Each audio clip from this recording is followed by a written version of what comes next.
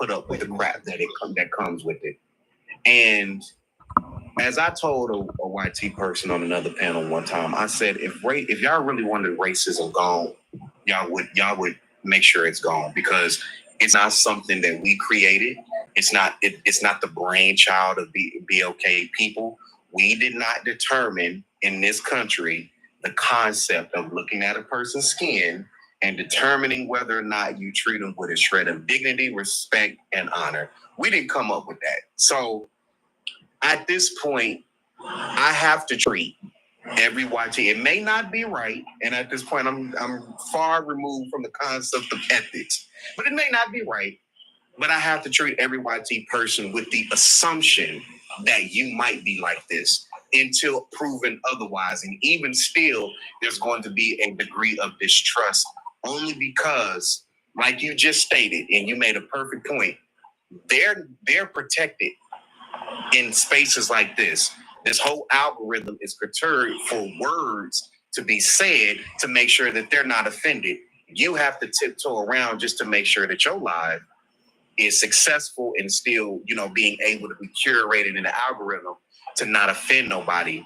So we already see that things are set up to make sure that they're good. So in that comfortability, they feel that they can say and do things that are harmful to us and or other minority communities. So I don't have the luxury of treating them in retrospect to, hey, you're just a decent person. We passed that.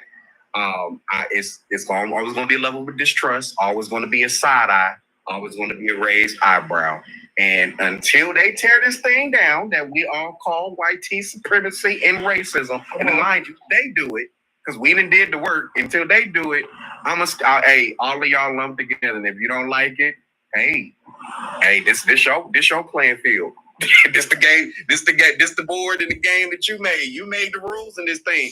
We just trying our best to survive it. So I ain't surprised by them. Hey, if I'd rather be colored. I'm gonna tell you this though. I'd rather be colored, and I know the sun kissed me than not. and the sun tapping your behind like a person tapping somebody on the skin with a cigarette. I'm good. Let me be colored all day. Let me get all that braids, boy. What are your thoughts around him saying he had to go do research? What are your thoughts around that, Larry? He's 42. He's 40. Look, let me tell you something. He's older than me.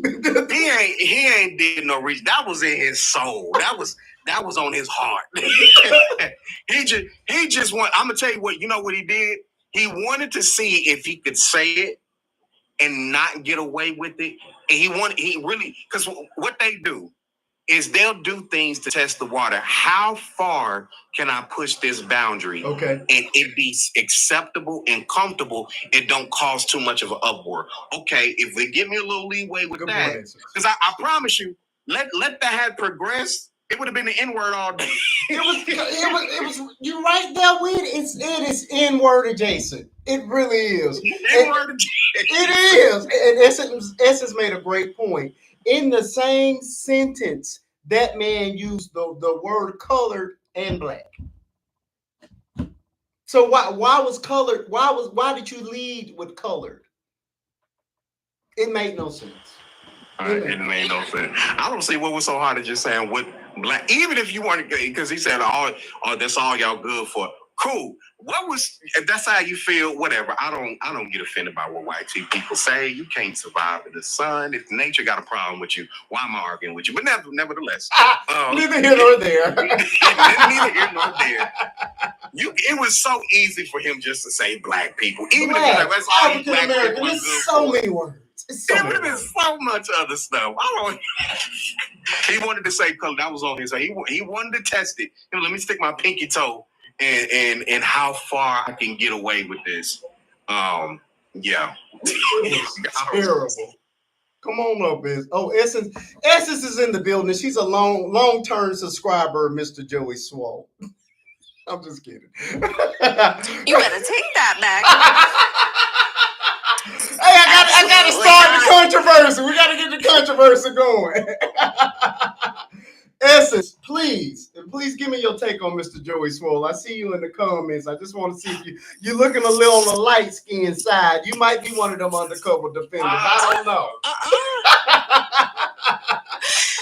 Let me tell you something. So I lost my grandma 2 months ago, and I took on the responsibility of making the arrangements for her funeral. So that meant pretty much digging into her past for her like eulogy thing.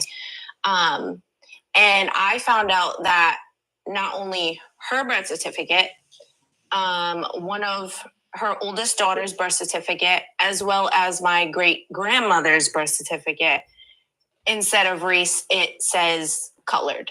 Mm-hmm. So that like really hit hard because I've heard about it, but to see it in person was different. And I'm going to say he knew exactly what he did and what he was saying, because there's no need for you to say colored and Black in the same sentence. You should have just said Black people. Correct. That's it.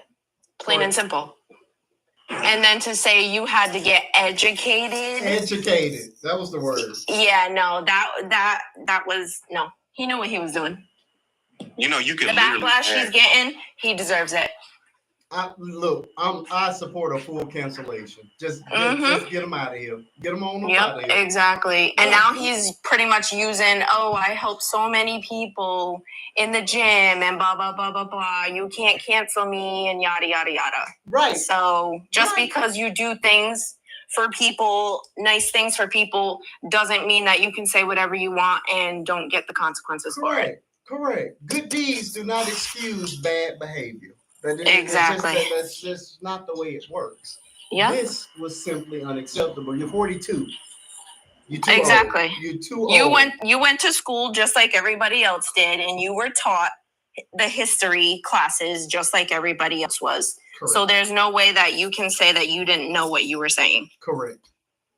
Or what it meant. Like, come on now. You know, you don't even have to type in. When he say research, here's the funny thing. Here's the kicker.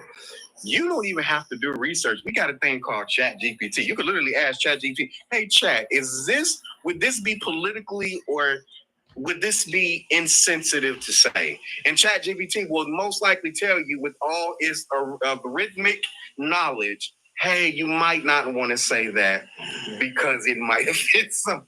AI exactly. Will be able to tell you. Even AI will tell you that. That's crazy. That's crazy. In an era where you don't have to do research, artificial intelligence will say, yeah, that might not go bold over too well for you, man. Not the word. Well, here's the thing. Absolutely not. Is that, you know, when you're talking about school. Well, hello, Vern. Just jump on in there. How's everybody doing? How's everybody doing? What? Blazing. You can't come in here blazing like that. Say hello, dude. I was on that. I was on it. How you doing? We're doing good.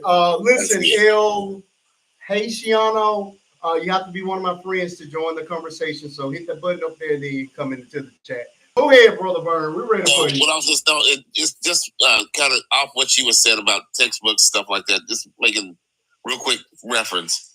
If you remember back when you was reading those textbooks and stuff in school, they always said colored, they always said Negro, they always said something to that effect.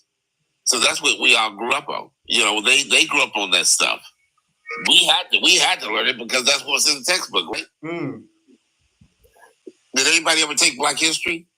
Everybody did. Not everybody. Oh, I did. Oh, I had to too, but I mean, not everybody had to take it. I had a mama that made you take it. Okay. But if you read a Black history textbook, right? They didn't use the word like that. They used African American, they used African, they used different stuff like that to pronounce who you were. So there's a big difference in what we're taught and how they're taught. Correct. If you look at textbook wise. So they will come out and say colored because they think it's an easier word to say than any other word that they can say. You know, they don't look at it as being demeaning. So not trying to be on their side totally, but I'm just saying that's what you're going to get. You're going to get that from them. For people that created literally hell on earth, Yeah. I would say they're smart enough to know what's politically correct, sensitive, and insensitive. As much technology that we have, there's certain things that, like I work in the airline industry, so transportation and whatnot, and I've gotten the opportunity to travel and whatnot. If you are unsure of a thing, and it goes back to just the old school saying that y'all probably know, if you ain't got nothing nice to say, I just shouldn't say it anyway. If you think it's going to, if you assume or have to question that this might, right, then I might need to not say it, or because here's the thing, I would even like being okay with a person being ignorant and then asking if this is an ignorant thing to say. I'm actually more okay with that. If you say, would it be ignorant to say color? At least you made the effort to educate yourself, or at least ask the question to say, I don't want to offend nobody, or I don't want to come off as this. Is this offensive to say? Yes, it is. Don't say it. Okay, noted. It is not that difficult, but me personally, it's in their soul. I'm sorry, you're talking to someone who believes that, let me not say that. Not on my good brother's level. Never mind. I just think it's in their soul. 42. It's on their heart. The man is 42. You know what I mean? Burns' experience might be a little different because he's a little bit older. He's closer He's closer to the civil rights movement than I am, and then he is. You know what I'm saying? Right. All that was over and done with by the time it got those, but we were definitely educated on it in school. Right. Where everybody went to the Black History Museum. Everybody that knows the Rosa Parks story knows about the colored section on the books. Right. So I just think there is no excuse, and this simply is inexcusable. He's 42. He's 42. He's 42 and he scammed people before, didn't change his whole image and tried to be like this nice, positive gym guy. It's like you gotta. He's literally like the past 5 to 6 years, literally him been covering up the shady past he had of like selling snake oil to his followers, and then selling snake oil to his followers, and basically like make a bunch of money, because that's like 85 to 95% of the fitness industry. Sell snake oil, do a bunch of roids, say I'm natural, sell snake oil, make a couple thousand a month, and do that for a while until I get found out, then disappear, or just do a rehearsed apology that isn't sincere in any shape or fashion. He was reading from a piece of paper. That's what really ticked me off. That's the point. That's what they are. These guys aren't bright, Marquise. They are literally pretty faces for corporations that don't give a fuck about any of their followers. Okay. That's no cursing rule in here. Sorry, no problem. It's just like this stuff. Like I actually like grinds my gears, because this is why I don't like do fitness content, because I love fitness, I have passion for it, but no one actually really cares about it. They just care about money and being famous. Mm-hmm. Most of the people that you see around here, they don't care about this, so they'll do like SARMs and do a bunch of roids. You have 18-year-old girls doing Anifar. That's not okay. Yeah, that's actually that's really, really, really bad. And you're not doing like low dosages; you're doing insane, crazy dosages. Like your life is ruined now. Look, now the way you're describing it kind of reminds me of a Netflix documentary I just saw maybe a month ago.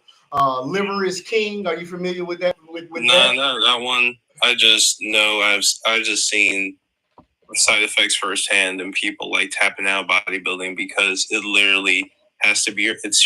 They say bodybuilding is your life because it has to be. Yeah. Because if you are doing this for extended period of time, 10 plus years, you can't realize you can't have kids. Mm-hmm. And that's just reality. But my issue is, if you're gonna be the meathead positive gym guy, do that. If you're trying, but obviously that's not a title. You never had that title. That belongs to Noel Dazel. because he actually does that. And when it comes to social and cultural issues, he stays in his lane. And he's a white guy from South Africa. Even then, people have said, try to say, like, anytime anyone said, like, one time some person says, like, oh, so you're actually South African, you can say the N-word, right? It's like, no, he nipped that in the bud quick as hell. He said, no, I can't. No, absolutely not. So it's very much a clear conscious choice. But like, so when it comes to like being like the positive, like Jim, older-ish male role model, Joey was never that. You're just a meathead from Miami. Correct. Just do what you guys do. Just scam people and have intercourse with fitness women with a bunch of plastic surgery. Just do that. Just stick to that. Because stick to the white women and Cuban women with lip injections. Like, stop trying to do this positive thing, because like you're never that. You're what's a guy from back in the day? Like a Johnny Bravo. Okay. Like that's basically, that's the only thing I can think of off the top of my head, like a Johnny Bravo or something like that. It's like that's all it is. And so I saw it, I was like, not surprised. He's not that bright. No one really likes him in the fitness space. OGs actually hate him because he's lying and they know he's full of shit because of what he used to do back in the day in scamming. So, which is like kind of like older millennial, like gym rats, like they see right through it. So they told me, it's like, yeah, this guy did X, Y, and Z. So he is shady. I said, yeah, okay, interesting. So yeah, a lot of these people lie. Most people. Yeah. That's why I have total disdain. So when the controversy came out with Young LA and what he said when he dropped the F-bomb, I was like, yeah, those guys are douchebags. Like none of those guys like actually like care. It's like most of these guys are on roids. Some of these guys are actually doing recreational narcotics as well. Yeah. And lying about it. It's like, okay, like, cool. You're doing PEDs. Okay, cool. Get it. We're all in gym. We try to look the best we can. You're trying to make money. That's why you're doing the PEDs. You're trying to make bread. Because you need to look like X, Y, and Z. It's like, how can I look like C-Bum without like going to cardiac arrest at 25? Like that's the game. Right. And it's like, what's funny is like I've been lean, had the V-line, but I never did. I never touched any of that. But it's like, everyone has genetics, whatever. But I know what you're on. And here in Jersey, it's Jersey, LA, and Miami. That's the epicenter of the fitness industry. And we'll put Texas in there because Houston, yeah, kind of, but it's really LA, Miami, and freaking Jersey. So it's like Anthony Montello used to train at a gym I used to train at. Okay. What's another one from back in the day? Larry Wheels has come through. C-Bum's come through multiple times. Trent Twins came through. NDO Champ is like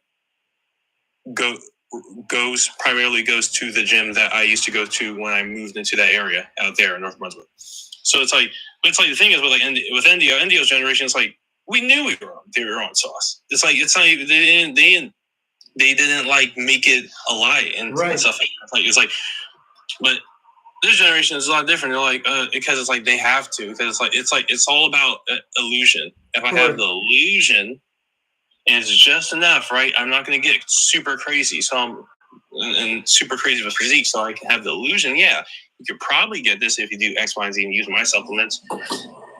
No, you don't. You can't. That's where I see it from my angle. But as far as the racism thing, as far as it's like you're 42. 42.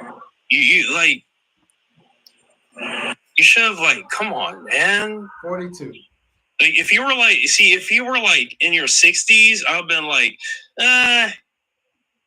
hey, exactly. He's old head, so I can see it. Like you probably grew up. You was probably going around especially you're probably going around chasing black people out of your neighborhood. Like you're 60 in your 60s. Right. that's not even that's actually real. That happened. Those are things. I was like, so, but 42? No. Come unacceptable. On. Completely unacceptable. It's like stop. This is like what does Rick Gervais said, stop trying to be political. It's like, just go up there, take your award, thank your God, thank your agent, just go off somewhere. Keep it that way. You're a pretty face. You're not activist. I think that's the issue. Mostly because most people come on this app, they think they're activists. It's like, when you see activism, that's 1785. That's activism. When they had aristocrats hanging up and just hanging up nooses, that's active. Revolution, all that, like the performative stuff I see online, it's like I don't jack that. That's just me personally. I don't, because like I don't believe it. Damn, because it's like everyone wants to perform. I think everyone wants to perform. I think everyone wants illusion. I call it the Brian Griffin effect. Everyone wants to perform. Everyone wants to feel like they're a good person, and it's like, no, you're just like the celebrities, man. You're just like, it's like Kim K saying "Free Palestine." It's like, what? Like, this whole thing with Palestine have, yeah, okay, Grunge ain't saying nothing. Freaking DJ Khaled, MIA. Anytime you mention Palestine, DJ Khaled disappear. Like, it is what it is. There's performatism and people getting caught lacking. That's the thing. Like, this is going to happen sooner or later. You got caught lacking, and you said this. Yeah, I think at some point, everybody's mask, if that's in you, the mask is going to slip at some point. As I was stating, there's a documentary on Netflix, Liver is King, another fitness influencer that was huge on IG, started selling supplements, saying that he was totally natural, and he was basically trying to convince people that eating the liver or the organs is what was helping him get his body the way it was. He was in amazing shape, and he gotten his wife and kids off into it, making lots of money, selling these supplements, only for an email to ultimately expose him. And we found out that this man was taking $13,000 in steroids every month. In order to be fair, they can get expensive. Testosterone is not going to run you. And like he can't say, "Oh, it's a testosterone," because testosterone you can get like a good, if you're between 180 pounds as man, if you're being 180 pounds to obviously this is like doing an estimate on myself, right? Because it's a case by case basis. Genetics come into play, age comes into play, pre-existing conditions come into play. Rough off a generally healthy 25-year-old male from 180 pounds, I would say 220. Don't quote me on this because again, I'm not an expert. I just know my research and like I'm just a personal trainer, but I'm not an expert on this. I'm saying like you're on average, just off that in a perfect world, you would maybe do 50 a month. It's like having protein powder. That's how much it would cost. But the stuff is 13,000. You're doing a bunch of unauthorized substances that are going into your body. Like you're over. This guy is over 40. Like he might be over 50. So he 100% has heart issues. Yeah. 100%, and he served in the Navy. 100%, you have pre-existing conditions. You are asking for this. You probably got, and you honestly might be in trouble with the VA if you're doing some of this because like most of that stuff is not prescribed. And if you put you have no alibi for this. It's 13,000. There's definitely some clenbuterol. There's definitely probably like trenbolone ethynate. I think that was on the list as well as like Deca, and you got Decadurabolin, and you have D-ball. It's like unauthorized.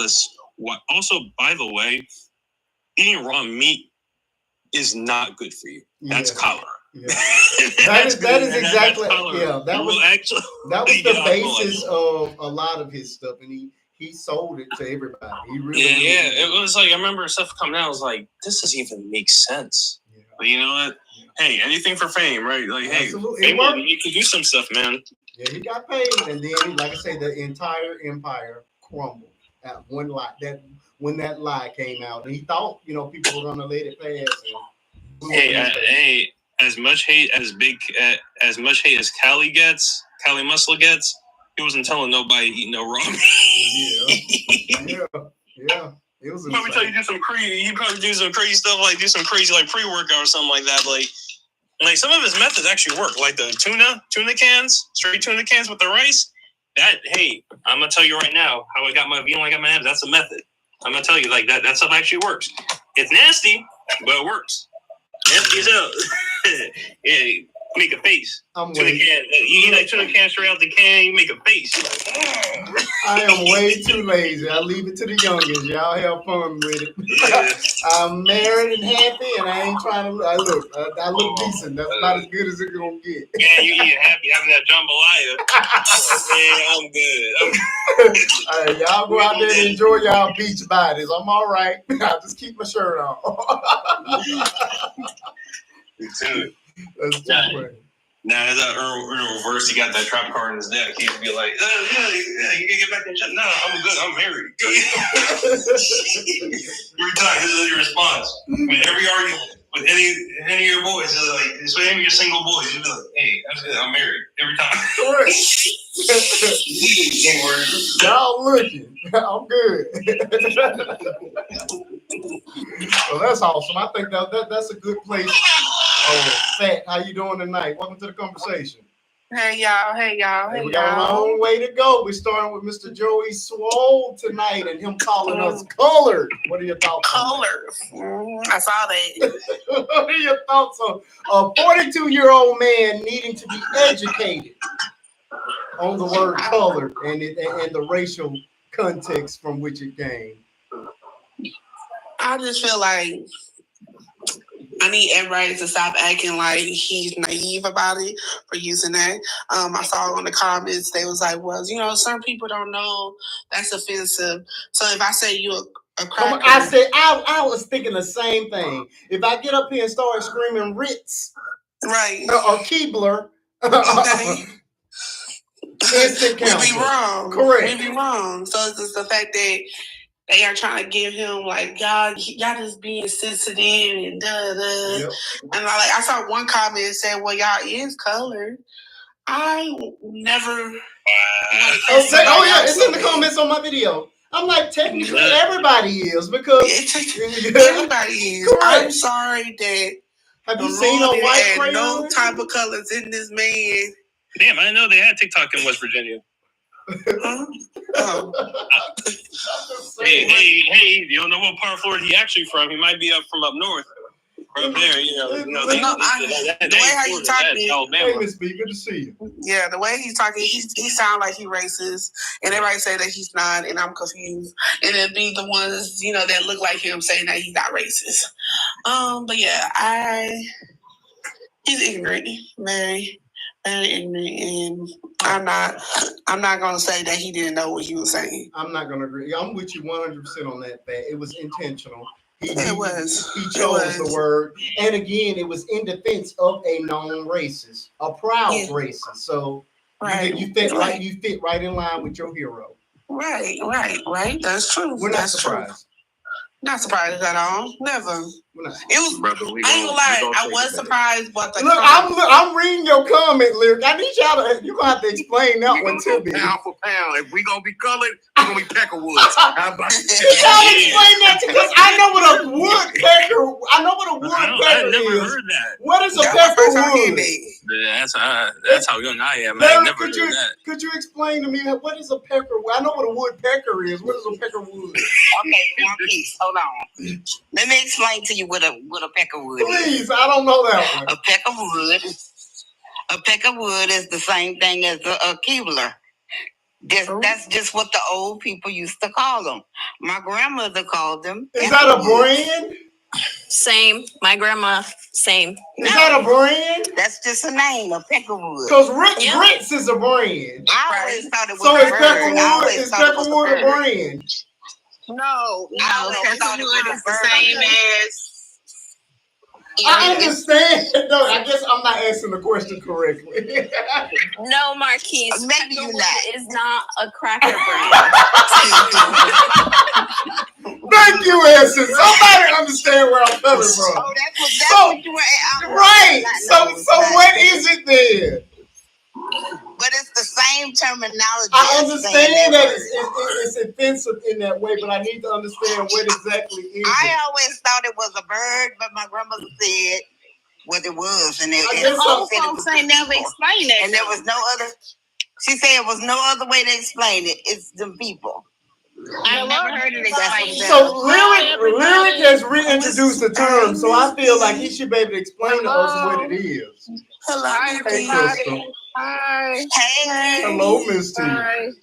Hi. Can you explain to me what that is? Thank you so much You for know that what? hard, Crystal. This is what I think happened. I mean, we can look it up and it's going to give us the source of something I that want to somebody know. But somebody did the research. But what it is I think it was something just our community made up. I don't think it has a hard and fast behind it. But it was definitely the era, right? Because I don't know, Sonia, I was talking to my pastor's wife while y'all were in here, but the progression of the derogatory terms, right? Okay. And then how I'm thinking though, how for us at one point colored was more acceptable than the word before that. Do you understand? Okay. So, and I'm not giving him a justification. I'm just That's saying, true. if you look at the era of the words, Okay. because my father was definitely in the era of being called a boy as a young man or a grown man. Oh, yeah. So before that, we were in with the girls, right? And then we were the colored, and then it went to black, and that was Black Power. And then we moved up to African Americans.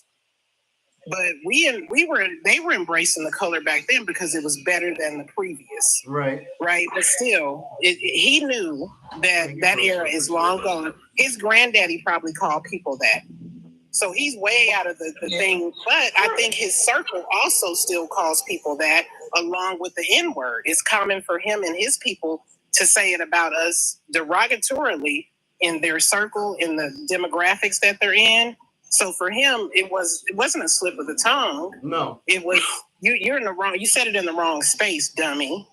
Well, and here's the thing. What people need to understand, even let's say you spoke English wasn't your first language. If English is not your first language, and you're upset or surprised, or something causes a major upset in you, you will naturally go back to your original language. So if this is what he truly is at that moment when his body reacted, he went back to his original language, if that makes sense to you all. And that's scientific. I got the definition of Peckerwood if anybody wants I just asked my grandfather what Peckerwood was. And my grandfather said Peckerwood was used to describe rednecks because that's how they described us as the ends with the hard yards. Oh, okay. That's kind of what I was going to say was, it tells you when you look up the word that it is a derogatory word. Yes. And that the definition of Peckerwood is a YT person, especially a poor one. Yeah, exactly. And then it also says that the word Peckerwood originated as an African American slang term for woodpeckers in the 1800s, but by the early 1900s, they began to apply it as a racial word for the YT people. Yeah, but it still doesn't have a hard See, but there's still not a definition, because what color is a woodpecker? Right, but here's if I can get specifically in context. They have a red neck. Right. It says specifically in context, the use of black people. It carries a history rooted in racial inversion. African American folklore in the 1920s contrasted Peckerwood bird as a symbol of white Americans, with the black bird representing African Americans. Right. This linguistic inversion served as a way to subvert the dominant power dynamics and express disdain or critique towards certain aspects of white society, particularly those seen as ignorant, bigoted, or upholding racial ideologies. Right, but also... Now, I'm going to just say this. I said it because it sounded like it had some weight and power to it. You said it because it hurt. But it kind of did. It kind of did, because here's the thing, is that when I was young, I can remember white folks calling each other Peckerwoods. Like if somebody was poor, or they didn't have what they had, or they had a bad attitude or something like that, a white person would say, "Oh, that old Peckerwood." You know, they would say that to each other and stuff. Yeah, I'm telling you, they say it to each other. You'd be like, okay. You wouldn't say anything because you would call them Peckerwood too, but at the same time, they would use it on each other. Okay. All the time, and you'd be like, "Wow," and usually it was somebody that they didn't like, You know, it was somebody that was probably poorer than they was. Mm-hmm. And and I'm telling you the truth. I mean, I grew up in the country. I'm telling you, they used to say to each other all the time, and you'd be like, "Wow," you know. Because if that came out, if I'd called another black person, you know, the N word, my mom would have. I'd have had 10 shoes in my mouth. Okay. But you know, they didn't do that stuff to each other. I got you. You know, they walk around and talk about each other like they was on wrestling. You know. I got you. So yeah, I mean. Yeah, it's crazy. Miss T, I actually have a question for you. You said you were with your pastor's sister, is that right? Wife. The pastor's wife.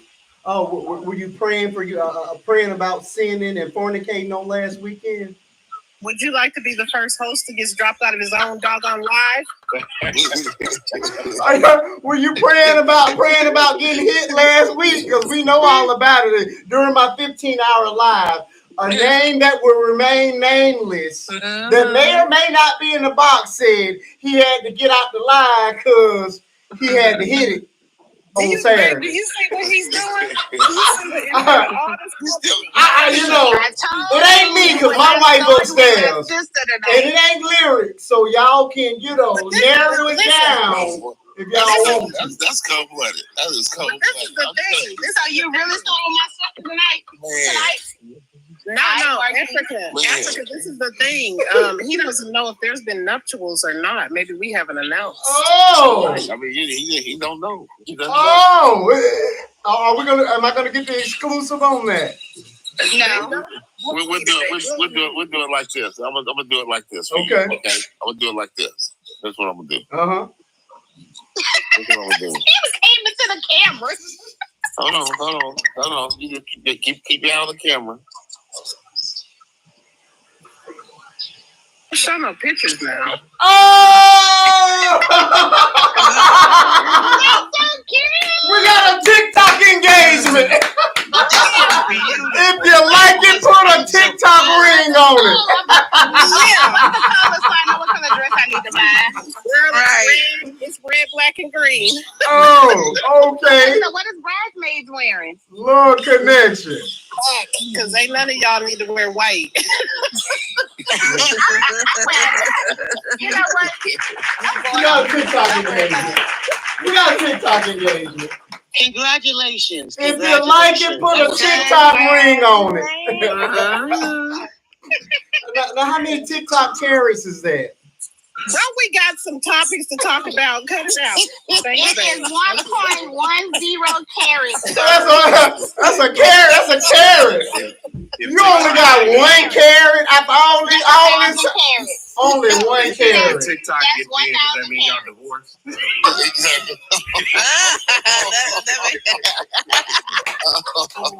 That's a bad word in our household. I'm trying to tell you. Lynn's gonna get dropped. Don't worry about it. I'm gonna drop Lyric because he doing too much now. He acting like the host over there. I was just asking questions. She had the pastor wife there. I was just wondering, was she repenting for getting hit last week by the person that may remain named? You were supposed to leave that alone. You wasn't even supposed to get up in there. Who are you married to, Miss Lee? You married to God, married to the Lord? Got me spitting on my microphone. He messy. Get on with the topics now. Okay, so you don't want to talk about that. See, the Simmons don't want to talk now. They want to sit up here. Then they be having Bible study on Saturday. Just got out the bed. And y'all want to have Bible study. Messy. That's why your sister used to get you right there. That's why your sister used about to picking up the tools and putting them back in the toolbox. Then I'm gonna tell y'all this because we friends. We all family in here, so don't let it go any further than this live. This man sent me pictures of their bedroom activity. It's on his own, as if I'm supposed to be able to comment on it. What you want me to say about this? Rose petals in the bed and whatnot. What? I don't want to see that. I don't want that visual. Is Toya in the room? What? Toya who? Your sister. I don't see her. I am not lying. Yeah, it's on burn page. Rose petals. I'm about to go look. Rose petals. Rose petals. What you want me to say? You already let us know you was about to hit it. And then the rose petals come. The rose is coming. You in timeout. The union before they win. Correct. I am all right with y'all knocking boots. Y'all can knock boots, but I need it to be Holy Ghost boots knocking. That's what I need. Please put him in timeout, baby. He's in timeout. He got to be put. There they go. See, I told y'all I wouldn't lie. Too much. This is what you get when you fornicate. These are fornicating roses here. They got a different hue to them. You know what? Put your fornicating flowers back up. Let me see the flowers again. Vern, you don't have to send him an invitation. There they go. That's what they put up on the page. That lead right to the bedroom. No, they didn't. The fornicating flowers. There they go. There they go. They were on the counter. Yeah, lots of things were on the counter. You better get in trouble. Oh wow, lots of things was on the couch. This song get him right now. I'm telling you, he's doing too much. I'm doing too much. No, Fat, he going through something. He over in his household being nasty. But the difference between me and your nasty is mine is ordained by the law. God say get in it. And ordained by the same God. He said it's about to be so hot in here, we won't turn them roses in a burning bush. You think she gave me the apple? I mean, No, Marquise, y'all need to go ahead and get a little girl. Right. Oh no, we done. No, we just pretending at this point. We just pretend. We just practice. No, it's all pretend. It's all pretend. We don't. No. We have no desire to have no more babies. If Bishop would have got here first, faith would not exist. We good. We good. We just practice. Y'all can try one more. No. Yeah, I think they could. I think they could do one more. I rebuke you, Burn. I rebuke you, Burn. I rebuke you, Burn. Right now, everybody bow y'all heads for the fornicator. We about to send that your way. Let me go get my cross so we can pray for the fornicators. Was born first, faith would not be here. I do not believe that. Oh yeah. We about to send it his way. Don't worry about it. Would not. He wasn't acceptably get one like him anyway. Bishop's not like me. Bishop like his mama. That's what I'm saying. If Bishop would have been born first, you talking about you wouldn't have faith, but you wouldn't have stopped till you got one just like you. Oh no. Oh no. You wouldn't have been able to make it in the house just with your wife and Bishop. Miss B down in the comments. Nobody asked you for your opinion. She believe it. Hush. Opinion is welcome. We're what y'all welcome to do is to tap that screen. We're gonna take a break as we get ready to transition to some more serious topics of the night.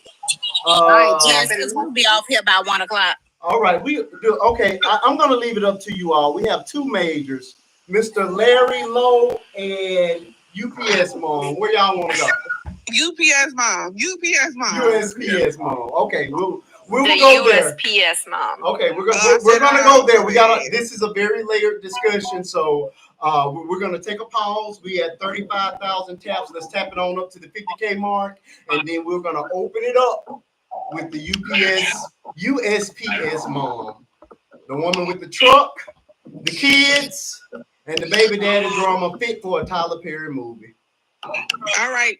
Everybody. Tyler Perry alone. Oh, it needs to be a Tyler Perry movie because right now I need to be daddy's little girl. But we'll get there.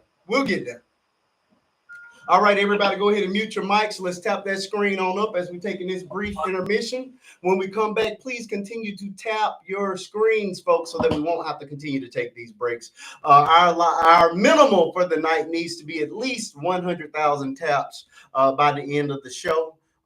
If we don't have it by midnight, then I reserve the right to end the show early. Again, I will be back on Sunday night, subscriber only, where we will be handling another big subject, whatever they want to handle, and kicking it just like we did on last week. If that sounds fun to you, consider subscribing. We had a wonderful time. Of course, I have some subscriber only content coming. I did one video that was a behind the scenes this week.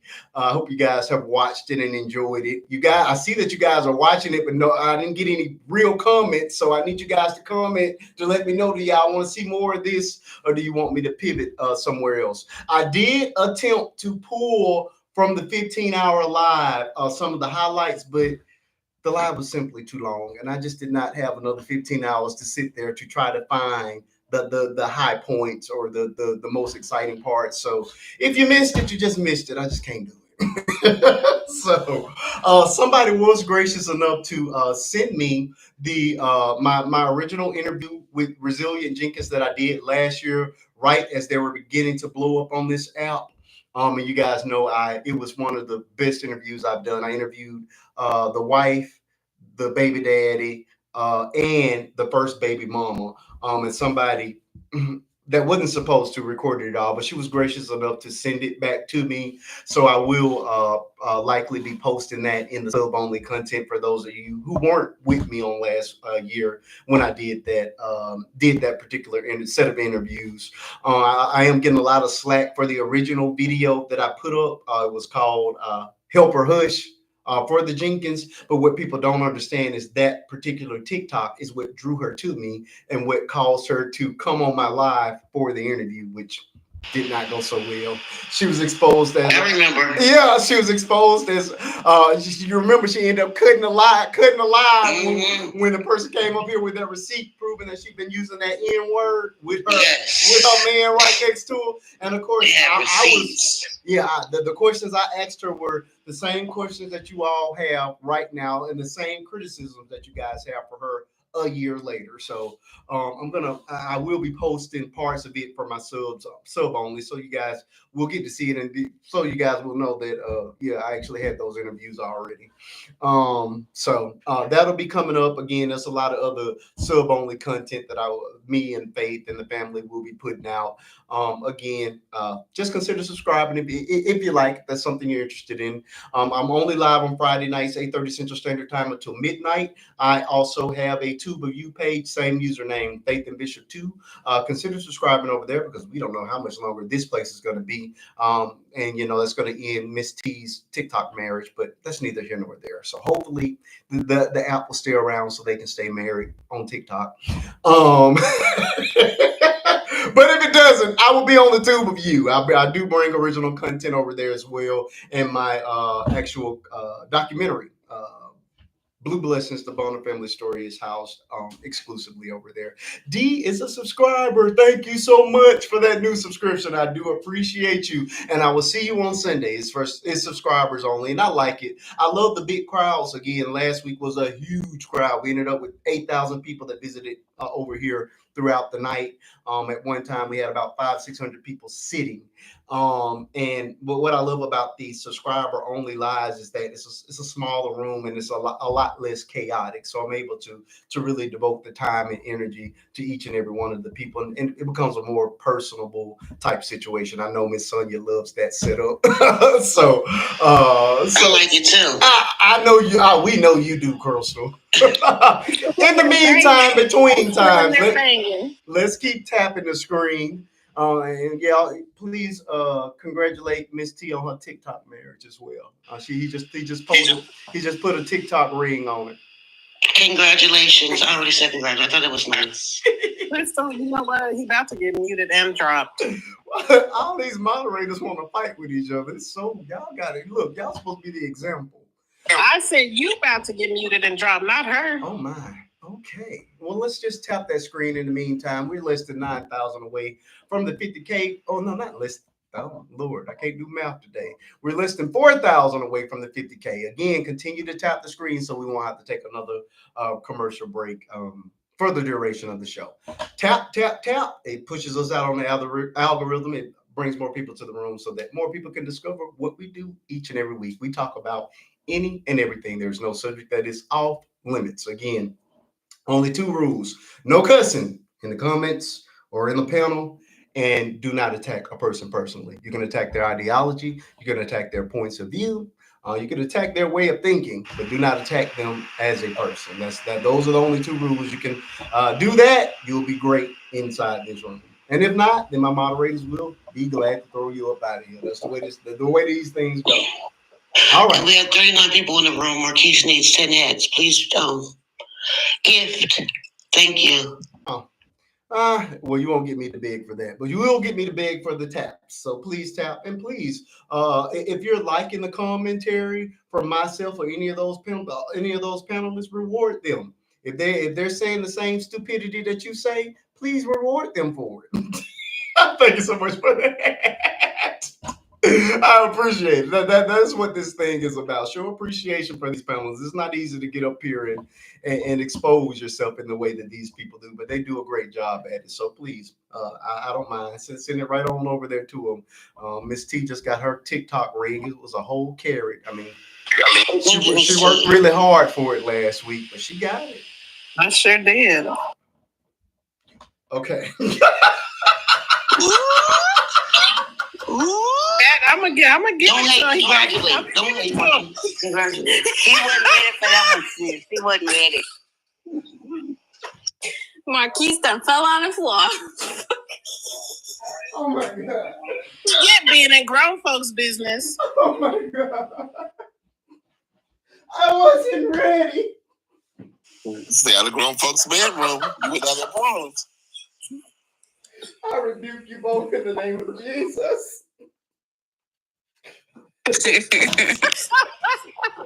Not the cross coming out. out. I have to have the Lord with me. These people are nuts in here. Over here celebrating fornicating. We don't promote that. It's 2025. Yeah, they grown. All right, folks. We are. Oh God. we're back. I'm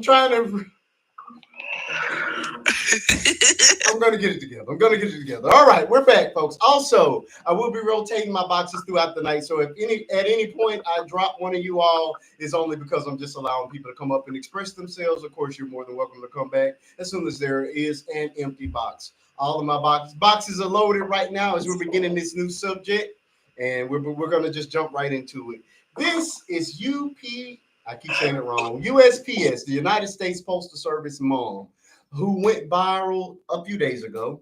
The very first video we see is of her inside of her mail truck with what appears to be 3 of her children, all girls. I do know that the oldest is 13, and then there were 2 smaller kids. One of them was sitting inside of a little plastic bin where the mail normally is. Anyway, what we see as the video opens is a man. We know it's a man who's pulling open the door to expose the children in the back of this mail truck. She goes into a cursing tirade, and she says that her end is on the way to pick up her babies. That is the video that we saw. That's as much context as we had at the time. She calls him a couple of slurs.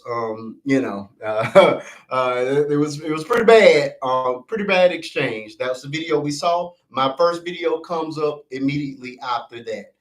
The opinion I gave at that time was that, hey, she might be wrong, but she was doing what every mama, what a mama would do to take care of her kids. So I didn't have a personal problem with it, although I could see the legality in it. What I also said was that it takes a female dog to pull that door open and expose those kids to the world in this viral moment. I thought it was despicable then, and I think it's despicable now, and I stand by my original video. So after my video post, she comes up and responds via Book of Faces, where she gives more context to the story. She says that the man holding the camera was not some stranger on the street attempting to help her lose her job, but he was in fact the brother of her baby daddy, and that everything we saw was an entire setup. She claims that he's trying to have her declared as an unfit mother, and he was supposed to be the person that was coming to pick up the kids. He said no, and then they set this whole thing up to make her look bad in court. It absolutely worked because he took her to court, emergency hearing, and he now has custody of those kids. I think they go back within the next 2 weeks. I think it's the 15th, but don't quote me on it, for a hearing. And that is where we are now. I have lots of thoughts and opinions on this entire situation, and some of it may be a little bit controversial because at this point, I feel like, well, we'll get there. We'll get there. I don't want to taint anybody's opinion before I give mine. So we're gonna go ahead and round robin this thing on out. Yes, I'm very serious, Johnny. Can you repeat what did you say about he has custody? Something about a year. What was that? No, he has temporary custody of the kids at this point until they go to their hearing. I think the hearing is on the 15th for the children, and that's where they left us. So he got what he wanted. Okay. Okay, no problem, Miss B. Yeah, exactly. He got what he wanted temporarily. But yeah, that is where we are.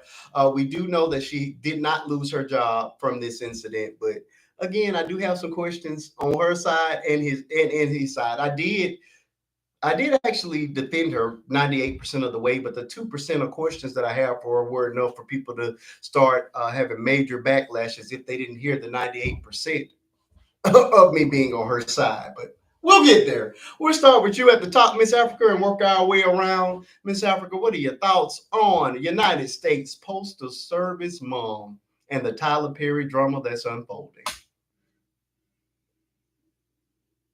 See, the colored are never ready. I have the show set up and everything. No, you didn't.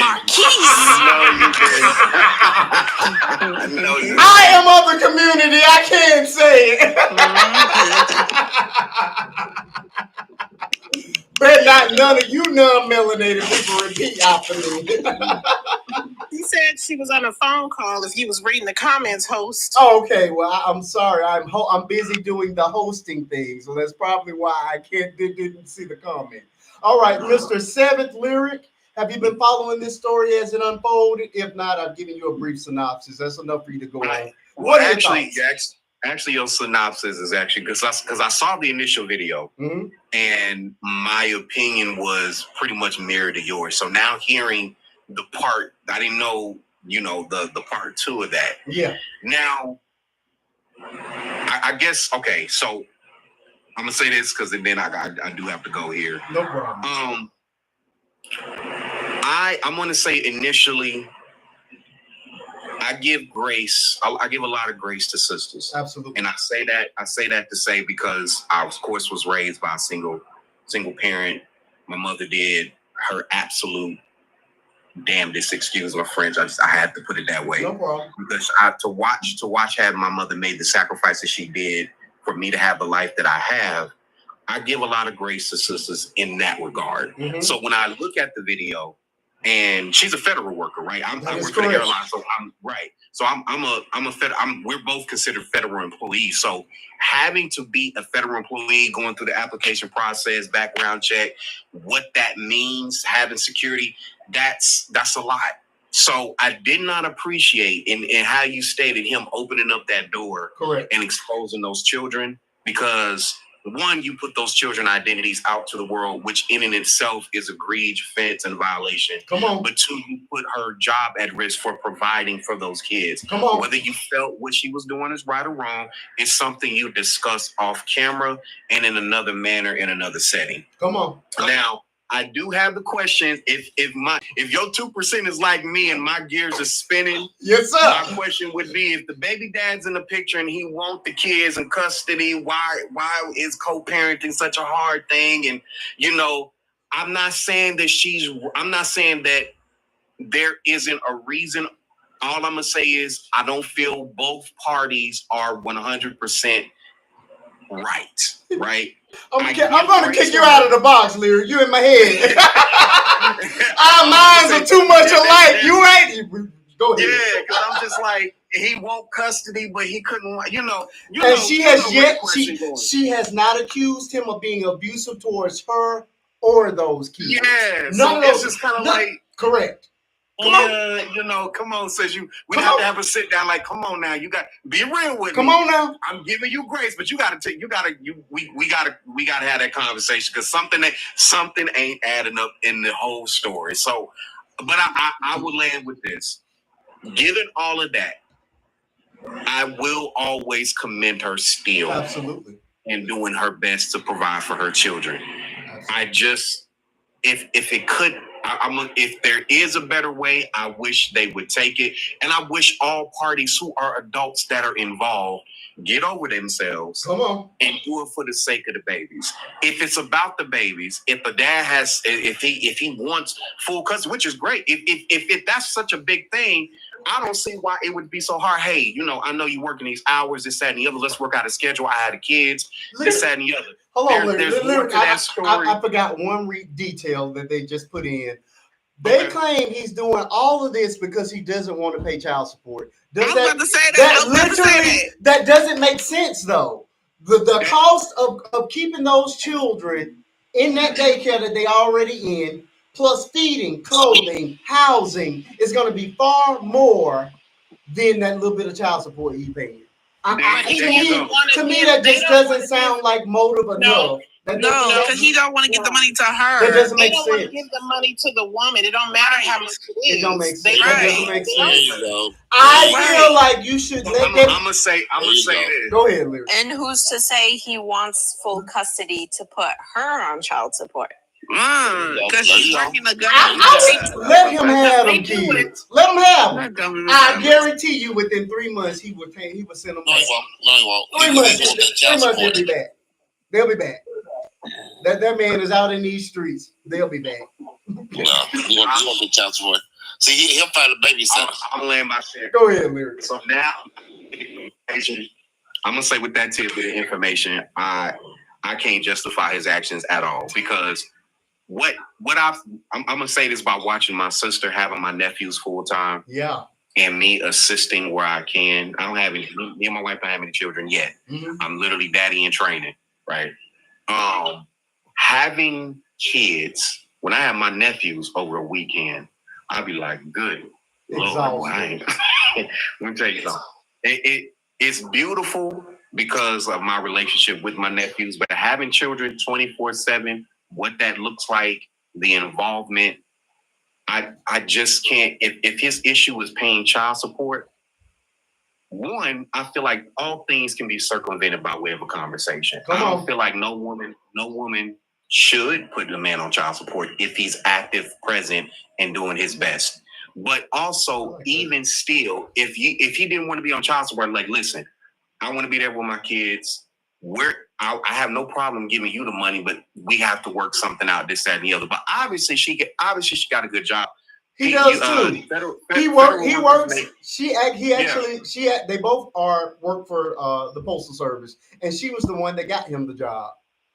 Oh, see, okay. Well, I'm gonna just say I almost say so because you said no cursing on your stage. I'm gonna abbreviate it. He being a HOAEASS N-word, and nobody got time for that. There's literally a way to circumvent all of that by way of a conversation. And I don't feel that if it was truly about the kids, and his actions don't reflect that. So I'm going to just land by saying that I think she's doing her best. I support her for the most part simply because, like I said, I give sisters grace because y'all are the ones that usually have the kids. Y'all the ones that got to show up for the sick calls, show up for the teacher meetings, show up for all the needs and all the wants and everything that child needs, and there for their emotional growth, their trauma, their happy ups, downs. You're there for it all. So do you think there's still feelings there? On one side or the other. Y'all taking it. I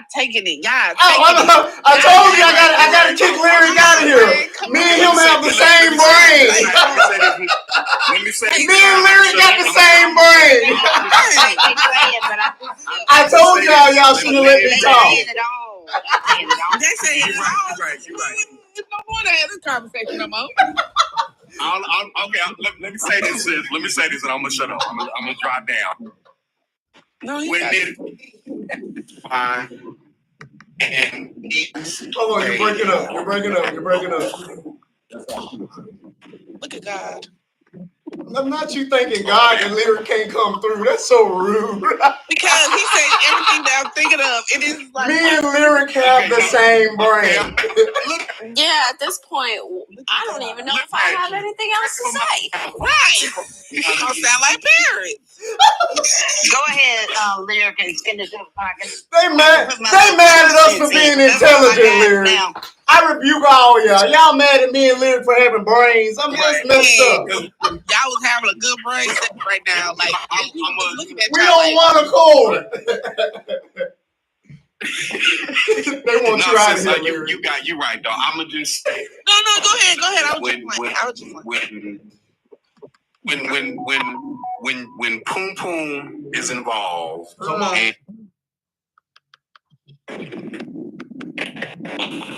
See, look. Be surprised. See, look. Lyric, you out of here. Lyric, it's okay. We gonna finish the conversation. We got you. We thinking the same thing. No, they not. Lyric, they don't want my brother to speak. They want you go. They over there praying against you. This man Mike ain't never dropped out. Y'all over here praying against my brother. That ain't right. Lord knew because y'all was saying bad Lyric in the comments. Nah. You was on a good track. You don't need to say no more, Lyric. You gonna mess up. You said everything.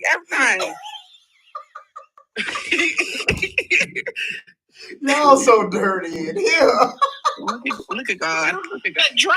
Y'all are not thanking God that my brother can't speak. Right, we should just go on to the next topic. We all thinking the same thing. Is that this way? I told y'all didn't want me to talk first. Let's y'all talk. I'm just saying, y'all. So this is you and Lyric live right now. We should be on YouTube. Okay. Lyric says he has to go anyway. They're disturbing his service. Stop blocking the floor. Lyric, they doing you wrong. I'm gonna go ahead and drop you, Lyric. They wrong for that. Brother, I'm with you. Me and you are on one accord. I had to. Y'all doing my brother wrong. Y'all over there praying against that man phone service. What's wrong with y'all? In all seriousness, y'all just about hit every point that I was going to make. But I will say this. I will say this. Two things, all right? For the mom, right? I know that she was doing what she thinks is best and what she thinks is good for the children because she can't do the child care, right? Yeah. But there's a danger in what she was doing. Yeah. Because wait, hold on, an accident. We gotta back up, Sonia. She said she was picking the kids up from daycare, so apparently she can afford daycare. Okay. Although I did have a question. So even because I had a question there. Even in that. Are you gonna let me ask my question though? I'm sorry. Here's the question though. I'm assuming only because the 13-year-old is still with her. So I'm gonna assume that the only children that are his are those youngest two. Those youngest two are old enough to be in daycare. Where was this oldest one at? Because there's a cutoff age for daycare, is there not? Yeah. Yeah, there is certain daycare. Well, my daughter went to daycare and she went to after school care and she went to summer camp. And all of those things had age cutoffs. And 13 was 12. Normally age cutoff is like 12. 12. Yeah, 12. Yeah. Her child is 13. So that only brings more questions for me because she told us she did not have a vehicle, which means how did that oldest one get there? If it wasn't in that vehicle. The whole time. Say what? The whole time. She was riding with her the whole time. Maybe. They got mad at me. They got mad at me. I was gonna say either she. The math ain't math. Yeah, I was gonna say either she was with her the whole time. Yeah. Or she picked her up from somewhere.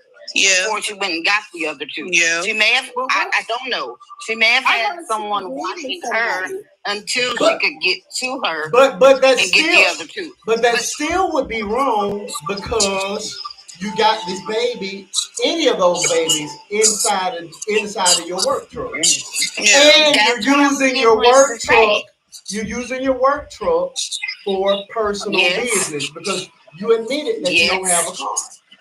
I'm not, again, that's the only part that I said was wrong. And again, I'm still justifying her in it because I feel like as a mama, you were doing what you had to do, but people were not even willing to entertain any of those ideas.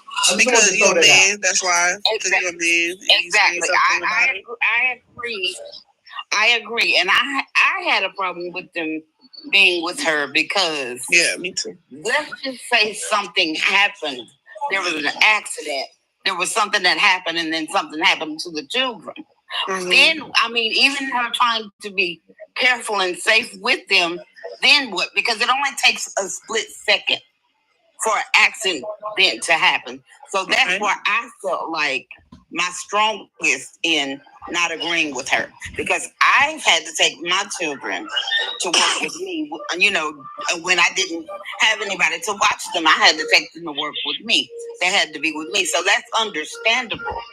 But at the same time, in the midst of traffic, people driving crazy, you have to drive for other people. Let's just say something happened, and then if something would have happened to one of her babies, then what? Okay, and then on the daddy side, which Lord help me with this part, on the daddy side, let's just say he does get custody, okay, because he already has, you know, right now he has them, right? Yep, he has them, but who's to say that he doesn't have them? And I'm saying that to say, what if he's putting them off on a parent? What if he's putting them off on someone else? Because he has to work, right? Correct. So where are they when he's at work? If he's not doing the child care, which apparently he doesn't want to help with child care, where are they going to be? Are they going to be with the parents, with his parents, right, with his family member or whatever? So him getting custody, that's not doing anything but hurting her. So why would, if he's such a loving father, daddy, papa, whatever, if he's so loving and he cares so much about these kids, why take them away from a parent who's doing the best she can with them just to put them in another situation? Just so you won't have to pay child support, or you won't have to pay extra daycare, or you won't have to give out extra money, which is money, being that you want them, money you're going to pay out anyway. You just, bottom line, don't want her to have it. Agreed. And that's just how I see it. I got you.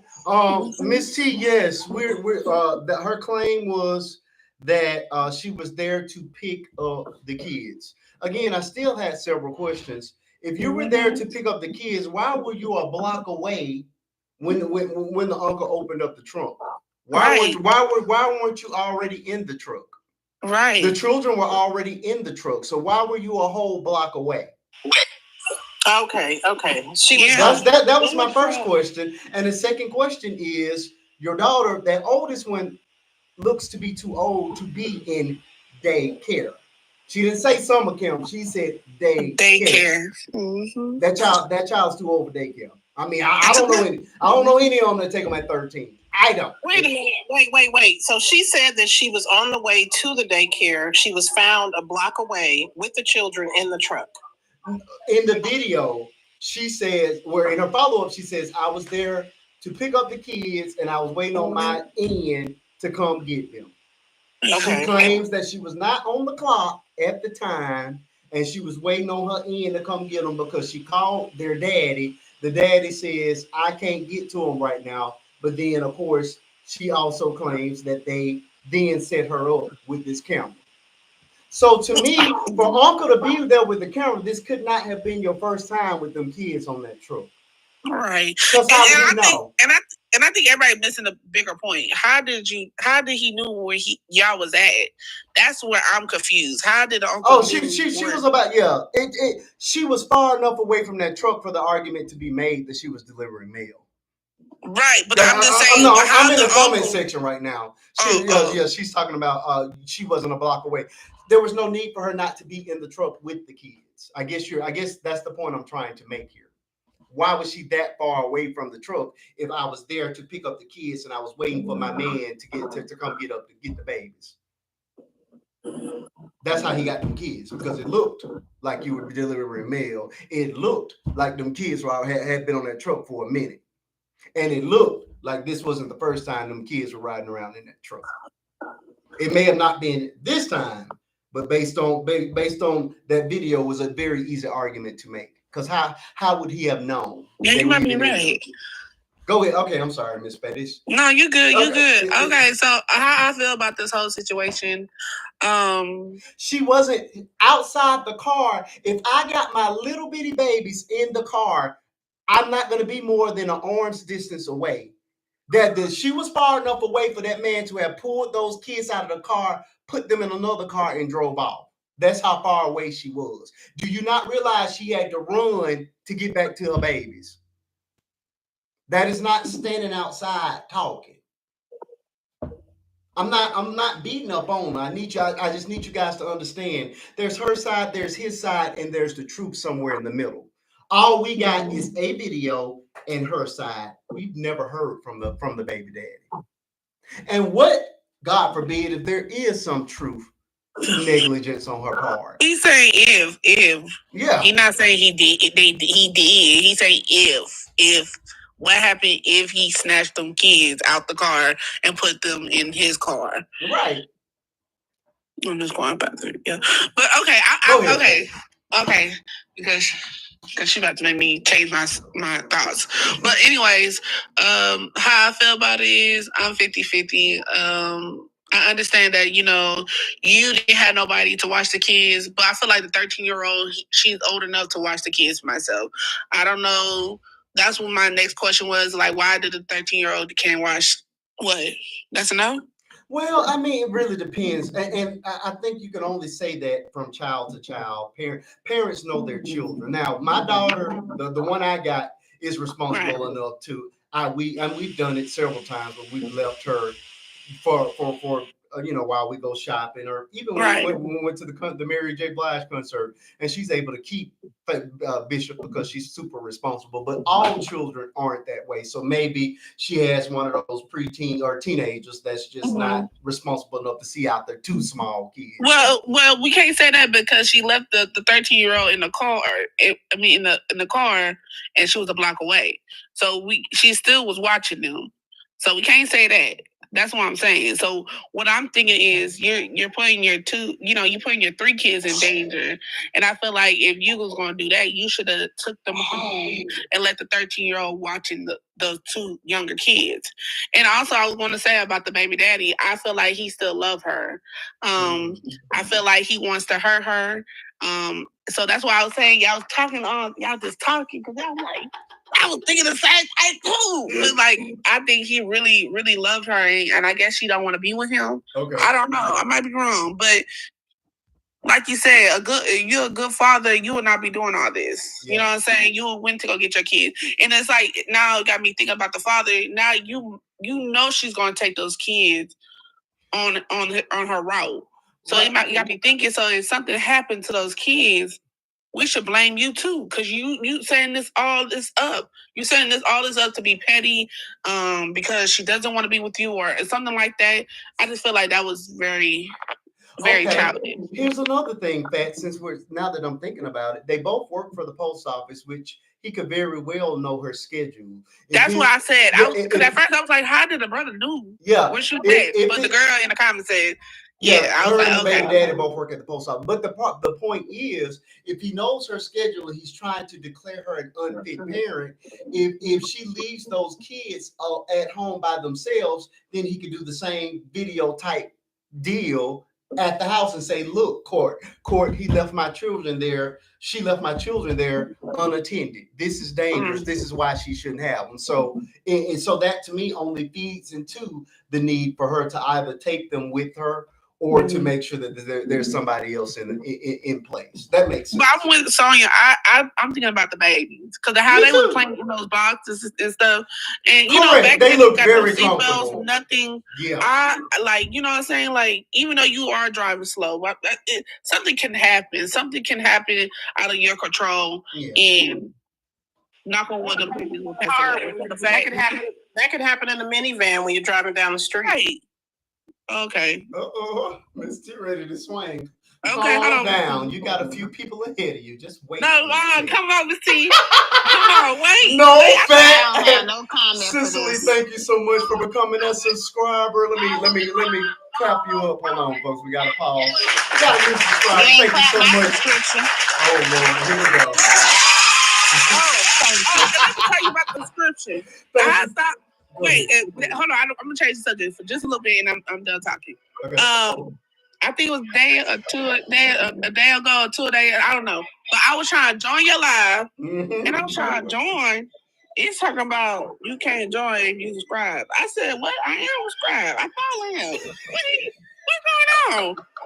And then I was trying to comment. It told me the same thing. I was like, "Wait a minute, what's going on here?" Right. I didn't understand that you gotta subscribe. Yeah. I say they told me I got to subscribe. So you know what? Next time you can ask me or say It's a brand new element that we recently introduced to the page. So we do now do subscriptions, and what I'll be doing, we're starting off with once a week. I'll be going live exclusively for the subscribers, where we will be talking about subjects that may have not made it to the big show. We'll chop it up about things that you all want to talk about, and I'll be bringing you guys exclusive content that is curated just for the subscriber. I have one subscriber only video that's already out. I started off with something fun, but we're going to get into some deeper topics and things as we go along. But it'll be exclusively for the subscribers, and that's what you saw on Sunday. But yeah, so for anybody that's not a subscriber, what it does when I go subscriber only is that it will let you preview the show for like a minute, and then it'll basically kick you out for the duration. So yeah, and it made me watch a little bit, and like I thought I could watch. Yep. That's why I got subscribe. I said, you know what? You like I ain't get paid yet. But we like it. We enjoyed. I enjoyed the big crowds. You know, of course, we had a 15-hour live last week. But I enjoy the being able to be with the subscribers, because I'm able to truly hone in and spend that personal time. And it's a lot more of a calmer space for us to be able to express and talk. And then a lot of when we're in those smaller spaces, people feel a lot more comfortable with opening up, not just to me, but to everybody that's in the room, because it's more of an exclusive type thing. So if you're interested in it, please consider doing so. Like I say, we're starting with once a week. We'll probably build it up to 2 or 3 times a week. We're just getting it started. So it's a good thing, though. We absolutely love it. All right. I'm gonna go ahead and let somebody come up here. Okay, no problem. Y'all can be in the comments, y'all. All right. Look at you being gracious tonight. We appreciate that. All right, Miss Essence. Who is that's you, Alpha? You got all this background noise. Fix your background. Miss Essence, it is your turn to speak. I think it's a few crumbs left on the table. What you got there? A few crumbs. I don't know. I think I'm just Lyric said it all. And then everybody else just kind of added to it. But my thing was, you said she didn't have a vehicle. Nope. So how did they get to daycare to begin with? Exactly. And then where are the car seats for the kids? Correct. Because maybe they were in her boyfriend's car. I guess we can make that assumption that maybe if he's coming to pick them up in his car, maybe he has car seats in his car. I'll give her that. I could be wrong, though. Thank you so much, Miss LaTonya. Miss Essence, what's happening? Sorry. Okay. So that's for pickup, but for drop off, again, where's the car seats for the kids? Well, boyfriend could have dropped them off as well, right? Okay. I'll give you that. And then another thing is, to be honest, that video should have never made it to social media. Absolutely not, because those kids are more important than posting anything on social media. It should have, if that was the case, it should have stayed in the phone that was recorded it and given it over to the judge. And that's police? End of story. CPS or the courts, absolutely. But to make a big scene and post it on the internet did nothing but make for content for us, because it did not. So who posted it? Who posted it? It came. We're gonna assume it came from the baby daddy's brother. It was his video. That's sad. Yeah. That's just sad. Yeah, but to post it online, and you have to understand, school's about to start back up. So, the two younger ones are still in daycare, but that oldest one is in school. That kid has got to go to school, and now you're a face of TikTok, and everybody in the school knows you. Oh, I saw you riding in your mom's USPS truck. Come on, and you know how cruel kids are, and she's right there at middle school age. You know what I'm saying? It's just that to me, that wasn't a loving thing to do as a parent, and not even as an uncle. And these are your nieces. Why would you do your nieces like that? No, Africa. Nobody else send me no gifts. And to know that. Oh no, I sent to everybody. I don't know if you guys have noticed this, but usually thank you for your gifts. You only want to send me some. Thank you, Mister. They're passing like the mail. They'll park the truck at one end of the street and then walk the entire block and do a U-turn and then end up back in their truck. So now you're leaving your children in a truck and you're a block away or 5 houses away or what have you. Correct. So now you're not only putting them in danger while driving with them in the vehicle, but now you're leaving them in the vehicle by themselves. Correct. And you're dropping off people's mail. Correct. So like I understand as a mother what she needed to do, but at the same time, your children's safety is more important than any job. I'm sorry. No, your job is going to replace you. Your children cannot. Yeah, I'm not mad at you at all for that. I agree with you 100% on that one, Miss Essence. All right. So that's where I stand. Look at you. See, you grabbed a couple of crumbs. I grabbed a couple of crumbs, yeah. It won't be nothing left by the time we get to Miss T. Burn, the fornicator, brother. What's up, brother? It's your turn. Man. I'm glad I can't knock over your toolbox. Oh, wait. Before we get there, we're at 97.8. Let's move this. Let's go ahead and mute your mics. Let's move this thing on up to the 110K mark. You guys are making me do commercial breaks again. Thank you all in advance. Everybody mute your mics, and then we'll open back up with Mr. Byrne, who's going to take this story up to the next level. Let's go ahead and tap up. Thank you all for sending me these beautiful heart memes. They are 1 cent, and they actually are very important here during our lives. It actually helps to push us out in the algorithm. Let's send some hats. Let's do his goal tonight. So he needs 8 more hats. Let's send hats. I don't see a goal, Crystal. At the top, he has an hour and 55 minutes left. So if you hit the hat at the top, you can send a gift. That's all. The baseball hat at the top of the screen. Okay. I was talking to the panel. I mean, not the panel. I was talking to the people in there. Let's keep. Yeah, we can give 2. Let's tap that He screen. just needs. Thank you so much. I said 2. He needs 7 left. Let's keep on tapping that screen, folks. Let's moving on up to the 110K mark. You guys know I actually got in trouble on the subscriber only live for playing background music. I got a warning, so now I'm afraid to play music anywhere. I don't need anything else against the account. Thank you so much. Marquise, they have DJs on here still. I'm so confused. Well, I know. Well, it's subscriber only. Before I hit the button, it explicitly states no music at all. But I'm pretty sure I can get away with it here. But like I say, I'm so shell shocked from the warning I got for making the mistake in the subscriber that I'm just not going to do it at all. Oh, you was taking penitentiary chances. Okay. Yeah. I was like, no, we've come too far. You know what I'm saying? To get in trouble for stuff like that. Thank you so much, Miss Cicely, my new subscriber, and she's sending me gifts. Okay, I'm going to save a box for you on Sunday, Miss Cicely. I'll be coming on. I do go to church. I am a Christian, despite popular belief. So I will be coming. Christian. You know very, what? very. I did not ask you for any of that commentary. Right now, we're on commercial break. It's okay. We need our commercial break. We are 101 cases. So no, 110 is where we're supposed to be at before the conversation you said resumes. in the comments it say 100 cases. Okay, well we're gonna update that comment. You know, it only takes a second to do that. Let's continue. Marquise, I have to agree. You are kind of petty, though. I love you, little brother, but you be petty sometimes. I prefer the word entertaining. One of the pettiest Christians I know. It's entertainment. You sure? I am not petty. People are oftentimes a little bit malicious. I am not malicious. Everything I say is done in love, so it's entertainment. Well, you really think so, Marquise? Say what? You think they can be malicious? I'm not malicious. No. No, I'm saying, do you think petty people can be malicious? The way he just sometimes? said that, I don't even think he believes it himself.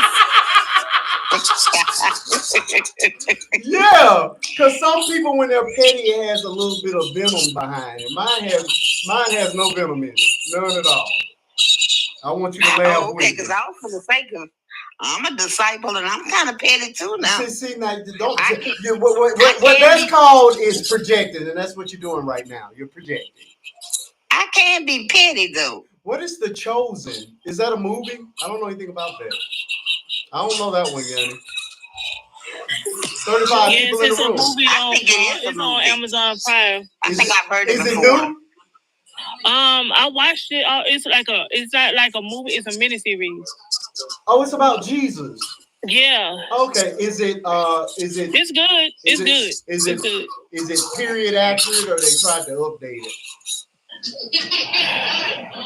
Kind of, sort of, in a way. Okay, I'll give it a shot. I love the Lord.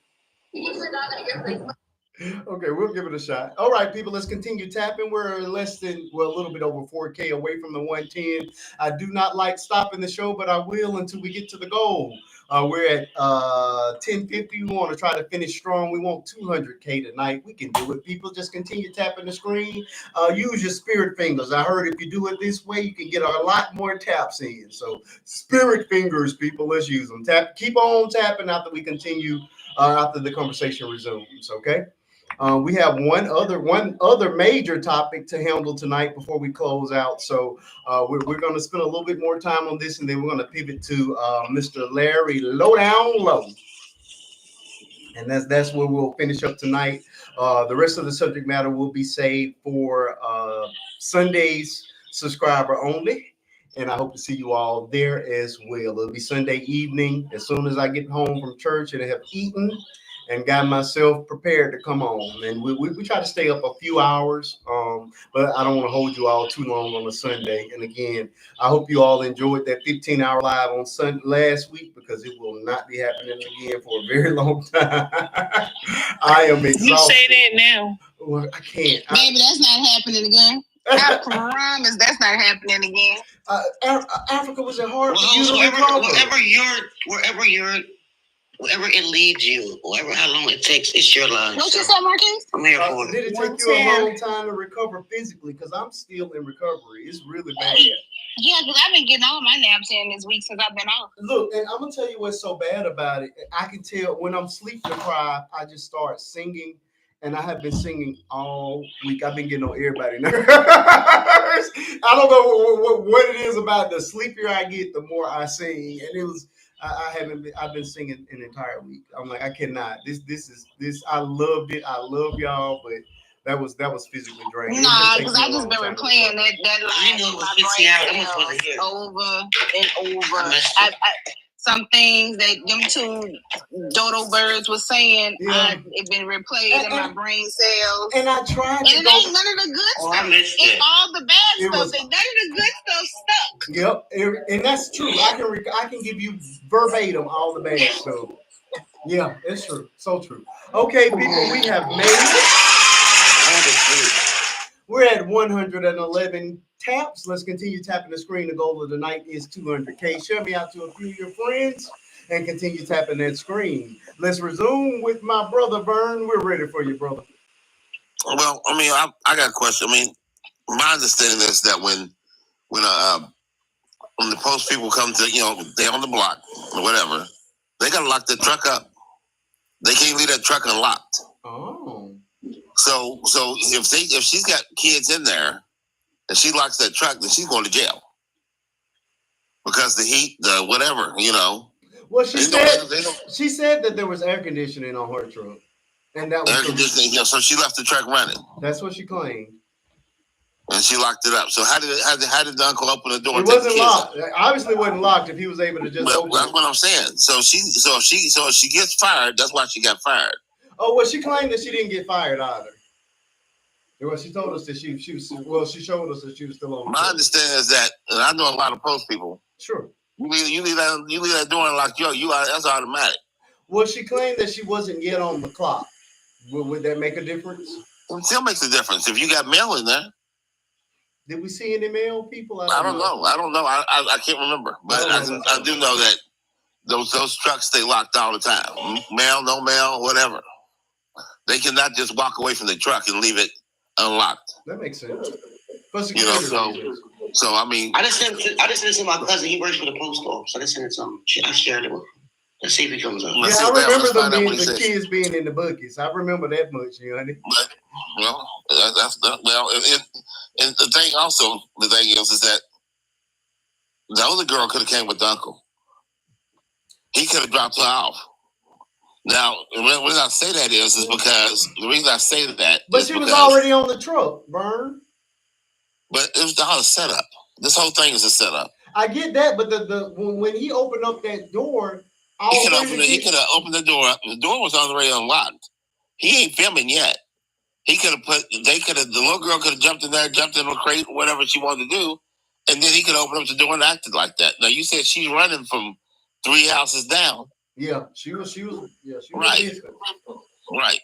So we just don't know what the real truth is. Uh-huh. The whole thing, what she did was she stuck a foot. You know what I'm saying? No, she stuck a foot in the wrong hole, and now she's jacked up. You know, she was trying to make a video, trying to be funny, and she probably got caught up because there's no reason for you to do any of this stuff. Why would you do any of this? What do you mean she was trying to make a video? Because the uncle made the video, but she act like did you say earlier that she knew about the video or something like that, and it was supposed to be what you're seeing behind us is the second. The first video is the one that blew up on the internet, and everybody made their assumptions on. She then came up on her Book of Faces page to explain this is what y'all actually saw. He set me up, or they set me up. That's the way. She set herself up. Oh my! But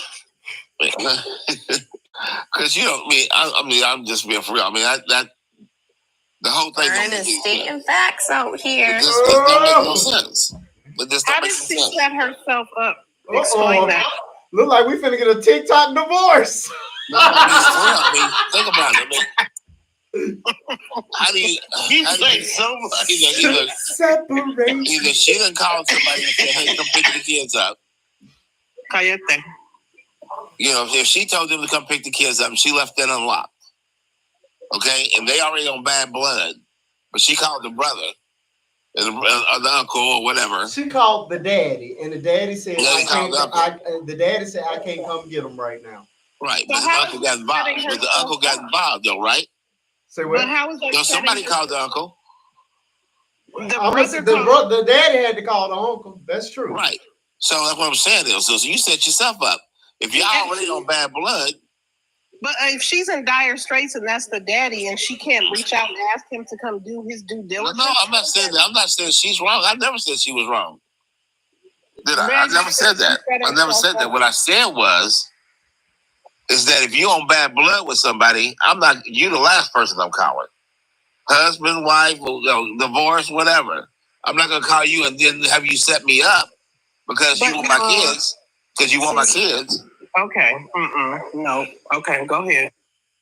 Because y'all said earlier, and everybody was agreeing that daddy wanted the kids to come. The daddy wanted the kids. So right? He wouldn't have to pay child support. So he would have to pay child support and none of that stuff. So if you know all this, I mean, come on, common sense though. You know when your man wants your kids for. Let me finish. You know when your man wants your kids and you know that he don't want to pay child support, or you know when he don't want to do the right thing. You know that. Every woman in here knows when a man don't want to do right. I hear crickets. I don't hear nobody saying anything. No, because I got popcorn in my mouth. Let me swallow and chew. You know when your man don't want to do right. You know, so this is the thing. In theory, it's always great. It's always great in theory to say, you should have been smarter than that. That's not what I'm saying. That's what I'm saying. My feedback? Who is that? Sonya, can you mute so we can see if it's me or you? I grab it. Yeah, I think it may be Sonya. Go ahead, T. So in theory, yes, don't call a person that you know is coming against you. But what we do is we put ourselves in situations and we want people to think logically when we have a situation that is abnormal. So you go back to that abnormality thinking, okay, at least he can come get his kids. He might not like me, but at least he'll show up to grab his kids because I'm in dire straits. Theoretically, you're right. If you know somebody's coming against you, don't call upon the enemy. But the enemy happens to be somebody you laid down with for years and created children with. So sometimes you do step back and give them another chance, hoping that they act accordingly. That's it. So this is because you already know that he ain't doing right. I'm gonna call my girlfriend before I call him. I'm gonna call my best friend. I'm gonna call my whoever I know that's gonna do the right thing. Meanwhile, the children are saying, "I want to see my daddy. I love my daddy." I'm not saying they can't go see their daddy when I'm not at work. If I'm already doing something I'm not supposed to be doing, which is my kids inside my truck for work, that I'm not supposed to have my kids in. Yeah, great. I don't know that he's gonna come and film me. I'll give you. He doesn't know whether he's gonna come and film me or not. That doesn't mean that he ain't gonna write that stuff down or take a picture or whatever and take it to court and say this is what she does. Yeah, and I think it's easier said than done when you're not put in a particular situation. We looking, we always yelling in the TV talking about run, but we don't know. Yeah, we don't know what her position was. We don't, but we're all fabricating this. We don't know.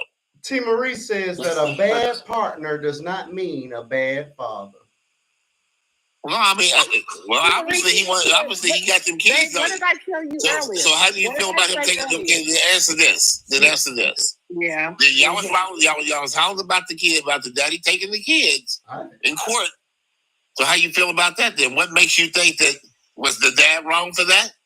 What do you mean? He's doing it to be vindictive. But how do we know that? You can't do both. Now you can't do both. How do we know that? How do we know that there's not a smidget of truth to her being neglectful towards them kids? We don't know that. The only person we've gotten to speak to is her, or the only person we've heard from is her. Right. So why not go to court? Why not call CPS? Why not go about it in a different way? I agree with that. I'm not disagreeing with you. I agree with that. But I also feel like in that same vein, the train just left the building. I just lost my train of thought. My bad. It'll come back. Go ahead. I'm sorry. Continue. No, I'm just saying. I agree with you. I mean, I'm glad he called them. He don't need to call them. He got film. This is something that's been building. But in order to do that, he had to have seen it before. So right, there you go. Say it again. But my thing also is, both of y'all work at the post office. You kind of know her schedule. She knows your schedule. So if both of y'all are working the same thing, then she has no help. Who do you have to help? See, because I've been in this situation before, and I got very strong feelings on it, and my feelings is for the mama because we do have the kids more, and most dads do not step up. They can be off, and obviously, if he has time to record, he probably was off. So why you just didn't help? Well, that was not recorded, not the I agree with that. But Uncle recorded. I'm not disagreeing. Okay, so why does Uncle not helping? I agree with everything you said. So you should help with your nieces.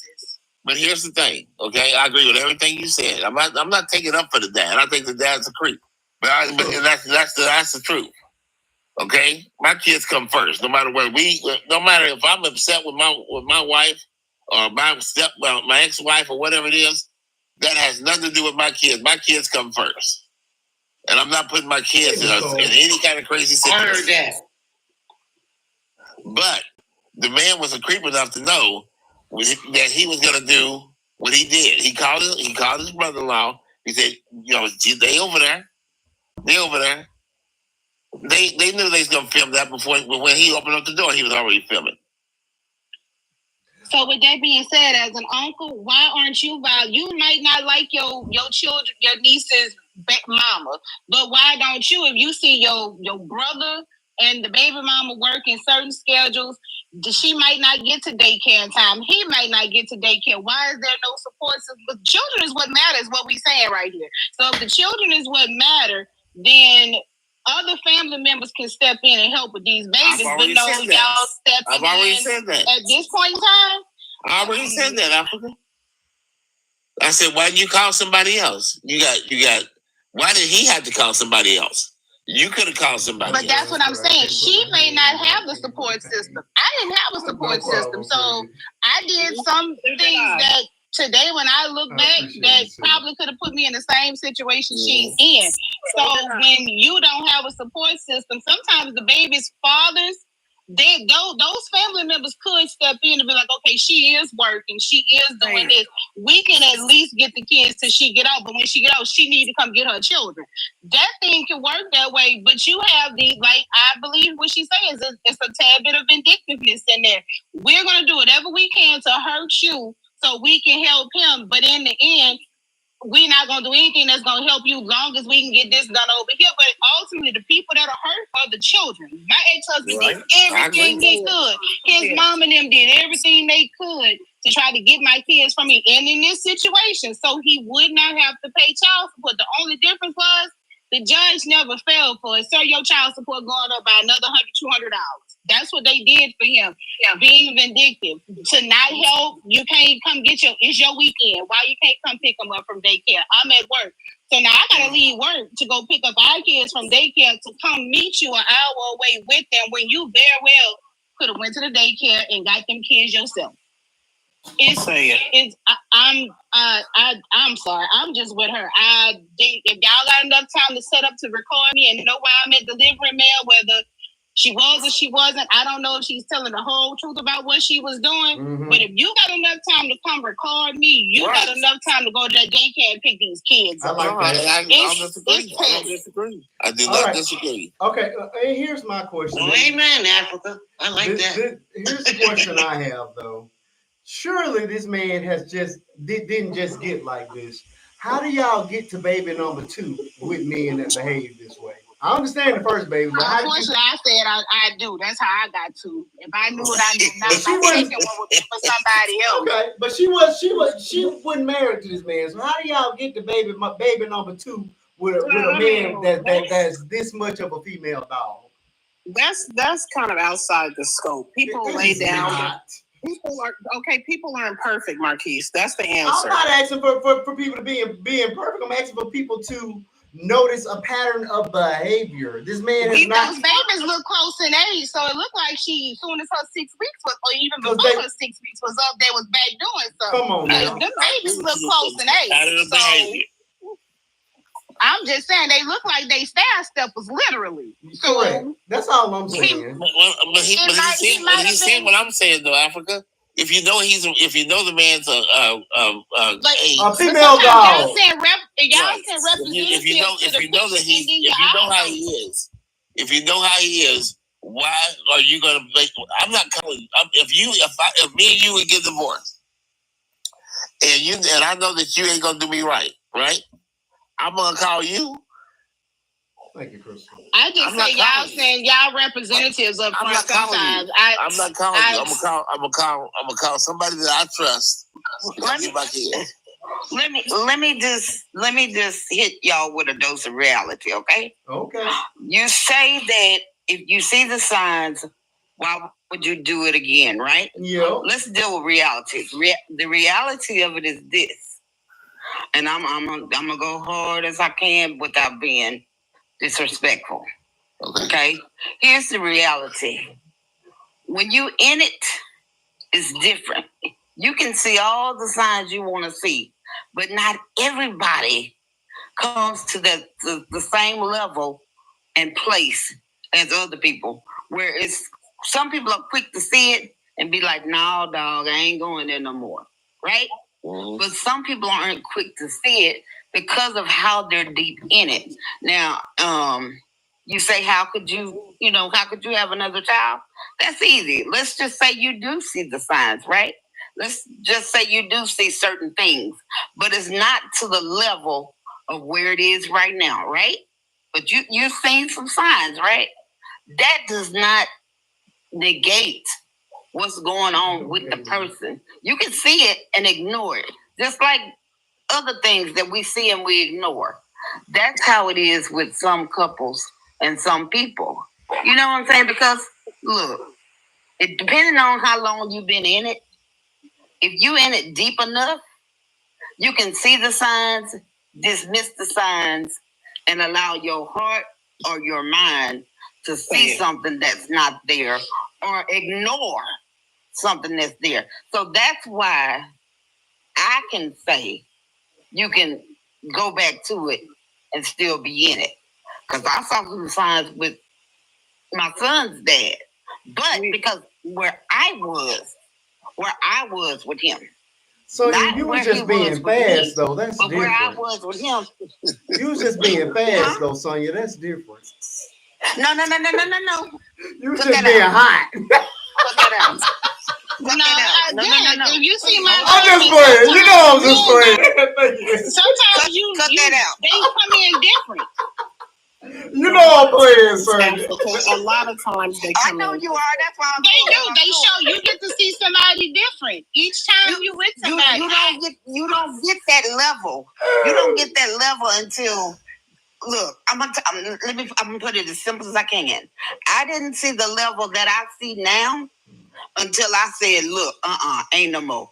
When then everything changed. The level got deep and hardcore, and the ugliness came out. Not everybody sees that level of ugliness. But Sonia, I thought they showed up with the Jason mask on. I thought they showed up with that thing in their hand coming at you. Don't they? Look at you. Wait your turn. Get your woman, Bird. I don't know this. I don't know. But I know these your TikTok husband and your brother Marquise.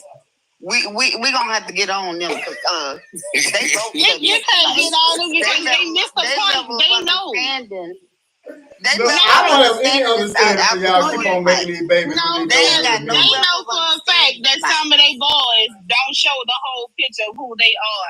And my truly matured adult age that I am now, I can honestly say I've dated somebody, and what I got for 6 months, I would have never known I was going to get in month number 7. The first 6 months was one person.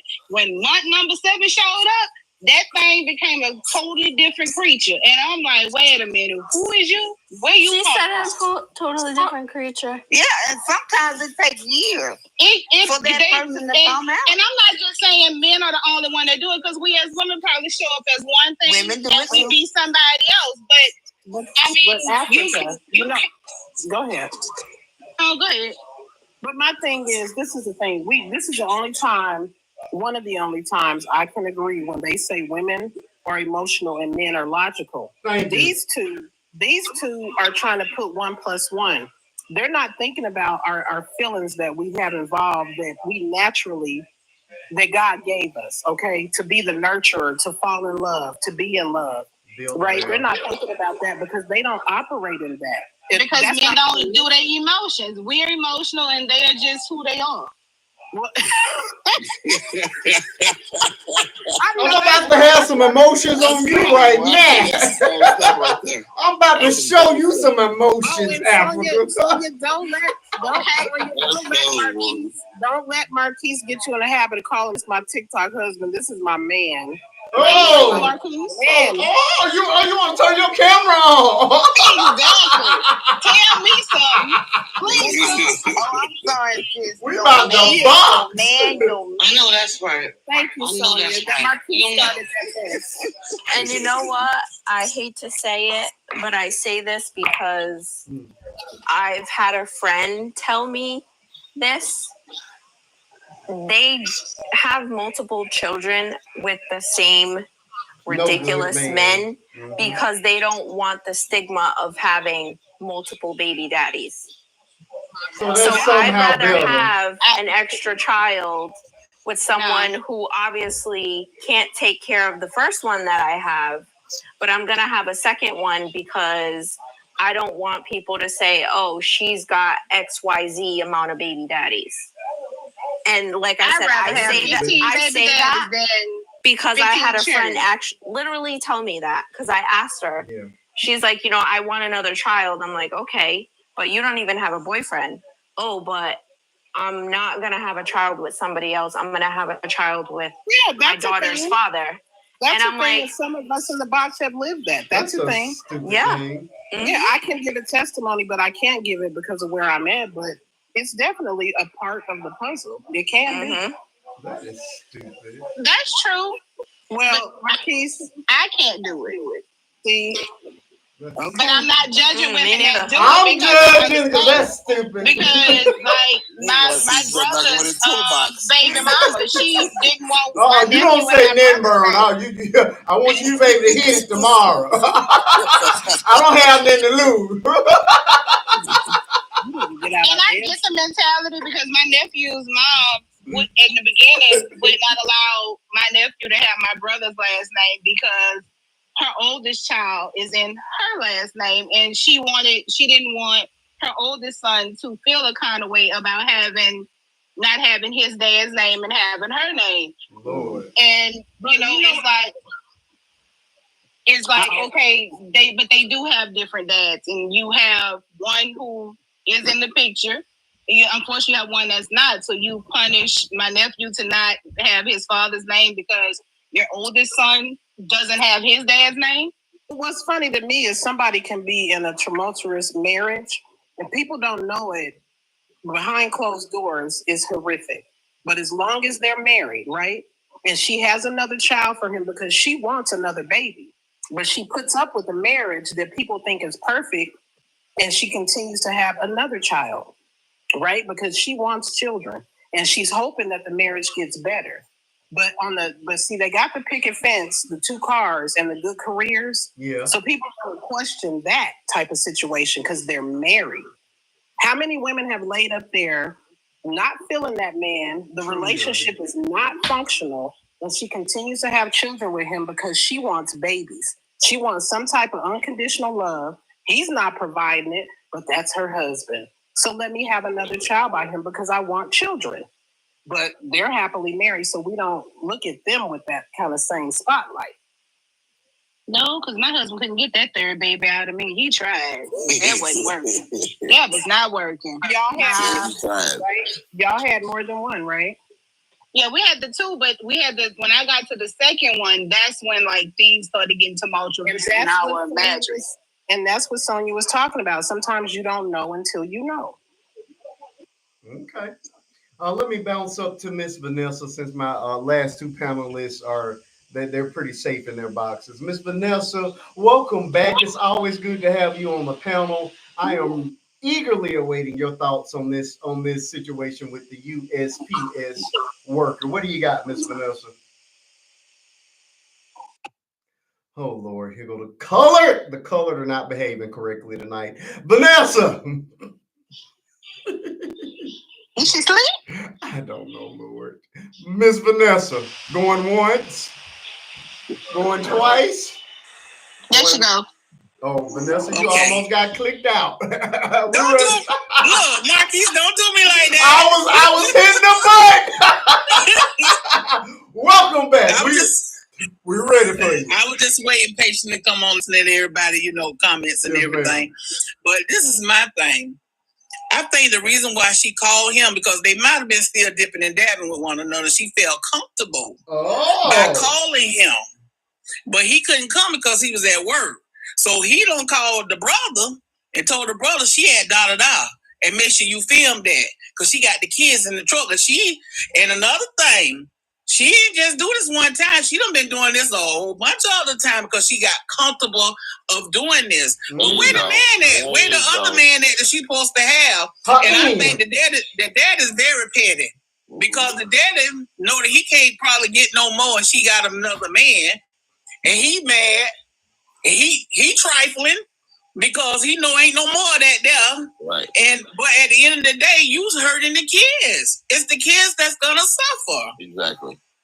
You're trifling. So yes, he very trifling because he didn't even think about the children at all. Correct. All he was thinking about is hurting her, getting revenge on her because she don't want him no more. Because obviously she got another man. Her end. That's my thought. I like that, Miss Vanessa. You brought a fresh perspective that time. Well, okay. Crystal, what do you got? He heard and sent the uncle over there before the man get there so he could record that. Uh-oh.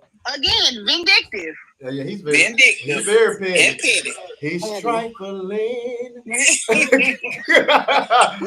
Nothing. But I would say this too. If he want him, give him to him, but I guarantee he'll run him back. Vanessa, I said that in my part too. Exactly what I said. He's gonna get them kids right back. Them kids he gonna run them back.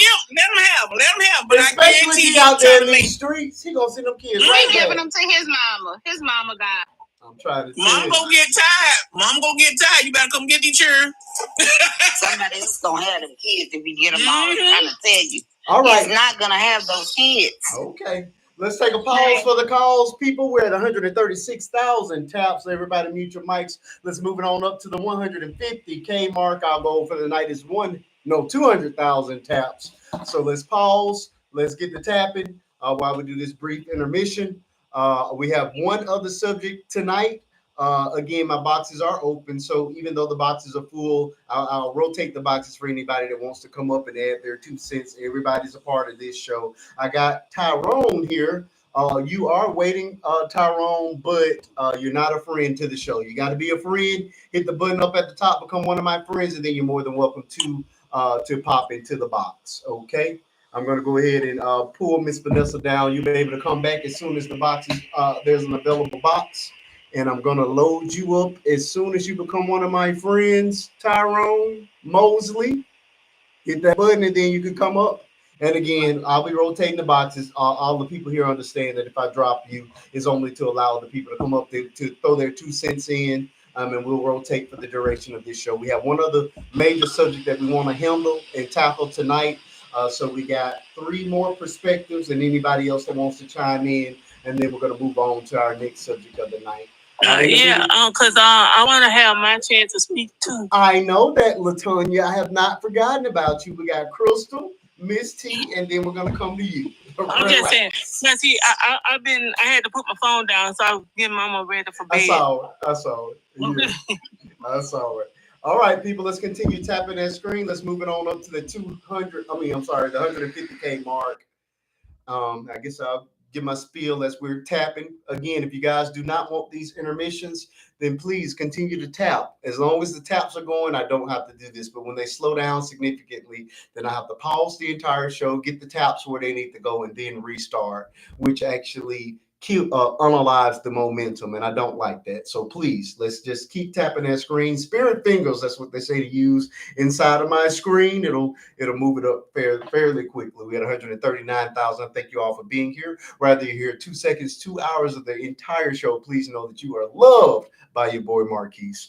I educate, enlighten, and entertain each and every live, and I do now have subscriptions. I go live on Sundays, subscriber only, where we will be talking about brand new subjects that we didn't necessarily handle tonight, and then we kick it. We talk about a lot deeper things over on the subscription side because it's a more personal environment, and those that have subscribed feel even more comfortable with opening up and expressing themselves. So it's a wonderful space. please please consider subscribing if that sounds like something you're interested in. If you want to know what I'm talking about, make sure that you're part of my TikTok family. I make a dedicated video to every single subject that we are going to be discussing, in addition to my regular content and my family content as well. So it is BET around here.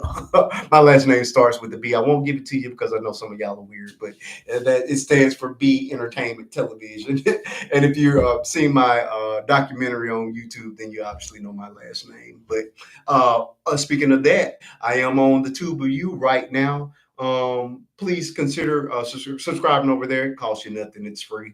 And I do bring a lot of original content over there as well. Please, people, let's continue tapping that screen. Let's get it on up to 150K so we won't have to be sitting here on pause forever. Hey, Marquise, Vern wants you to save his spot. He had to make an important phone call. Uh-huh. Well, you better make sure it's not to another woman. Why for a Christian, you are the pettiest, bro. I just told you that. Petty Christian. Africa, let me tell you. Your TikTok marriage. So he does it for TikTok. What I see. Don't feed into him. Let me tell y'all. Miss T don't feed into him. Crystal's right. Don't feed into him, but you know what it is, Africa. What is it? Joking. Somebody is a little jelly. Tell me. Somebody's a little jelly. Is that what it is? I'm jealous of y'all love. I'm hating on y'all love. You jealous of their love? I am. He used to having big sister all to himself. He don't know what to do with this. You know I will. I'm gonna admit to that. I will actually own up to that. You know how to I am not used to sharing my women. You know how they are about their sisters. I'm gonna own up to that. You're right, Miss T. Now I'm taking it as gracefully as I can, but yes, I'm not used to sharing my women. You're sucking at it though. You're sucking at it. You're doing a really bad job. Really bad. It's showing. I love Vern though. He's a good guy. I mean, I'm just saying. It's a little, but she should have warned me. I shouldn't have had to find out in the streets that I was being replaced by Mr. Vern. I'm guilty. I'm so guilty of that, for real. But I told you we had back end drama. I had to make it around to my people because we had the drama. I got you. But yeah, it may be a little bit petty. Just a little bit. Just a little bit. Tapping, folks. Let's Can we move say on. moderately? Hey, moderately. That's as far as I'm gonna be able to go with it. Okay. I'm sorry. I got my sister back, so I'm sorry. I'm the little sister that takes up for the big sister. Let's keep tapping that screen. Okay, we got a request coming through. Lyric is back. Come on back, Lyric. Lyric can't come back. T. Marie, thank you so much for being here. I got my moderators in the room. Welcome back, Lyric. We're on a commercial break right now. We're tapping up to the 150K mark, and then we're going to close this conversation out. And again, the big one of the night. We need 4 more hats. Anybody in the chat? We need 4 more hats. Oh, silly coming up. Okay, that's gonna be good. We loading the boxes again. We do rotate boxes throughout the night. If you get dropped, it's just to allow somebody. Ooh. Oh, no, I'm gonna save him. If Vern comes back, he can have my spot. I got you, bro. I ain't gonna let him get up on you. I ain't gonna let him. Don't let him do me like that, Lyric. I just want to know how you did not see their relationship happening. See what relationship happening? Miss T? No, I had no idea. I just thought Vern was just happened to find my page. I had no idea that he came over here following his woman. Guess I'm the only one that's seen it. I didn't know. Still in translation, he wasn't paying no doggone attention. See, that's because I mind my own business until you invite me into yours. That's what it is. What the hell is your business? I mind my own. Every subject we talk about is because they make it my business. I don't go out here hunting for these people. You really? What? Really? Yeah. Okay. That's the story you gonna tell y'all. I'm with you when you're right, but no. When am I not minding my business, Sonya? You always throwing little stuff out there. That man said I got to get up and hit it tomorrow. I didn't ask for that information. He volunteered it. I mean, not impromptu. What do you mean? Oh Lord. How is that not inviting me into their business?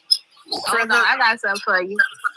For the people in the back that's listening, They're going to lighten the bulb. They're going to lighten the bulbs right there. Yes. Thank you so much for those gifts, Miss Africa. Look what No, I'm Tina sitting Marie lightning said. for that tail you just I'm not telling. Did that man say I got to get off this live because I got to hit it tomorrow? Ain't that what the man said? Read Miss T. Marie comment. You know she a good Christian. She ain't gonna lie. You never mind your business. What does that mean, T. Marie? You don't mind your business. All right. He said he had to get up and hit it, meaning work. That man said I got to get up and hit it, so I gotta go. Hit the clock. And then then he directed me to his page with these rose petals leading up to the bedroom. Use a lot. That's what that man did. And I was trying to figure out why I need to see. I don't want to see this. I don't want to know. On the counter.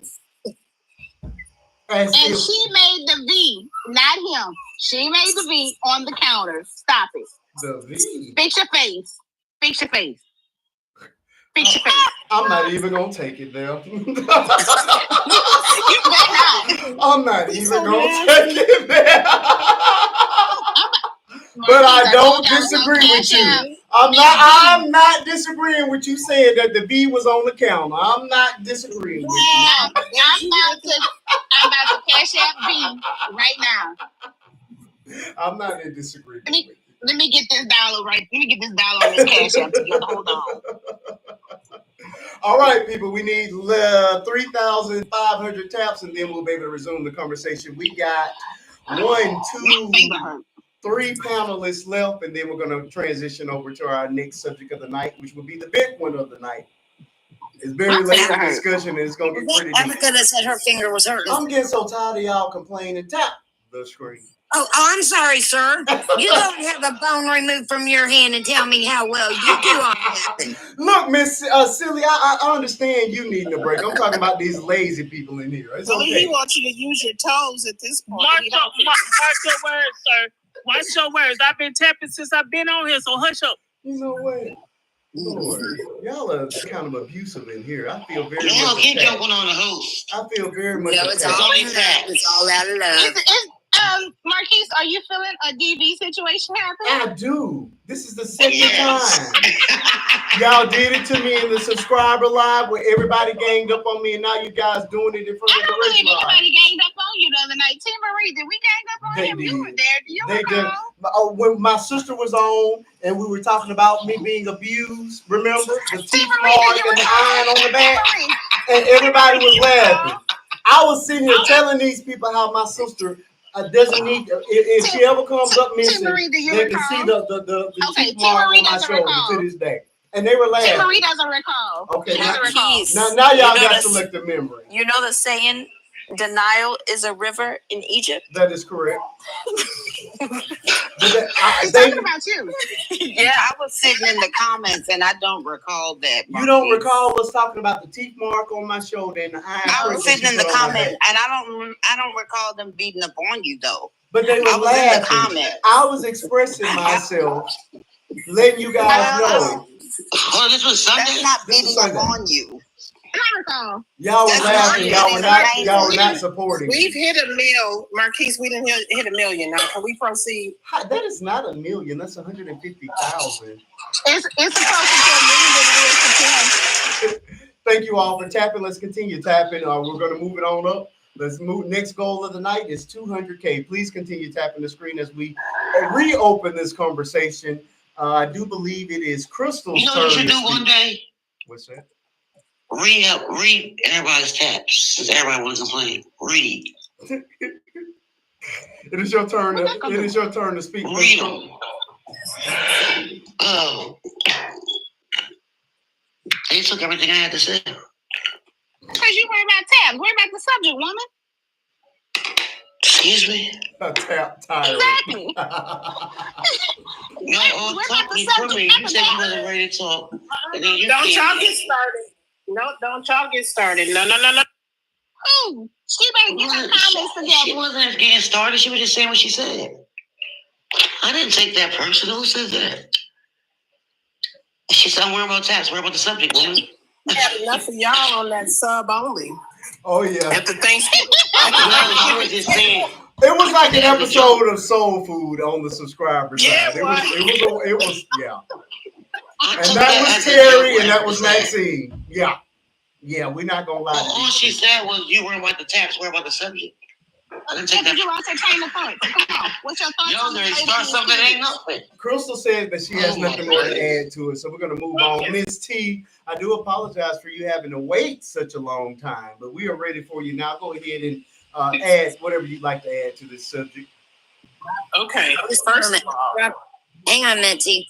I'm dropping. Please let Vern back in his spot. What? We haven't even gotten your opinion, silly. That's okay. Before you go, look, Miss T got all night. She fine. Go ahead, silly. We ready for your commentary. Go ahead, T. I have to see the whole video first, sir.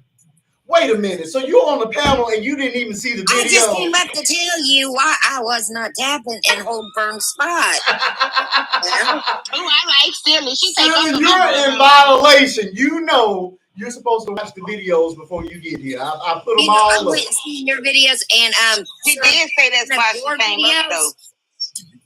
Next time you're going to feed your face with ribs, you better make sure you got enough for all of us. I said, "Them ribs look good." You didn't even see my. I did see your comment. Look, you guys don't know. I'm not that good at barbecuing, but I'm getting better. So that was the best set that I have ever done. I was so excited. Good job. I'm coming to your house next time. I know where I'm gonna practice a few more times, and then I'll go public with it. But yeah, I'm gonna share mine. We're having a big barbecue, but them ribs are good. Thank you so much. They were really, really good. Probably not good for the person. Or something. We'll barbecue for some more. Okay, Miss Silly, I'm letting you go since you haven't even watched the videos, people. I prepared these videos just for the show. So before you come on the live, spend about 5 minutes on my page. And 5 minutes? My videos are only 1 minute. They're only 1 minute apiece. You had about 50 of them, though. You know what? Here we go. You started with her. Marquise, you better be cool with your brother-in-law over there because he's mean with it on the grill now. He can teach you some things. Oh, see, I'm open to suggestions and some lessons. But that was my best set. I was very, very, very satisfied with that set. It was really good. And call him on the phone. He'll have you on the phone forever talking about that there. But listen, okay. Mute me, please. So, I'm tapping right now. Okay. So mute me, please. Okay. This is my thing. I think that we're doing exactly what the father. First of all, I'm telling whoever doesn't know and ain't heard it. I just like Marquise has a story. I got a story, and I worked in conjunction with CPS, treatment counselor, abused and neglected, families in crisis, yada yada yada, for almost 20 years. What y'all are, what some people are constituting as her possibly being neglectful, her possibly, maybe there's a side of the story that the daddy was really right about calling or having, to get custody because she was doing wrong.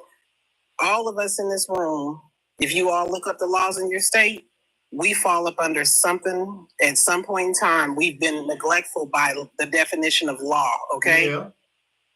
And then for us who have been in these situations where we're single parents, not everybody has walked that walk, and we've done some stuff that we look back on it, but for God, we made it through, they made it through, they still living and walking, but we have been in situations that were not ideal because we didn't have another choice.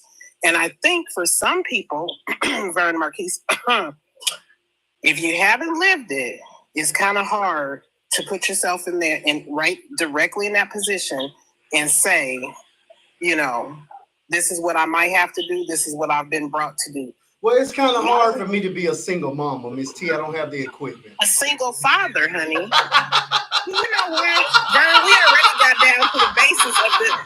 Don't you take yourself off of mute because I'm not asking for a response yet. I haven't landed. Go ahead. Oh, you haven't landed yet. Let me know when you land. We're coming back.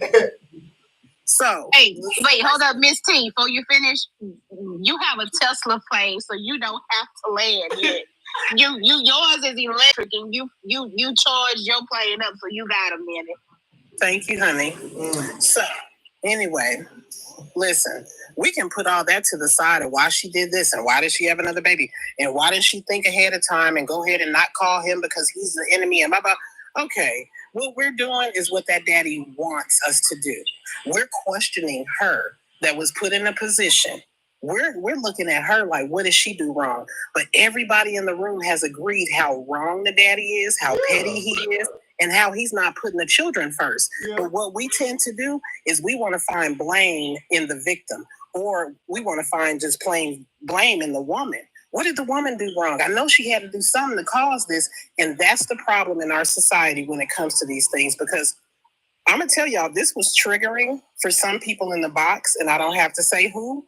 I don't have to say whether it was me or many others that are listening, because we've been in a place where we've had to do things and be strategic about it that would blow y'all's minds, because we know that that man is sitting and waiting and lurking. And what men are doing nowadays, newsflash for everybody, the man is taking the woman to court. The man is filing false charges. The man is asking for child support. And the abusers are using the court system to get a hold of those babies, wave them over her head so he can hurt her. But what the mega abusers are doing, they're going in there and they're unaliving her children and leaving her living so that she will hurt. So this has it has some layers to it, okay? Okay, but these men are very strategic about what they do nowadays. And you would think back in my day, they'd have a name for men like that. But they sit back and they plot and they plan just to get those children away from her, to make her hurt. But you pretend as if women don't weaponize children. And for all we know, that a little bit of that could have happened in the past. We don't know. I'm not saying that she's wrong. Again, most of my argument has been in her favor, but I'm not going to turn a blind eye to the possibility that women that she could fall in that category of those women that weaponize children against this. This is what I'm wondering, if you're listening to hear me or if you're listening to respond, because I'm doing a little bit of both. Automatically we know from history that women have done that. But what I'm telling you is, unbeknownst to y'all, men are flipping the script and they're doing it. Of course we know women have done that. Women have used the court system. They falsely accuse people. But what we're not going to do is focus on that too much, so we don't focus on the reality of the fact that the men are doing it now. That's not reality.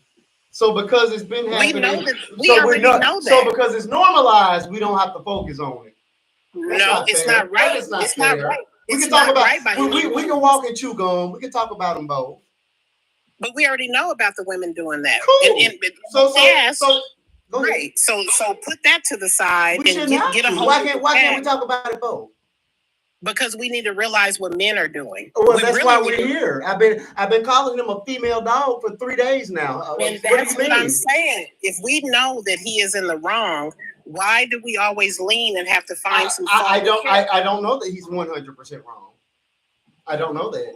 Y'all didn't call him every name in the book. I have, because I don't like the way he's carrying himself as a man. But understand, I got 2 children upstairs, and I would be just as petty if me and my wife broke up, probably, because I would want my babies. Yeah, I want my babies. I don't want my children to be raised by any other man. So yeah, I would do whatever I took, whatever it took to get my back. I'll try my best not to hurt them, but that always hurts the children. Africa said it. It ends up hurting the children. I don't want my babies being raised by any other man. So because I don't trust other men. Dang well, you're not gonna. Your moral compass is higher than that, and ain't no way you're gonna be out there playing games. You're gonna go to court. You're going to show up with evidence and you're going to make your case. That's right. I'm going to say she's a neglectful mama too. If that means I get to take the baby. But the judge is not going to say that she can't enter into another relationship just because you don't want another man raising. Absolutely. So then I'm going to declare her an unfit mama so I can get the babies and they'll be safe with me. Hold on. Who is Castro talking about? We are discussing that. If you're listening, I'll say different shit. Hold on, Crystal. If you're listening instead of typing, you'll see that we are discussing the topic up here. And if you have anything to say, come grab a box and talk about it. But you're not going to tell me how to talk and what context. And make sure you say that and send a follow. Oh yeah. No, I'm serious. Yeah, I'm serious. Castro's a really good friend. Castro, we have. But I need him to catch up, though. You can be friends, but you got to catch up. We spent a great deal of time talking about the actual ins and outs of the subject. We're actually getting to the end of this, which is why we're venturing off to the various hypotheticals at this point. It's a few people who are not paying attention to what we're talking about. And that's so very basic to say. If it doesn't work out, you and the father came in, so he would be should have to Mama be. Warrior just came in too. They're all a little lost right now. If it doesn't work out, you two should be adults. Isn't that, you think that, I mean, come on now. That would be the primary goal, but guess what? People are people and things happen. Co-parenting is always the goal in life, but you also have that opportunity where there is going to be one or even both parents are going to be jerks and they're not going to co-parent effectively. You're going to have to bring the courts into the system, into the situation. You got to let the courts decide, and you can very well end up with neither one of y'all having y'all kids. Judges can do that too and find somebody in the family with some sense to mediate and take these kids. So the ultimate goal is for parents to know how to co-parent. But in this situation, it does not look like they know how to co-parent. It does not look like anybody wants to do what's in the best interest of the kids, whether it's the parents or the family. Because me as an auntie, I could never record my niece, my niece and my nephews. I can't do that and go put that out there. But what I would do, and I do now with my brother and both of his baby mamas, I mediate. If I see anything I don't like, I talk to whoever I need to talk to in the process. And that's what should have been done here. And said, okay, you know what? We don't like you, okay? But because you are working and you are trying to provide a good life for my nieces, what can we do to help you while you're at work? But once you hit that time clock and clock out, you need to come get these kids. True. We're only going to help you so you can work. That should be the end game, is making sure she can continuously take care of the kids. If he had to pay child support, you got to pay child support. You help create these little people. So at the end of the day, since you donated 23 chromosomes, you need to help financially be responsible. And the court got to make you be responsible. That's your fault. Yeah, and you know what? Doing what's in the best interest of the child, the majority of the time, a lot of us set out to do that, but you can't pick and choose how the other parent acts, how they react. You can't. So all this, that's a lot of fluff in saying, I mean, if it was a perfect world, people wouldn't be divorced and separating. None of us got into this asking that, when I grow up, I want to get married and then I want to split up and have my child be a victim of divorce. Are you kidding me? So all that fluff, miss me with that. You go through situations that you don't have control over, you respond the best way possible. It doesn't mean that you're doing wrong or you're making the wrong decisions. You're in a situation, and we all been in situations. So there we go. I like it. LaTonya, we are ready for you. Go ahead and throw your ring in the hat, or your hat in the ring. Bring it home for us, Tonya, please. I'm going to do my best. Okay, so when I first heard about this story, before they found out that the person that shot the video, it was said that it was the baby daddy that did it, but it was the uncle. Correct. I was like, okay, why would anybody want to record some children in a mail truck in the first place? And they were talking about he was looking for a check or something like that. But I'm like, but what about those children? They didn't deserve that. Because when I first saw the story, the first thing I thought was she was a single parent and didn't have childcare. And sometimes in the summertime, daycare is too high, and sometimes you got to do what you got to do. And if you got to take the child with you, you got to take the child with you. It's better than leaving it at home by itself. So that was my take on it. And then all these other stories come out and all these other opinions come out. And I'm like, it's just a big old mess. And it was a setup from the beginning. And the people that set it up should be ashamed of themselves, because they trying to make her look bad, but they hurting them children. Because now, the way I look at it, the way this is going to end up, CPS going to have them kids. Not the mama or the dad or anybody in the family. CPS gonna have them kids. They gonna end up in foster care, and the people they gonna be with ain't gonna care nothing about them regardless. So they fighting over these children because he don't want to pay child support, but they gonna get hurt in the end, and ain't nobody thinking about the children. They thinking about how the petty ways to get over on each other, and they need to stop being children and act like adults and think about what's best for the children. That's what I think. I like that. I don't disagree with any of that. I mean, I think we all can agree that dad and uncle made some terrible decisions.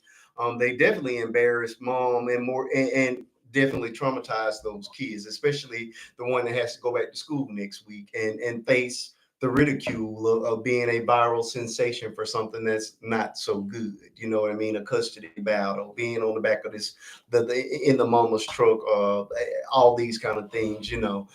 So yeah, we definitely, we all agree with that. Now, the only thing that I'm saying is, listen, we've only gotten one side of the story. Literally, we got one video that didn't give us any real context. We'd already made our conclusions, and we got her side of this story. And I'm not saying that anything she's saying isn't true, but I do have to keep just a little slight open mind. And I would like to hear from Dad. That's just my take. I'm a father myself, and I do understand. I can't speak for a woman, but I do know that there are just as many petty and vindictive women as there are men in the world, and I do. My personal belief is that there's still some feelings, one way or the other, with these two. I think the reason why another man. And their judgment that could may be that. clouded by that. You know what I'm saying? My whole thing about why we don't hear from Dad, he embarrassed and he did what he wanted to do, but that's why he sent the uncle to do it so he don't have to. He wanted to make her look bad, to make himself look like I was at work, so I ain't had nothing to do with it. But the whole thing is all the adults in this situation need to be trained how to be an adult, because they are acting like the children that they trying to protect. I agree with that. But you know what? When we say that there may be feelings still involved, you and Vern raised your children in the household with your partner, with your spouse that you created the children with. Yeah. One thing about having children with somebody, there's always going to be feelings. Whether those feelings are hate, love, good, bad, there's always going to be. And unfortunately, there's an expectation that you carry for a long time until something hits you in the face that this person that I actually probably went to the altar with, a person that I trusted with my life at one point and laid down and actually had children with, is going to be better and act better because I'm acting better. So, and sometimes there's a narrative. When we see in Africa, and I have talked about this, when you see somebody responding to another adult who is acting out of pocket, people tend to put both of those people in that pot without knowing. If somebody, like I just told Mama Warrior, first of all, your name is Mama Warrior. So don't tell me you wouldn't go to bat for your children. But do you think you're going to be rational when a person tries to kidnap your child? A person you were married to? The person you laid down with? No, rationale goes out the window when you start playing with my baby. I agree with that. Been there, done that. I totally agree with that.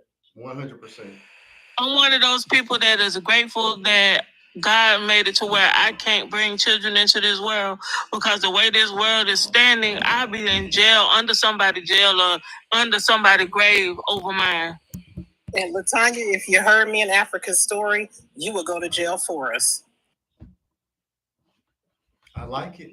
All right, people, we're approaching the 200,000 mark. Let's continue tapping the screen. I do not want to take a commercial break. I do think I just did 1,000. Who just said that? Miss Africa? Miss Africa, I want to take the time out to personally for tapping the screen. I absolutely appreciate it. It does wonders for the show. Thank you for my props and my applause. Let me applaud everybody that's supporting the show by tapping. Not just Africa. Thank you, guys. Because there are plenty of people down here that are not looking for the adulation or the personal attention that Miss Africa desires for her tap. He knows it. But I thank you all for I tapping. definitely need it tonight. It's been a rough week. Coming off a 15-hour shift, I definitely need all of my applause. Miss Africa, I gave You go, girl. You so wonderful. Thank you, Latoya. Thank you for appreciating my hard work as a moderator. As if I, as the host, wasn't also sitting here 15 hours. I can't give you applause. If I could, I'd give you applause and a high five and a wine, and your wine glass filled with Cran Tropical. Correct, because you know I don't drink. Right. All right, I'll give you some people. Cran Tropical. Y'all, I'm serious. Listen, this is my PSA. I'm serious. Don't send me no more gifts. Send them to the host. Do not send me any more gifts, please. I say he needs 6 more. Oh, y'all so kind. Oh, she said, well, she already. No, I said so. He needs 4 more hats. I'm sorry, 4 more hats. Oh no, I'm sorry. 4 Send those gifts to my moderator. She worked extraordinarily hard on last week during that 15-hour live. I did send her a big gift when I was on live on the subscriber live, but I want you guys to send them right on up to Miss Africa. She deserves it. Thank y'all. Yeah, she's awesome. Yes, because I wasn't moderating that whole time. I had to go get me some. Cause he had to hit that right there. I know, girl. He said, your business, Miss T. There you go. He done faint. Open Pandora's box. Y'all done made him faint. Get up off the floor, Marquise. You come back with You done made him faint. Oh, hey, Marquise on the floor again. Oh, here come that cross. So we need 3 more now. 3 more hats. Let me Africa, I'm gonna put what happened in the comments. He gonna shut the live down. No, wait. So the other day when I hopped up on that live, I said, ooh, I'm putting my kids down for the first nap of the day. Marquise is on. And then I heard what y'all were saying last night. I said, wait, look what she put, Africa. pretzel. Ooh, in the pretzel. You had to say. Ooh. I just said look, and you said. All I said was look. She had to repeat it. Come back, bro. That's okay. We're gonna behave for a minute. Come back. Oh, that's a new gift for her. I like that. How cool is that? Oh, that was cute. Yeah, they're the new gifts. Wait a minute. That makes me want ice cream. Yeah, they got new gifts. At the cross. They got new gifts in there. Oh, pistachio almond in the refrigerator now. I like that. He was like, somebody said they need to talk to you. You put a cherry on top of your big sister. Oh, Blake, by the way, stop. Blake, you missed all night. Let me stop. Blake, you missed the wedding between Vern and I. I'm sorry. He forgot to invite you. I screenshotted it. It was beautiful. Did I save it? All right, Miss Essence has reached yet another gifting goal. Congratulations, Miss Essence. We thank you so much. She is a level 4 fan, level 4 on the fan club, whatever that means. Yeah. We're gonna clap it up. I don't know what it means. Get there. We appreciate it. Congratulations, Essence. We don't know what it means. Thank you. Appreciate it. Evil has just came in the room. How you doing? It means she's leveling up. Level up. All right, people. We're at 175K. I do believe we are all done with this subject, so I think this would be a great time to take another break. We're going to tap this thing up. Let's go ahead and just get close to that 200K mark. We might just finish it off. Okay, let's just move it on to the 200K mark as we're setting up for the last subject of the night. This is one that not a lot of people are talking about, but I put up an extensive video on, and we're definitely going to discuss it. Now, Mr. Cross Eyes back there. Oh, he just looking to the left. My bad. Trying to get the best shot. Greyhound rebound is the way that the news is reporting it. But what is that? What is what? Y'all see what I see, right? What did you see? I don't know. There's a thing that says "Congrats, Essence." I don't know why. Oh, we just talked about that. We just talked about it. You leveled up. Oh, well, we were telling you congratulations. I don't know. Oh, it's still up there for us. It'll go down there for a while. Yeah. It stays for a minute. It stays for a minute. Mr. Cross Eyes is hilarious. Renee. You give I was looking cross-eyed at first. My bad. Yeah. He was looking kind of. I'm gonna go with the other pictures a little bit more flattering. That one look like he has a kite, but you know. I mean, he didn't give me a whole lot to go off of. You know what I'm saying? The mug shot wasn't that great either.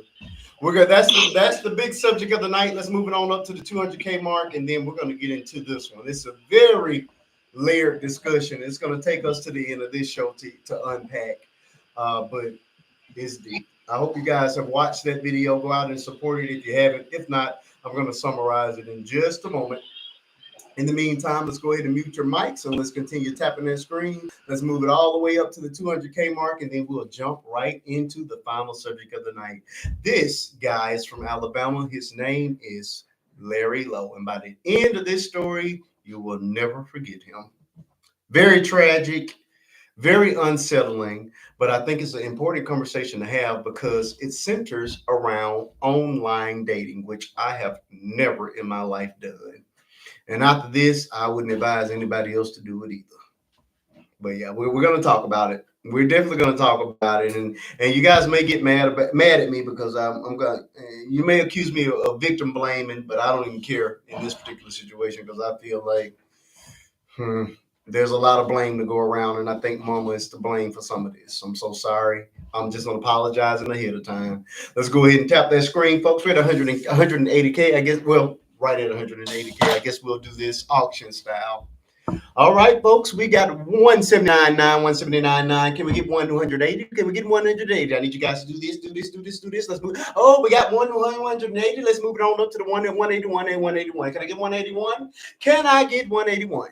Or not you being right back. You just don't want to tap. These lazy moderators. I need you to read the taps. That's what this guy does. He stops and he reads up his phone. I need you to read the taps. Okay, Yanni, one time. Yanni, you already know where I'm going with my story. Yanni. Just one time, read the taps. Let's tap the screen. What do you mean read the taps? Read the people that are liking live? Is that what you want me to do? You know, this one guy tells you how many times per person tap. I guess you don't know how to do that. I don't know how to do that. Oh. I don't know how to do that, but I will rattle off the names. It tells you how many times they tap. Vern is tapping the screen, and I do appreciate it. Thank you so much. We have 181K. Let's move it on up. We're trying to get to the 200K. We need 18,300 taps. Let's continue tapping. Vern is tapping. I'm seeing that face continue to pop. He is doing the spirit fingers right now. Thank you so much for tapping that screen.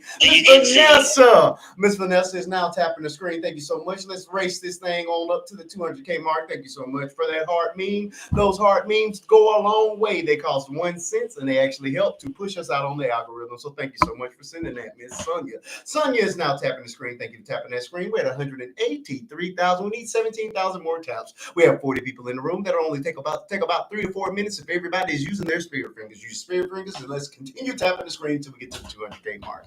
Essence is tapping the screen. Evil is tapping the screen. It looks like we are tapping it up. Let's tap it up. I do not like doing these commercial breaks, but unfortunately, this is what I got to do to get the goal of the night. So let's please continue tapping the screen so we can get to the actual subject. Tap it up. If you ain't tapping, you capping. I'm not even sure what that means, but it rhymes and it sounds good to me. Tap. If you're not tapping, you capping. Tap it. Miss Vanessa, Mr. Byrne, I appreciate it. That is Miss T, man. Thank you so much for tapping that screen. Sonia's tapping that screen. Byrne's tapping that screen. We're at 185,000. We need 15,000 likes. Keep on tapping the screen. Let's move it on up, and then we can get to the subject of the night because we got to talk about Mr. Larry Lowe right out of Alabama. All right. Tap it up, people. We're on a commercial break right now. Continue tapping the screen. If you're new here, I'm only live on Friday nights, 8:30 Central Standard Time until midnight. This show will go over because we have one other subject to tackle tonight. I have a subscription that's available for anybody to join. I will be live with my subscribers each and every Sunday for now, and then we're going to increase those lives as well. We talk about things that we don't talk about during the regular show. There are subjects that are exclusively saved for the lives, and then of course we chop it up and talk about our own selves, our real lives. I'm there for advice and conversations, things that we don't normally do, or sometimes we've done it over here, but it's a very personal space, and people are enjoying it. The last one we did was really well. There will also be subscriber only content. I put out my very first subscriber only video. I hope you guys have seen it. If you haven't, go out and enjoy it. It's the first time that I let you guys behind the scenes of the TikToks that me and my daughter made, and it was one of those bloopers that she and I are both perfectionists, so we don't really show our mistakes. But I recorded this one and decided against her wishes to put it on up. So I hope you guys enjoyed it. It was hilarious to me, and it goes along with the Brooke Hogan video that I put up. So go out and enjoy it. There'll be lots more of that subscriber-only content coming your way. I'm also available on the Tube of You. I need you guys to subscribe over there as well. All you got to do, same username, Faith and Bishop 2, all lowercase with the 2 at the end. Thank you all for tapping that screen. I appreciate it. We're at 189,500 taps. We're only 10,000 away from the goal. Let's continue tapping the screen, and even after the conversation resumes, continue tapping. It goes a long way with supporting the live. So thank you all for tapping that screen. I hope to not have to do another one of these commercials, but it happens. Again, I do it all. We educate, we enlighten, we entertain, and we get together and do what I love to do most, and that's talking with my people on Friday nights. And by my people, I mean my TikTok fam. Those are the people that subscribe, and all of my friends, because you all are on the regular show are just friends. But the family, that's the subscribers. And I appreciate each and every one of you guys that truly support and love what I do. So whether you're here 2 seconds, 2 minutes, or the entire show, please know that you're loved by me and you're loved by God. So I appreciate you for being here and for tapping that screen. We need 9,000 taps. Can we get them with 40 people in the room? Absolutely. Only take a couple of minutes. Spirit fingers, people. Let's keep on tapping. Castro is tapping that screen. Yanni is tapping that screen. Castro is back. Tapping it up. I appreciate you all. All right, folks, we're almost there. We're at 192,300 taps. No, 192,004. 5. That's what I'm talking about. See how quickly this thing is moving when we work together? What did Big Mama say on Soul Food? When you ball these fist fingers up, you can strike a mighty blow. I guess it doesn't apply here because I need you to open your hands and do spirit fingers like I'm bringing on. Tap the screen, folks. Essence is tapping. We're almost there. 193.4. We need about 6,400 taps. Let's keep going, people. We're almost there. Thank you so much for the love, Burn. I appreciate it. So can I tell y'all what I ate today? Ain't nobody is interested Yeah, in we're what you on eat. a We're commercial on our break. Can't you say that? Remember that? That's why we on commercial break. That's why we do that. On commercial No, break. because it's probably something good, and I've been on a soft food diet the last 3 days. I don't want to hear it. Why are you It might not be good for you, Commercial though. break. See, when I do it, it's all wrong.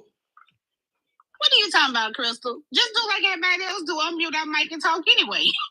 Because that's all we do. You know nobody pays when he say attention on commercial break. I do. Oh, you're so sweet. I'm proud of you because I'm the rebel, so. Here we go, Lord. What did you eat that is so important that you got to interrupt the commercial break? I ate vegan today, and I was really, really proud of it. Really, Marquise? I tried that one time. I had a vegan. Go ahead. What did you have? Yep, you're right. Nothing that's interesting to me. So What'd you say, Essence? I said, yep, you're right. Nothing that I wouldn't eat. It was actually good though. It was vegan Southwest egg rolls, and I had fried oyster mushrooms. A mushroom hate to see me coming because I love mushrooms. So the oyster is fake as well. It's not meat. No. What? There are different types of mushrooms. Oyster is not. Hold up. Oh. No, it's the name of a mushroom. It's not like Prince oysters. That's the actual name of the mushroom. Marquise too country to latch on to this. I tried a vegan burger one time and it tastes okay, but I was still hungry when I got through. So I was like, he said, forget that. I couldn't even eat it. We didn't say, where's the beef between your teeth? It just did not, and we now honestly we did we were vegetarian for a month and I couldn't take it anymore. I'm pretty halfway there, but there's these moments I have got to have some chicken and some seafood. Correct. So I do pretty good with eating. That's why I came on late. I had seafood on board. So Africa, you can see what I am. Africa, I'm a polo pescatarian technically. I don't call myself that, but that's what it's classified as. What? So I eat seafood and I eat birds and I eat fish. So that's a polo pescatarian. I haven't eaten pork in about 33 years, 35 years, red meat, like 30 years. Birds and fish. That's it. I don't do red meat because we thought it was affecting my gallbladder, and so when we took me off it, and then we found out it wasn't. It was something else medically I had going on. I couldn't ever go back to eating red meat. Like I instantly get sick when I eat the red meat. It's hard for the body to digest red meat. Yeah, and so then with pork, I may eat that 2 times out the year. To eat pork, maybe 2 times out the year, but I mostly eat chicken, turkey, and anything in the water. I'm 200,000. I'm proud of somebody that is switching up and using alternatives. I'm so proud of him. Way to go, brother-in-law. All right. Show ain't the host. Let's celebrate that. Celebrate this man not eating meat. Whatever. Oh, I cannot. You know, you thought that, oh, whatever is, or whatever. I'm gonna chime in on that too, because my mom can't have cheese, she can't have beef, or she can't have pork. So I do a lot of when I do the grocery shopping, I do smoked turkey, turkey products, chicken, and fish. That's about it. Where you going, Crystal? I'm not gonna lie, I don't care. Can we go? Look, I'm gonna eat my red meat now. I'm not gonna get away from my red meat. I'm about to take a belt to Crystal. But I'm gonna do better. I'm just gonna, All righty, people. It is time. Let me celebrate once again. Thank you all. We made it to the 200,000 mark. Thanks to everybody's tap. We're at 200,000. So we don't want them to stop, but you can take you a brief break. Take your intermission and then get back to tapping, folks. We want to finish as high as we can. It is time to introduce the big subject of the night, and this one is going to take us on out. If you haven't seen my video, it's already up. I didn't use a screenshot from it, though. This guy right here, his name is Larry Lowe. And if you don't know about him, you're about to know. Mr. Larry Lowe is from Alabama. His sister had an online Book of Faces dating show. I think it was called The Dime. It's called The Dime something or another. It's on my video. I can't remember it right off. Anyway, she had an online dating show. She allowed him to be a part of it. A woman from Texas selected him, paid for a bus ticket to bring him to Texas. He goes to Texas to meet this woman. He stays in her home with her children for 17 days. So y'all already know I got some things to say about that. But let me finish the story out. So, my boy is here. DP is in the building, showing up late. Welcome to the conversation. We just changed subjects. So good to see you, DP. Let me start over since you're getting here. Allow me to introduce to you, for those of you who have not seen this man, this is Mr. Larry Lowe. I call him Larry Lowdown Lowe from Alabama. So Larry is on his sister's Book of Faces dating show. He's selected by a woman from Texas. This woman sends him a bus ticket to meet her in Texas.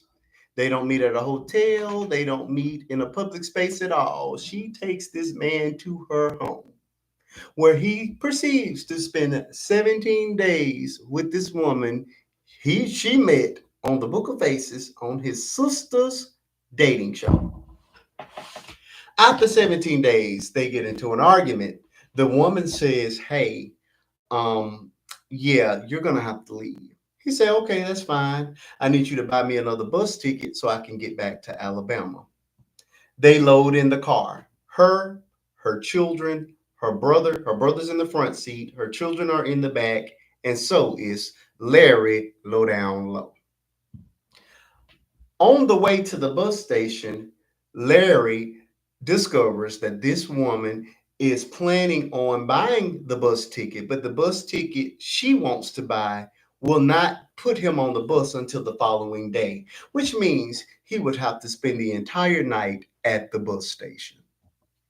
Larry Lowdown Lowe snaps. Larry pulls out a pew pew, attempts to pew pew the brother in the head that's in the front seat. One of the children in the back knocks the gun slightly so that it moves and it grazes the brother's face and goes through the door of the car.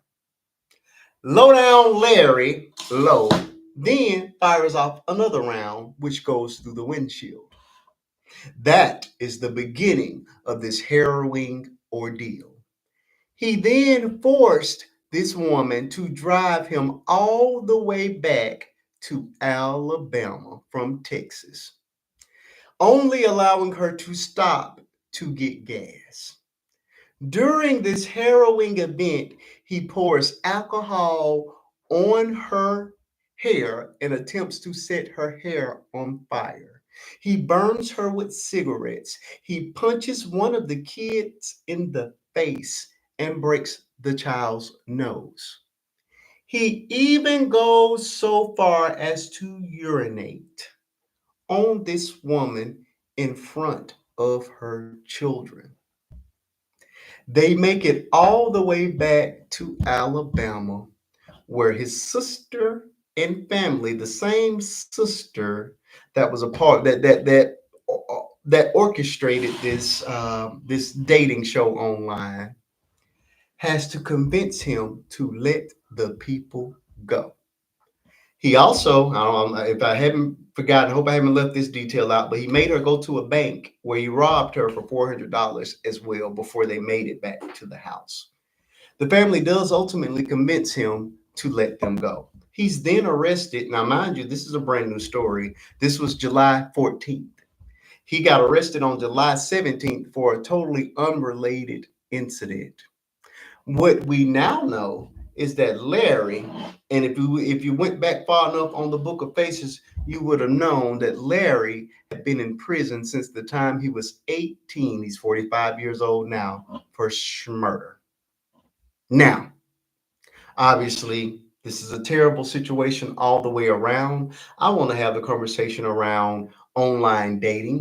Have you all done it? The dangers of it, the upside, the downside, but more importantly, I want to talk about a little bit of blame because although I do blame him for being a dangerous psychopath, I do have to lay some blame on mom too, because why in God's name would you invite a total stranger into your house with your children for 17 days?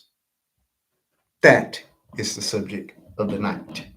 We are ready to begin the discussion on Mr. Low Down Larry Lowe. Wait, I missed a little bit. Did you say that he was in prison for 18 years? No. From the time he was 18, it was 27 years he was in jail for unaliving somebody. So how long had he been out? He's 40. He's 45 now. Okay. Yes. So the sister knew this, and you still set him up to go be with this woman for, again, mama, why would you allow a man to come up in your house for 17 days with your babies? And who bought the ticket? The mama bought the ticket both times? Yes. Bought the ticket to get him well, there? she bought the ticket to get him there because he's broke. A broke man. Only thing he got is a prison body. That's all that man had. Obviously, he's facially challenged. The only thing that man had was a prison body. And you bought him a ticket to come lay up with you in your house with your children. And all this happens. I'm sorry. I know y'all say don't blame victims, but there's got to be some accountability. Because none of this was totally preventable. Totally preventable. We're going to start at the bottom and work our way up this time. Miss T, go ahead and defend her. Oh, no. I'm absolutely not defending. Now, that's just egregious. I mean, come on. That's not protecting your children. I don't care how long you've been dating, outside of their father, whatever. You just don't put a child in harm's way. That's neglectful, period, point blank. With a strange man. It's 2025. There's no excuses. The sister, though, I do agree that she has some accountability because what? You're gonna put him up there as if he's Bachelor of the Year? Come on now. And so I think she has some explaining to do. I'm sure they can't. She's not culpable legally, but morally, that's pretty messed up. You think your brother's hard up, he been in prison that long, and I'm gonna hook him up with somebody. I wouldn't do that. I don't care if it was brother, uncle, a best friend. I'm not hooking anybody up that I know may not be ready for a relationship, and not just because he did time, but it's what he did time for. Right. So I think the sister was real shady in doing that. I don't care what her reasoning would be. That's no. So the mama and the sister are wrong. So is there like an end to this? Did he get charged? Oh yeah. Yes, he's back in jail now. He'll be charged with a myriad of charges behind this. But yeah, and her brother is alive, right? Yes. He was grazed with the bullet, so he survived. Mm-hmm. So you mean this fool in the back seat can't even pow pew pew from the back seat? Well, it was the children that stopped him from hitting him. Wow. In the head. Yeah, the children actually saved Uncle's life. Thank you all. We reached our live goal. I appreciate that. Yeah, that's it. Amen. I was even more uncomfortable with the fact that you had this man in the back seat with the children. Exactly. Why wasn't he up front with you? You don't know this man, and you've just gotten into a major argument that's enough for you to buy him a ticket to send him back home. I was weirded out by that as well. Right. He should have been in the front seat where she could. I thought she was gonna say, "What is that? The national anthem?" DP, what you doing? DP. I thought that you were gonna say that he and you know what? They need to check the children and ask some questions, because who's to say that he didn't offend one of those children in those 17 days? Exactly. I would put him up front so I could have kept an eye on him, but she probably went to work, let him babysit, let him take him to the outings and everything, and didn't know him from Adam. Yeah, she needs to be, that's not cool. 17 days.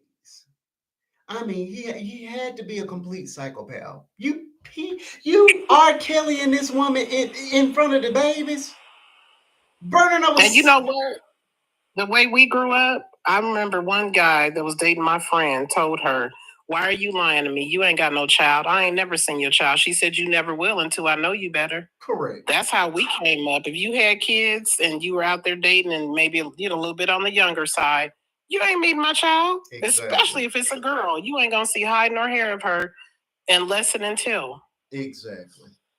All right, Miss T, I'm surprised. Miss Perry normally comes through, but you're on my side tonight. Let's see how many more of them I can keep on my side. Miss Crystal, we ready for you? Can't let it end well. Of course not. Miss Crystal, we ready for you. What do you like to add to the Greyhound rebound? I don't understand how someone will have that kind of person around their children. Period. I mean, even if he was a good guy, I still wouldn't want him around this baby because you don't know him. That's what I'm saying. Yeah. Some women get so comfortable thinking, "Oh, I'm in love, whatever," and they get so comfortable. I don't trust men. Is this love? Sorry, I just met them. Is this love or desperation? I don't trust men around my children. Period. Is this love or desperation? That's the question I want to pose as we go forward. Was Mom aware of the time that he served? I'm sorry, Crystal. We don't know. We don't know if she was aware of that. We don't know. Sister was aware, but I didn't know if Mom was aware. We know Sister was, but we don't know about Mom. But again, is this not a desperate act to be? Sounds like you paid a broke man to come and lay up with you. There are no broke men in Texas. You had to get one bus to you from Alabama. How desperate can you be? Beyond. You didn't even know him. Lady says desperation for sure. Oh, is Crystal not supposed to answer that other question about online dating? Oh yes, and that was the other question. Miss T, have you ever online dated? That's none yet. Oh, so we'll take that as different strokes for different folks. We'll take that as a yes. Crystal, I will say that I have a family member that in her age group, it's very normal. They do it all the time. It's like second nature. My son does it on Instagram. He's 22. Now they're in a successful relationship and they're engaged. I think it can go both ways. We can talk about this after everybody answers, but sure. I agree with that. It could go somebody at church and they be the unaliver. They can be psychotic as well. That's true. But yeah. Like I said, I am very uncomfortable. I mean, I've never had to do it, so I'm extraordinarily uncomfortable with the idea of online dating. Period. You have to vet down. You have to already vet people, but when you're doing that, you have to really, really vet. And it's a way. I think it's a way to do it. There's a process. So you can't meet nobody in Walmart or Publix. I mean, why? That's where the unalivers really be. Go ahead. That's where the unalivers. I understand what you're saying.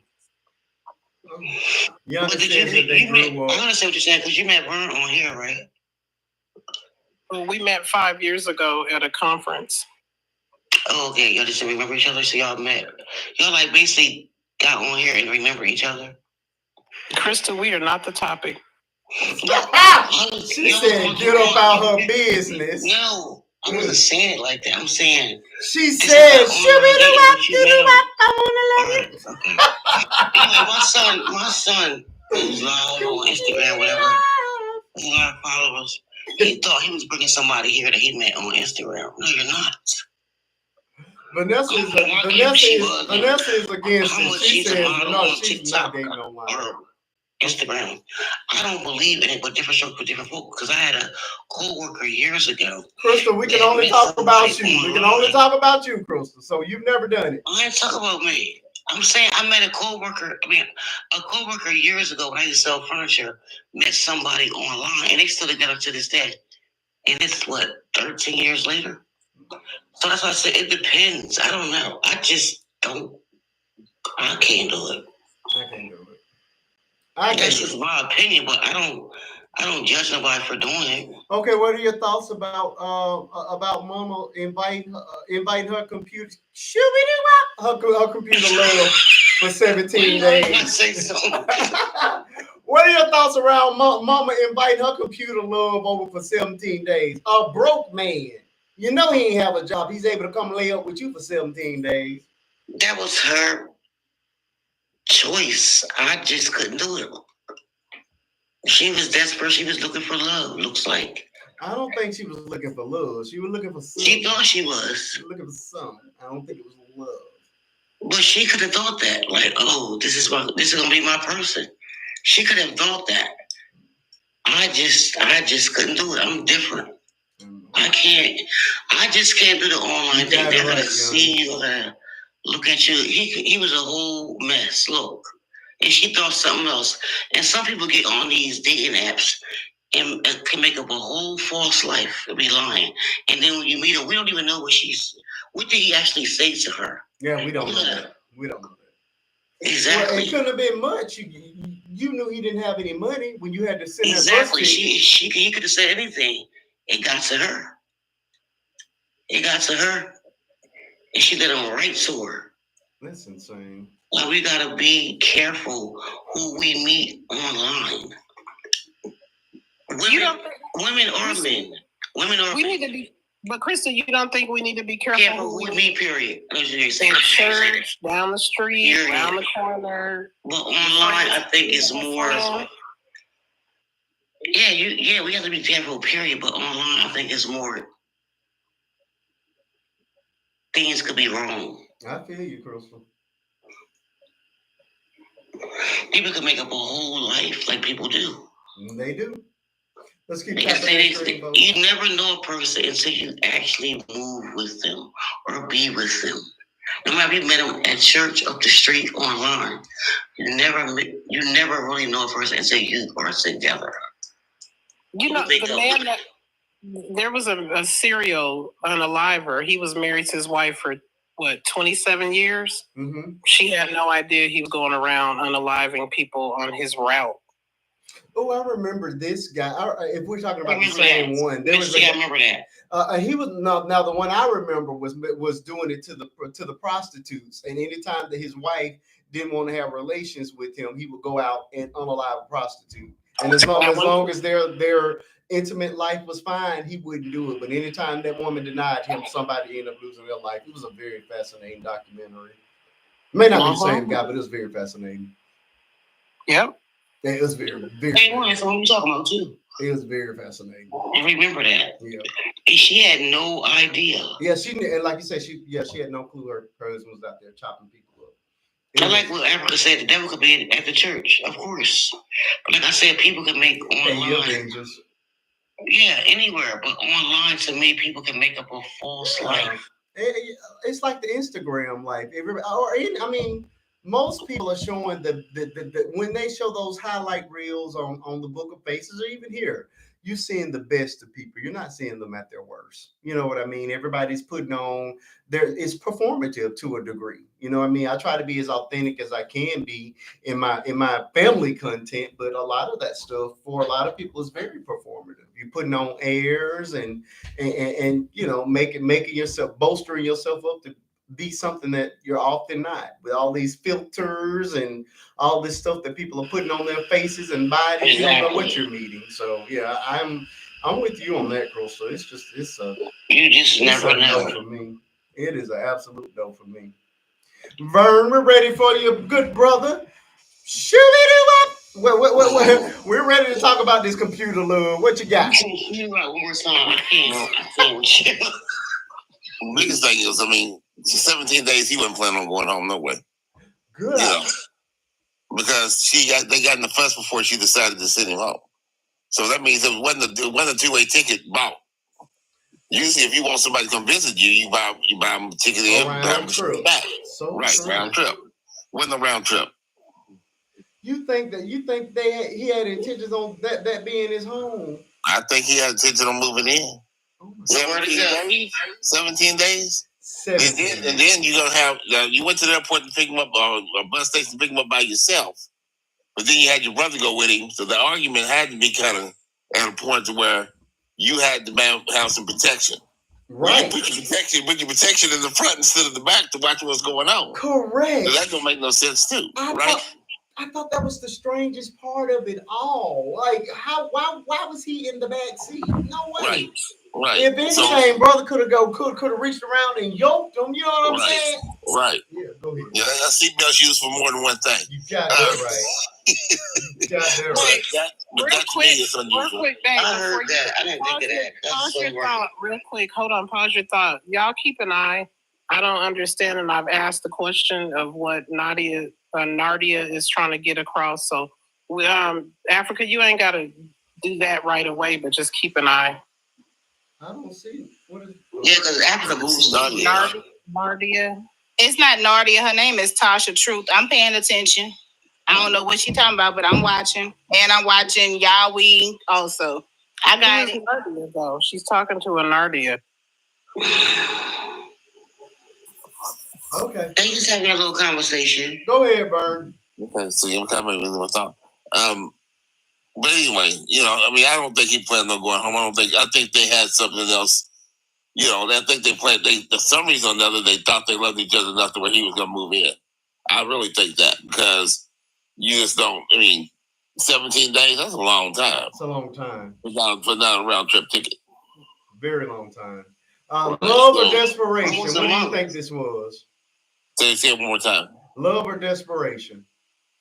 I don't think it was either one. I think that he went up there thinking he was gonna lay up on somebody and eat and drink and be married. So he was a homosexual.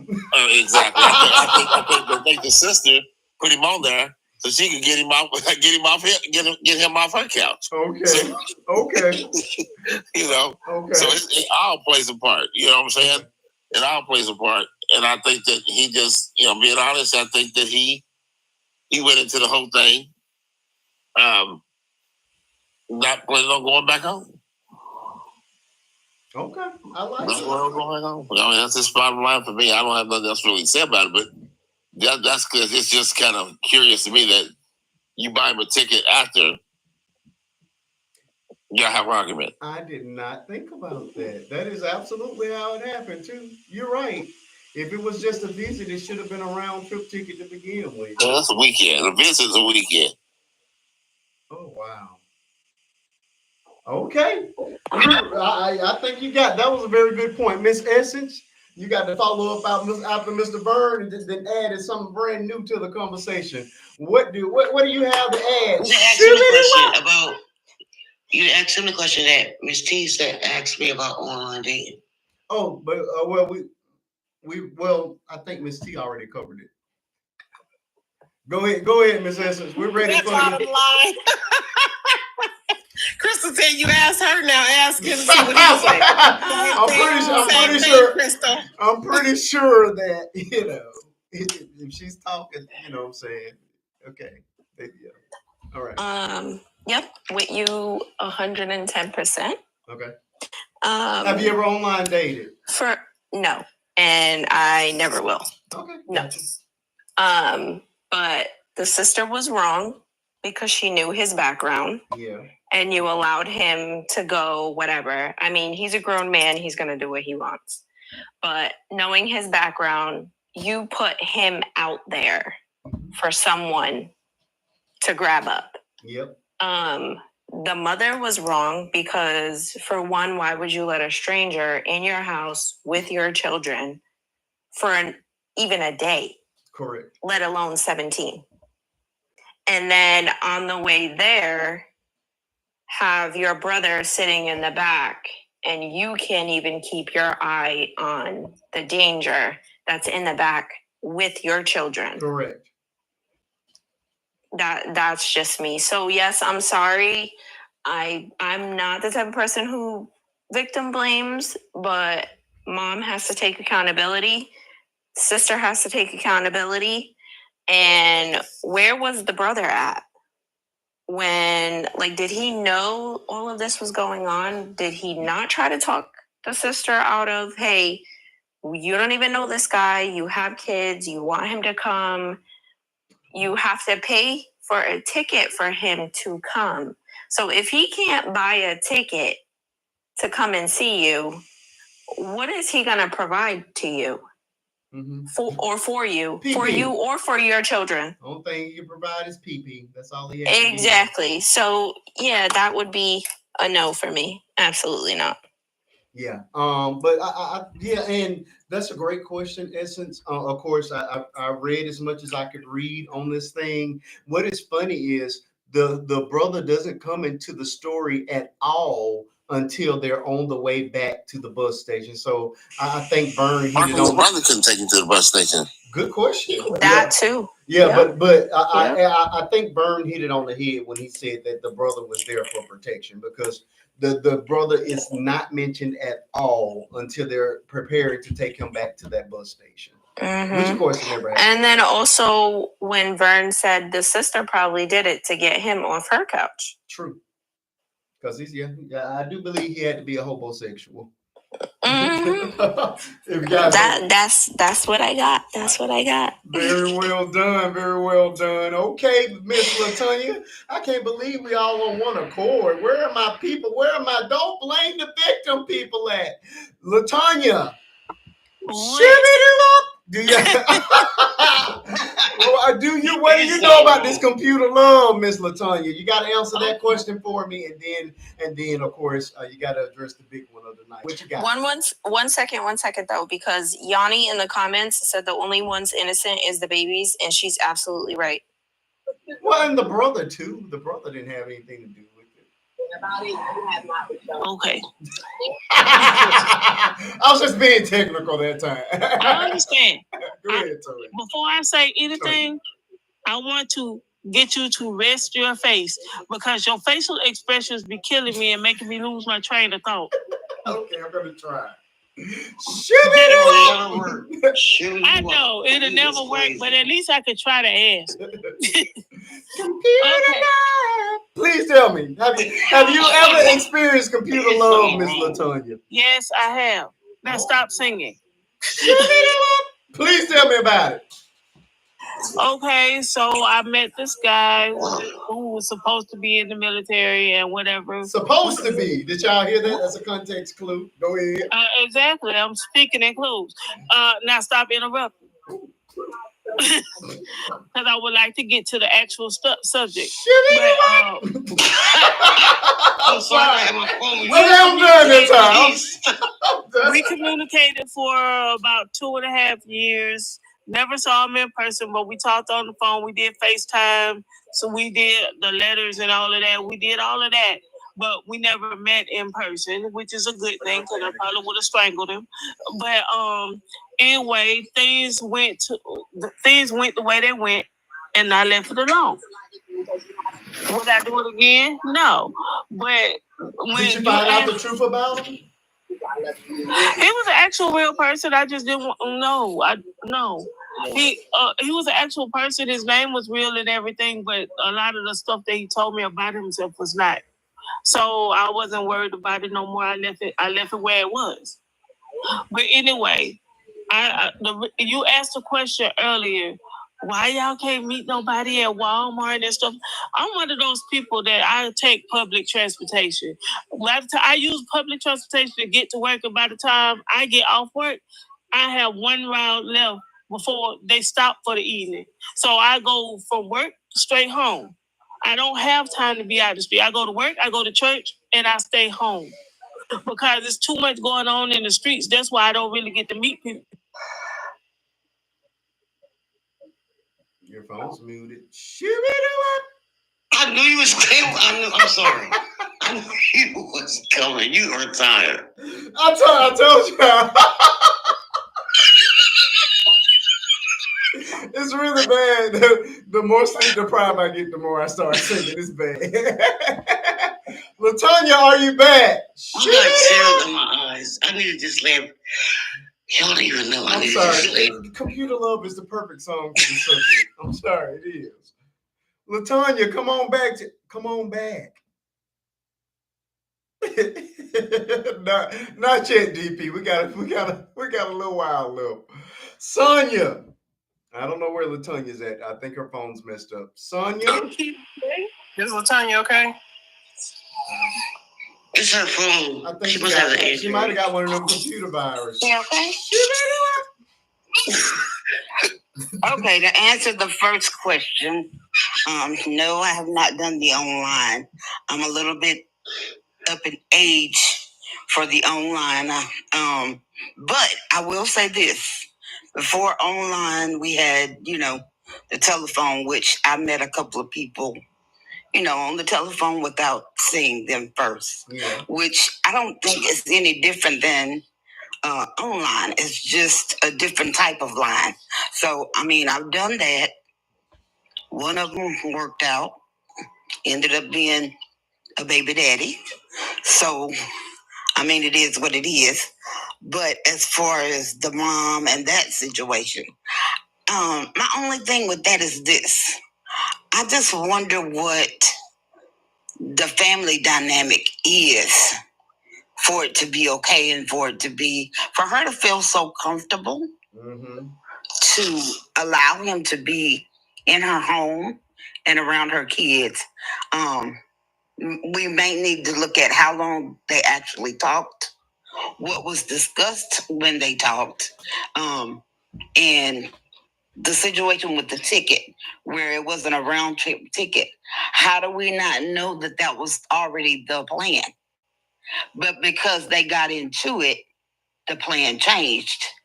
Because that seems like the plan was, okay, we're going to get together, we're going to be together, we're going to try to make this thing work. But whatever they argued about or whatever they got into it about was strong enough to where she felt like, this not going to work. Not knowing what type of person he really, really was. Yes, she knew his background and what he was in for, but she did not know his behavior. And that's something you got to be careful with when you meet anybody. It doesn't matter where you meet them or when you meet them. You never, ever know the package you're really going to get. You may get a nice guy that stays nice. You may get a nice guy that ends up being Dr. Jekyll and Mr. Hyde. Like this dude, even though she had warning signs. Don't get me wrong, she had warning signs because of what he did.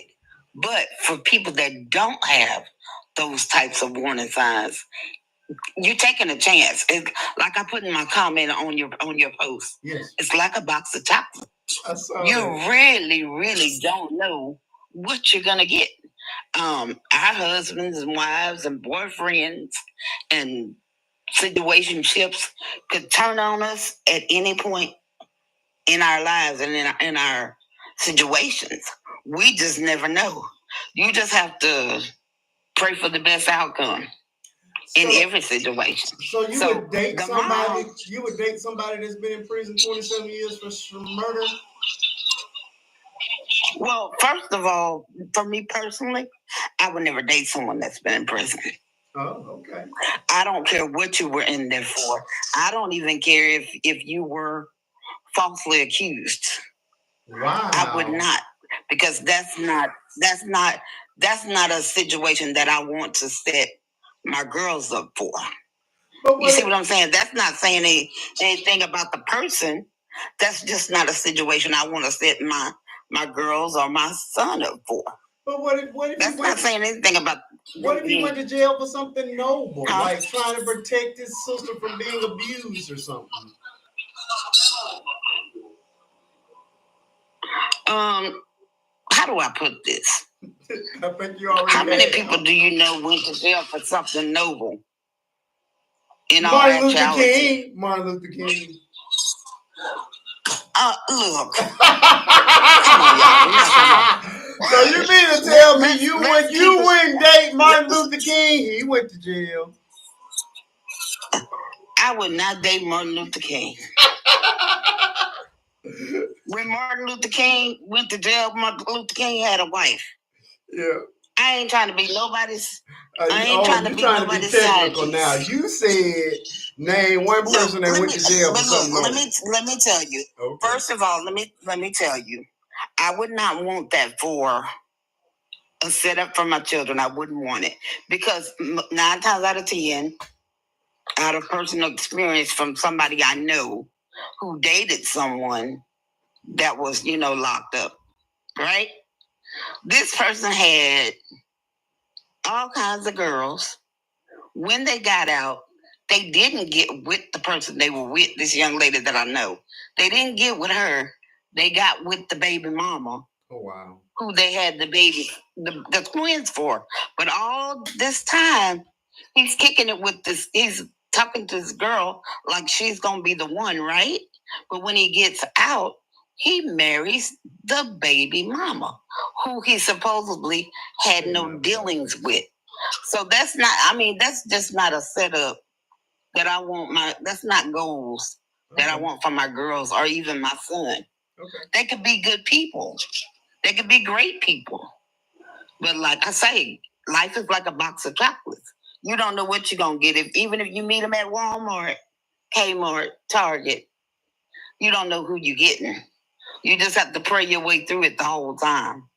But the mom, 100% wrong on all levels. Okay. You have children. You don't put strangers around your children. Girls or boys or whatever. The brother, I would say, I would even put a tad bit of blame on him. Because I feel like he should have talked to the sister and been like, nah, this ain't what you want. This ain't good. You know what I'm saying? That's why I'm wondering what type of background they had right. to make it acceptable, Yeah. I like it. That's it. You did good, Miss Sonia. DP, welcome back to the fold, brother. I had a 15-hour live on last Friday that I'm still very much in recovery from, which is probably why I keep singing randomly. But it was well worth it. I'm happy to have you back. And I definitely want to hear what you have to say about this computer love. Have you ever had computer love? And what are your thoughts on Mr. Larry Lowe and his actions on this horrific drive from Texas to Alabama? Okay, so let me preface this by saying we listen and we do not judge. This is not a safe space that I'm going to keep my mouth This shut. is definitely a safe place. Now, I may slide out of my chair, but it's a safe place. You know how this thing is. Question real quick, BP. What are we listening and not judging on? Him answering the question. I have not done any online dating, but I have done a whole lot of online smucking. So what does that mean? Like when you up?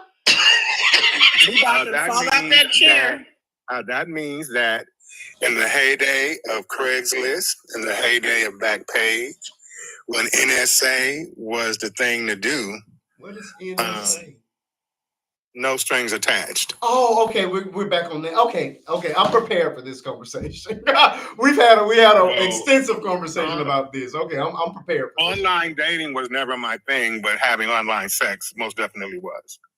And back in those days, before it got crazy, you could literally just go on Craigslist to their adult section, and you can people would advertise what they wanted, and you just answered and you set up. And, I'm not going to even lie. Those were the good old days.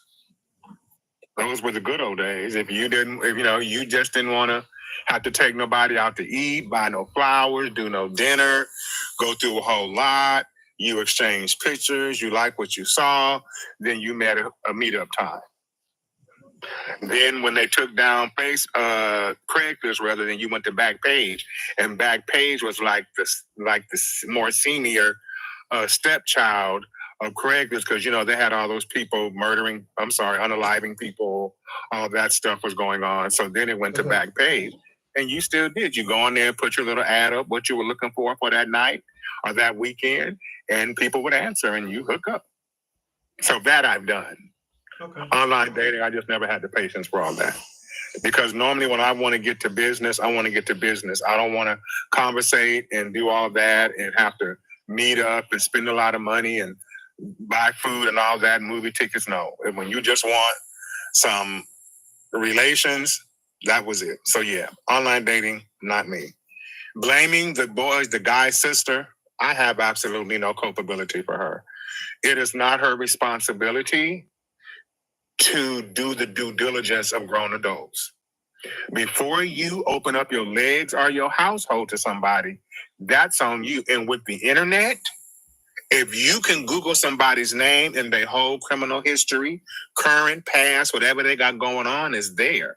To expect somebody else to do for you what you should be doing for yourself is, to me, crazy. That woman set up that day. And like you said, Marquise, if she'd have went further back into, I guess, the stories or profile, she would have saw his history, right? I found it. She just looked at dude and probably seen the muscles and yada, yada. And he had a good mouthpiece on him. And she didn't do her due diligence. That sister knew, but I believe what Vern said. She didn't want him at her house. So she's like, I'm going to put you up here. That's like anybody, if you go buy a used car, if you go buy something on Facebook Marketplace, I collect antique pedal cars, right? I seen them. But when I got there, right, it wasn't too small. My fault. I just drove an 3-hour round trip up to Northern Cali to get this one Specialized car. Looked good on pictures, right? But when I got there, it wasn't what I thought it was. But I had to do my due diligence, and that meant I had to drive an hour and a half, nice drive. But it took me 3 hours. I literally drove an hour and a half, spent 15 minutes, then turned around and came right back and left empty-handed. That's on me to do my due diligence. It's not on somebody else to do for me. I need to be looking out for my children. I need to be worried about my household. You expect everybody else to look out for you. People ain't going to do that. And I really don't think, at least I hope that sister did not really think, dude, you just did 27 years, my God. Like, you really finna, and the one good thing, let me jump ahead, is he ain't never getting out now. So he ain't gonna ever be able to do this to no other children, no other brother, no other woman. So that's the only silver lining in this whole thing, because he's got attempted murder. He's got abuse of children. He's robbery. got, SA, right? Yeah. No, actually, he got 3 or 4 counts of kidnapping. Also, yeah. That alone is going to block, going to take, and he did it. Well, no, he actually did. You move somebody afoot. Yeah. You move somebody afoot against their will in Cali, it's called kidnapping. Yeah. So, yeah, the only good thing is this monster is gone away for the rest of his days. You know what I'm saying? Which tells you the type of person he is, because he unalived somebody, and then you spent 20 some odd years locked up. I personally think, he went to that extreme because number one, he's a little cuckoo, but number two, he probably couldn't function in the outside world, and he's gonna go back in there as happy as he want to be. Okay. Back inside, because I worked in the penal system in California. You get people so indoctrinated into the structure of the penal system, they can't function. If he went in at 18, all he really knows is called being institutionalized. They tell him when to get up, when to go to sleep, when it's time to go out. When he got his 3 meals a day. If he needs something, he put in for commissary, or he put in for the doctor or the dentist. Yada yada yada. If he want to work, cool. If he don't want to work, cool. And all his days is he just sitting around all day with hundreds of other dudes just shooting a mess. And some of them get institutionalized, and they can't function outside because I can't believe you either have to be some kind of real crazy to do all those many years, then come out and basically gonna do what it did that got you back in there. Either you're a monster and there ain't no hope for you, or you're just like so mentally damaged, you know what I'm saying? To where you don't need to be walking around us. So we owe that woman in some form of gratitude, because even though she was stupid, she took a very dangerous person off the street. She really did. Think about it. She took a dangerous person off the street. So no other poor woman, poor man, or child will ever have to deal with this dude. That's the only good thing. And I want people to understand something. People, we are built to be in relationship. Okay. There are a lot of very lonely people. And we look at them and say, oh, how could you? How could you? How could you? How could you? Yeah. But everybody really needs to be loved. They need to be held. They need to be kissed. They need to be touched. They need to be, affectionate with each other. They need intimacy. We are intimate beings. Our relationship with our God is a very intimate one. We are made to be intimate. We are made to be loved. And sadly, a lot of people, because they're too old, they're too fat, they have a disability, this or that, they don't get to be loved. It's sad, but it's true. So a lot of people low self-esteem. Yeah, but loneliness will do that to you, along with a lot of other things. But people are grasping for a little bit of happiness in their life. And sometimes, man, my god sister, man, I never, man. She had this dude, Donnie. And Donnie would beat the hell out of her. Mm. But the makeup sex was so good to her, she was willing to take that abuse. I Swoll should, and you laying up. I just never been able to understand that. I couldn't, and I said, she said, but you don't understand. She said, his sex game, his, relation game was on point, to the point to where it was worth it to her to get beat on. And the only reason why she left him, because she got pregnant, right? Yeah. But he was messing with somebody else, and he wanted to be with that girl. So you didn't leave him because of the abuse. Right. He left him because he was basically leaving her. Correct. Because his dink was that good. You can beat on me, but you can't cheat on me. Pretty much. You heard what I said. I'm telling you point blank out of her mouth. We conversated about this for years. That it was that good. I said, well, baby, you should have bottled that and made some money off of it. If it was that good. But I have another. I mean, oh my gosh, I was one of these women I know. Her husband, did some things with one of her daughters and was convicted of it. And she said, that's still my husband. And, I died 5 times and they brought me back with the paddles and that man was by me every step of the way. And how could I just leave my husband? And I'm like to myself, I'm not judging. I'm just saying, but this is your daughter. Like, this is your daughter. I know he was a good husband to you, but he did things, to your daughter. And yeah, he stood by you through all your hospitalization and near-death experiences, but he did something to your daughter. And she just, and so like I said, just working in social services and CPS and working with the prison system and all this, I've met some of the most compounding people. Compounding is the best word that I can say about them. That, will stay with the person. I remember one woman I had to investigate. The daughter made a complaint. The woman told her, well, just lock your door against the boyfriend.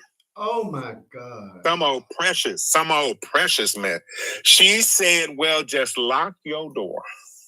Lock your door to her daughter. And she wasn't no grown. She was like a teenage girl. Oh my God. When I think about it now, I want to cuss and call her a whole sack of what. Right. Told that girl, well, you just lock your door. Needless to say, I removed that child out of there. I hope but told that girl, well, you just lock your door. Lock your door. Because they start seeing these children as their competition and no longer as their kids. Exactly. Exactly. And Marquise, I can't tell y'all the number of cases where these women stayed with men that abused their daughters. Oh. I just can't. I can't tell you the cases. Ain't no way. I can't even. There's too many. I can give you. You just can't. You just can't. And that's why I eventually got out of it. And I retired. I had some cases where they participated also. The mothers would participate to keep him happy. Oh yeah.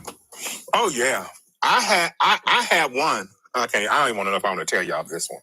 I don't know if I can tell y'all this one. Wow. Or about the mothers that introduced their daughters to older men. This woman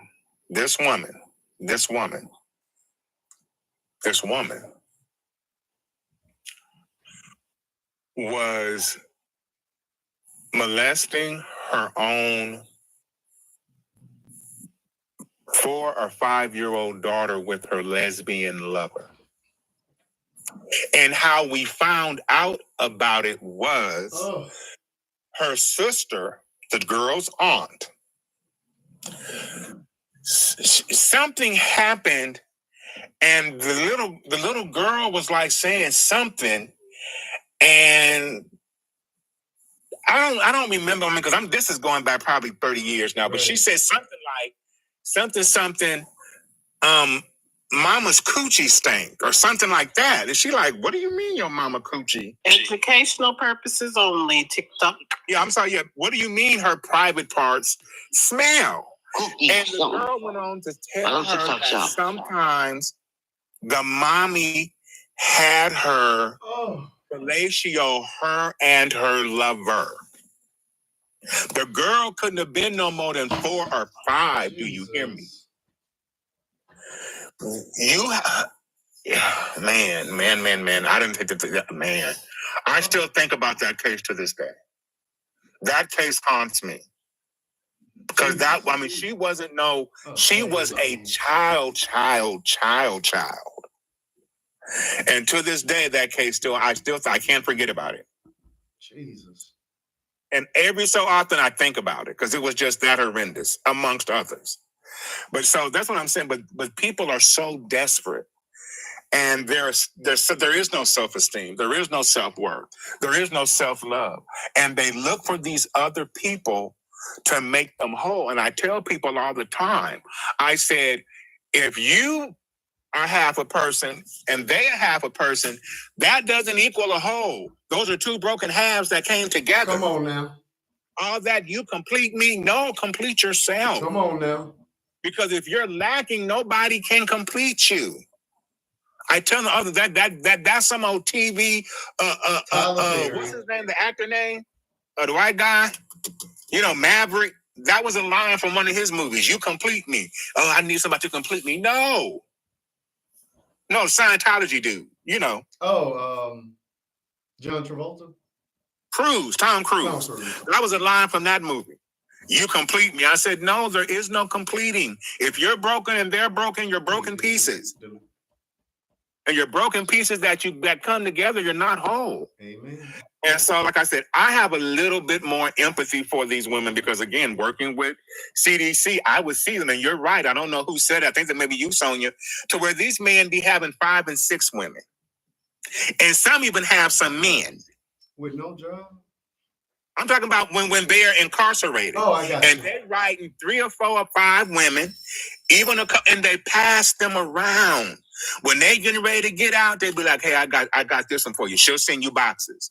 I got this one for you. She'll send you money. I got this one for you. She'll come see you. And these women get these ideas in their head that these men are going to love them and be everything you want them to be.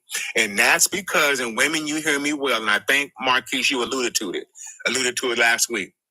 You never give a person a roadmap to your heart. Amen. You never tell a person what you are looking for because you're going to get a wolf in sheep's clothing that's going to be everything you think that person is until he gets you locked in.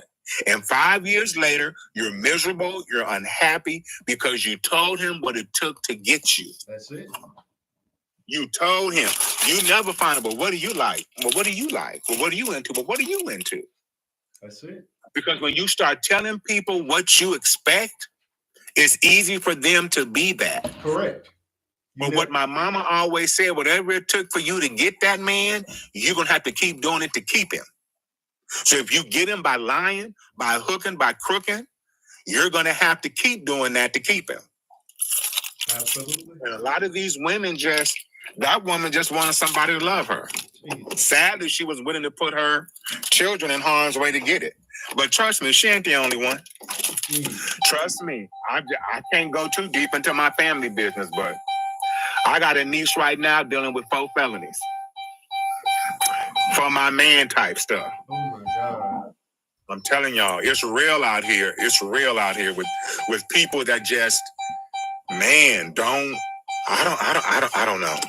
I don't know what it is. I don't know what it is, but it's man. Well, let me ask you this, DP. On your escapades, I guess I can describe it as that. Were you? Is that a dog? Oh, he's a Maltese. He's a Maltese. He's about 5 pounds. It's my daughter's dog, but you know how that goes. Exactly. You know how that goes. The one that didn't want him becomes his favorite. Exactly. So when you were out on the Craigslist and what have you, and you were meeting up with these random people for hookups, were you never in fear, or were there never any situations where you feared that, hey, something could or would go wrong? That never crossed your mind? Not at all. Not at all. Because I would have them come to my house, and I'm a Second Amendment practitioner. Okay. I would never worry. But again, understand this. Yes, you have, like everybody said, you can meet crazy at Publix or at Walmart. People, the majority of people just want to hook up and have a good time, like anything. Like that poor sister that went on that date with that YT man, and he, dismembered her. You just want to go have a good time. And 99% of the people, whether it's NSA or online dating, just want to meet somebody and have a good time. It's just that 1%.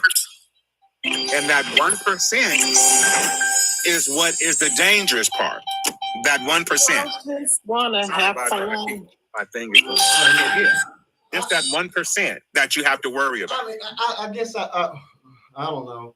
It makes me think of the Jeffrey Dahmer because oftentimes he was inviting people. Exactly. But I can remember the saddest murder in the entire series was when the deaf black guy invited him over, and he did away with him at his own home. You know what I mean? So, Exactly.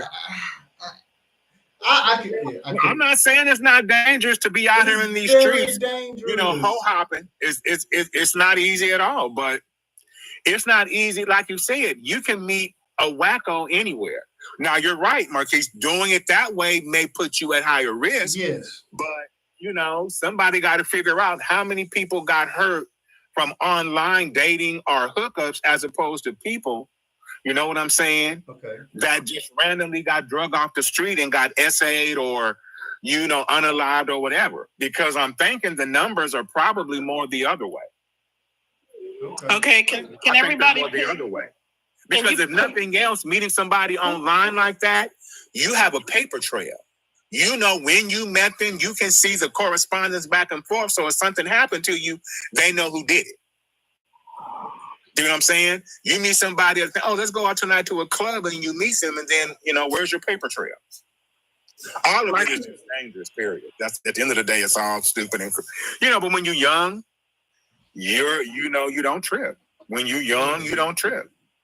Marquise, can you do a 1 in the chat for people that have online dated and a 2 for people that have not? That. Yeah, so let's do a... That is such a good Africa, idea. how do we do... I love that. We should be able to do a poll. Where's the poll? No, Miss T, you're a moderator. You can do it. Oh, hold on. Yeah, let's do it. Let's do a poll. Yeah, that would be great. We would like to know. That is so smart. How many of y'all are the 50 plus people in the building? I keep saying that. How many of you? I gotta keep doing it. How many of you all have done online dating or online hookups? We're not discriminating. We want to know. We want to know. I'm vanilla. I've not done either.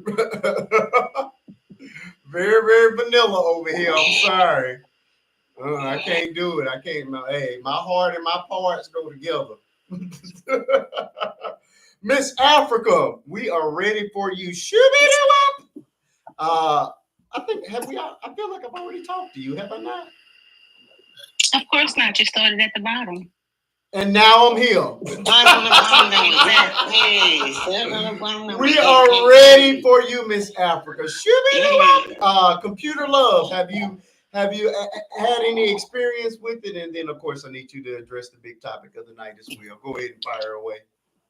I badly want a real life date, so I'm definitely not doing it online. I can't trust the fools that's actually walking for me to look at and ask for a phone number. So I'm not about to play online and get me something that look like a booger bear, and 2 is related to the booger bear. So there's your answer for that one. I blame the sister. I blame the mama. I'm not putting nothing on the brother because... Hold on just a second. Whoever did this poll got... Who do you think the mystery guest is? And this is that is from my interview with the Jenkins. How did that go? Yeah, so they took your last one and threw it up before they gave me an option to write it. Y'all put a 1 in the chat if you've done mystery date. Put a 1 in the chat if you dated online. 2 if you haven't. All right, what is it? If you've online dated or did online hookups, because we don't discriminate over here, so no judgment-free zone over here. Put a 1 up, and a 2 if you're vanilla like me and have done neither. Oh, Miss T was doing that 1. Sunset. We got a lot of 1s. We got a lot of 1s in here. Y'all like that, don't you? You like that, don't you, girl? That's why I say different folks. I don't judge. We got a few 2s coming through. You got more 2s than 1s. Yanni says 1, but always in the same state, and we got to be able to hang out. Okay, I got that. She wanted to make sure that her 1 was a little different. Her 1 had stipulations.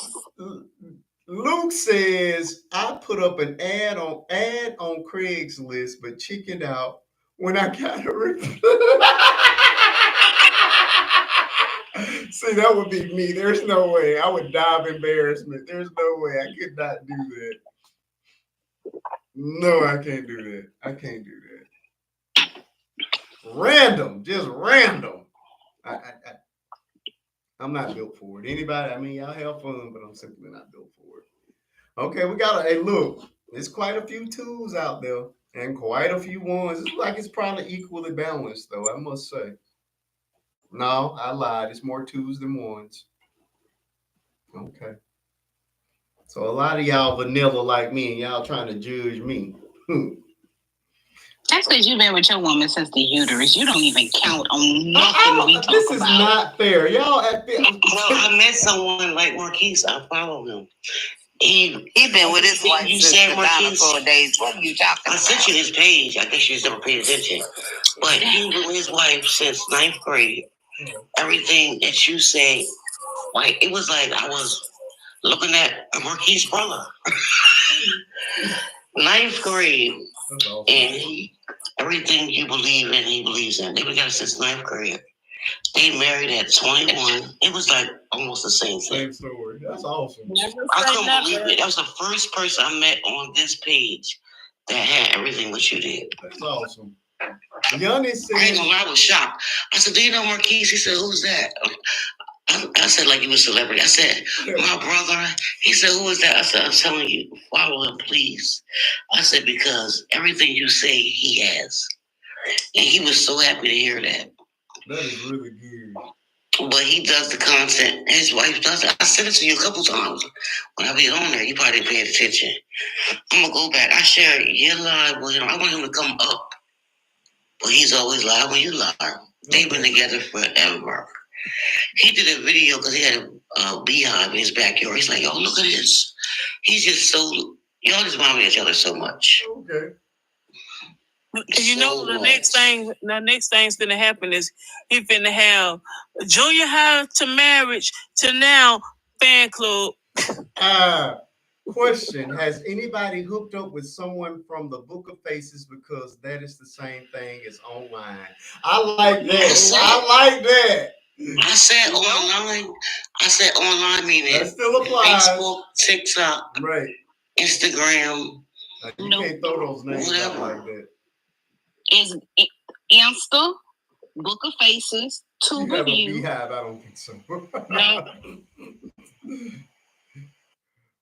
Yeah, okay. Yanni said it's more normalized in my generation, though. That's that is true. Wait, that's when they finish talking. I will. I think that is very valid. That the newer generations is definitely a lot more. I mean, y'all have the term Netflix and chill, and we already know what that's about. So yeah, it's definitely normalized and celebrated. Whereas generations before us, people were shamed for doing those things. You know what I'm saying? Yeah. It's so normal that I had a young lady say to me, well, how else am I supposed to meet them? How else am I going to meet somebody? So that's just what they do. That's just how they rock right now. That's crazy to me. Africa, did Lady X have something? Were you going to read a comment of hers? I don't understand. No, Lady X was saying for me to finish my problem with the we apologize. Go right ahead. And I told her I was just waiting. Go ahead, Africa. We're sorry. No, Lily.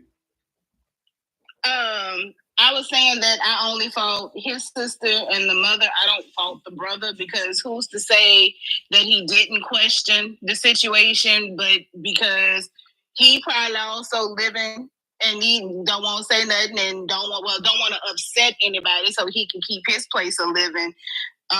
So you never know what the situation was with him. So I don't fault him for him being there, but my biggest fault is I'm putting the sister as number one, and then the mom is number two. And the only reason why I put the sister as number one is because you knew what your brother was incarcerated for. You knew what his issues were, and you still brought him to people to either not have him come home to your house on parole, probation, however they, whatever he came out on, you were trying to put him out because it seems like you're the only family member that may actually be dealing with him. Mm-hmm. DP said that ain't the sister's responsibility. Look, and I was getting ready to push back on DP. I heard what DP said, and you saw what I put down there for DP because she does bear fault some because she introduced her brother to people knowing who he was, what he was, and what he did. Now, hold on before I lose this thought. DP, would your answer be the same if he was a PDF?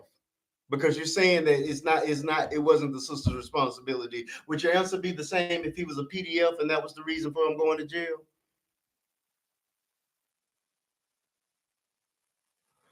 DP, are you sleeping? Hey, Vern, are you up? He was somewhere with his car because I heard his car door open when he landed his plane. I had a joke, but I'm gonna leave that one alone.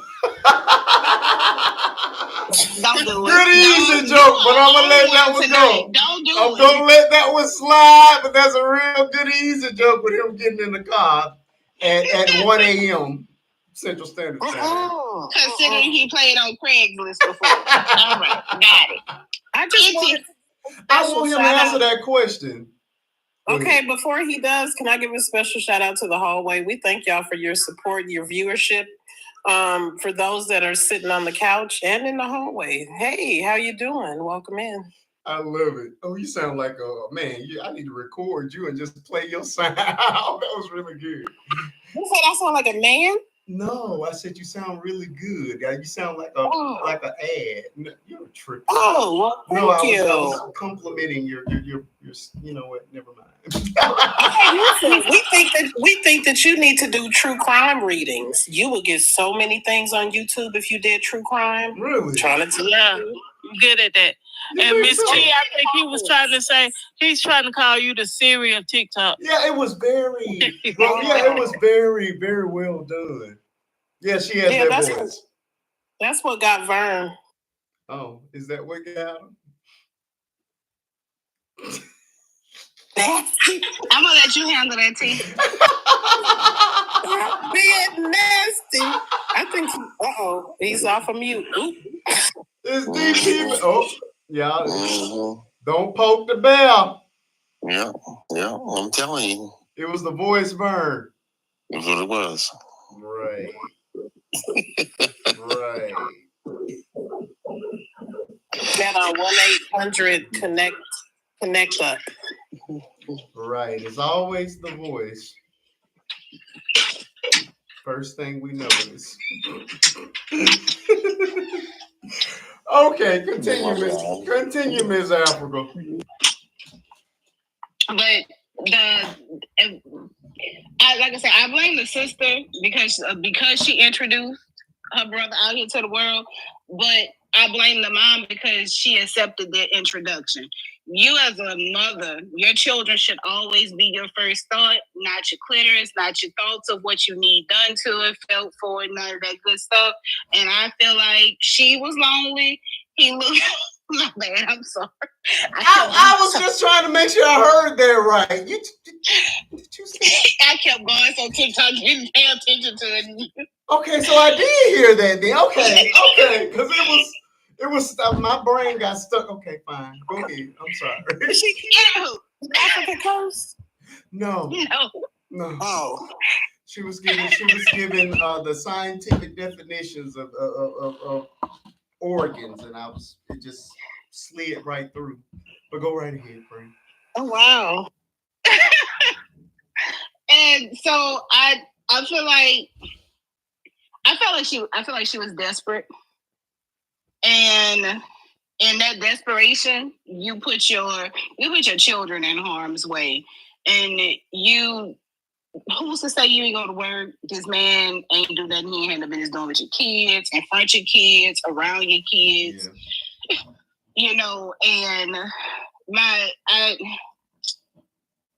I just got the problem. I mean, okay, I'm sorry he did what he did to you, on you.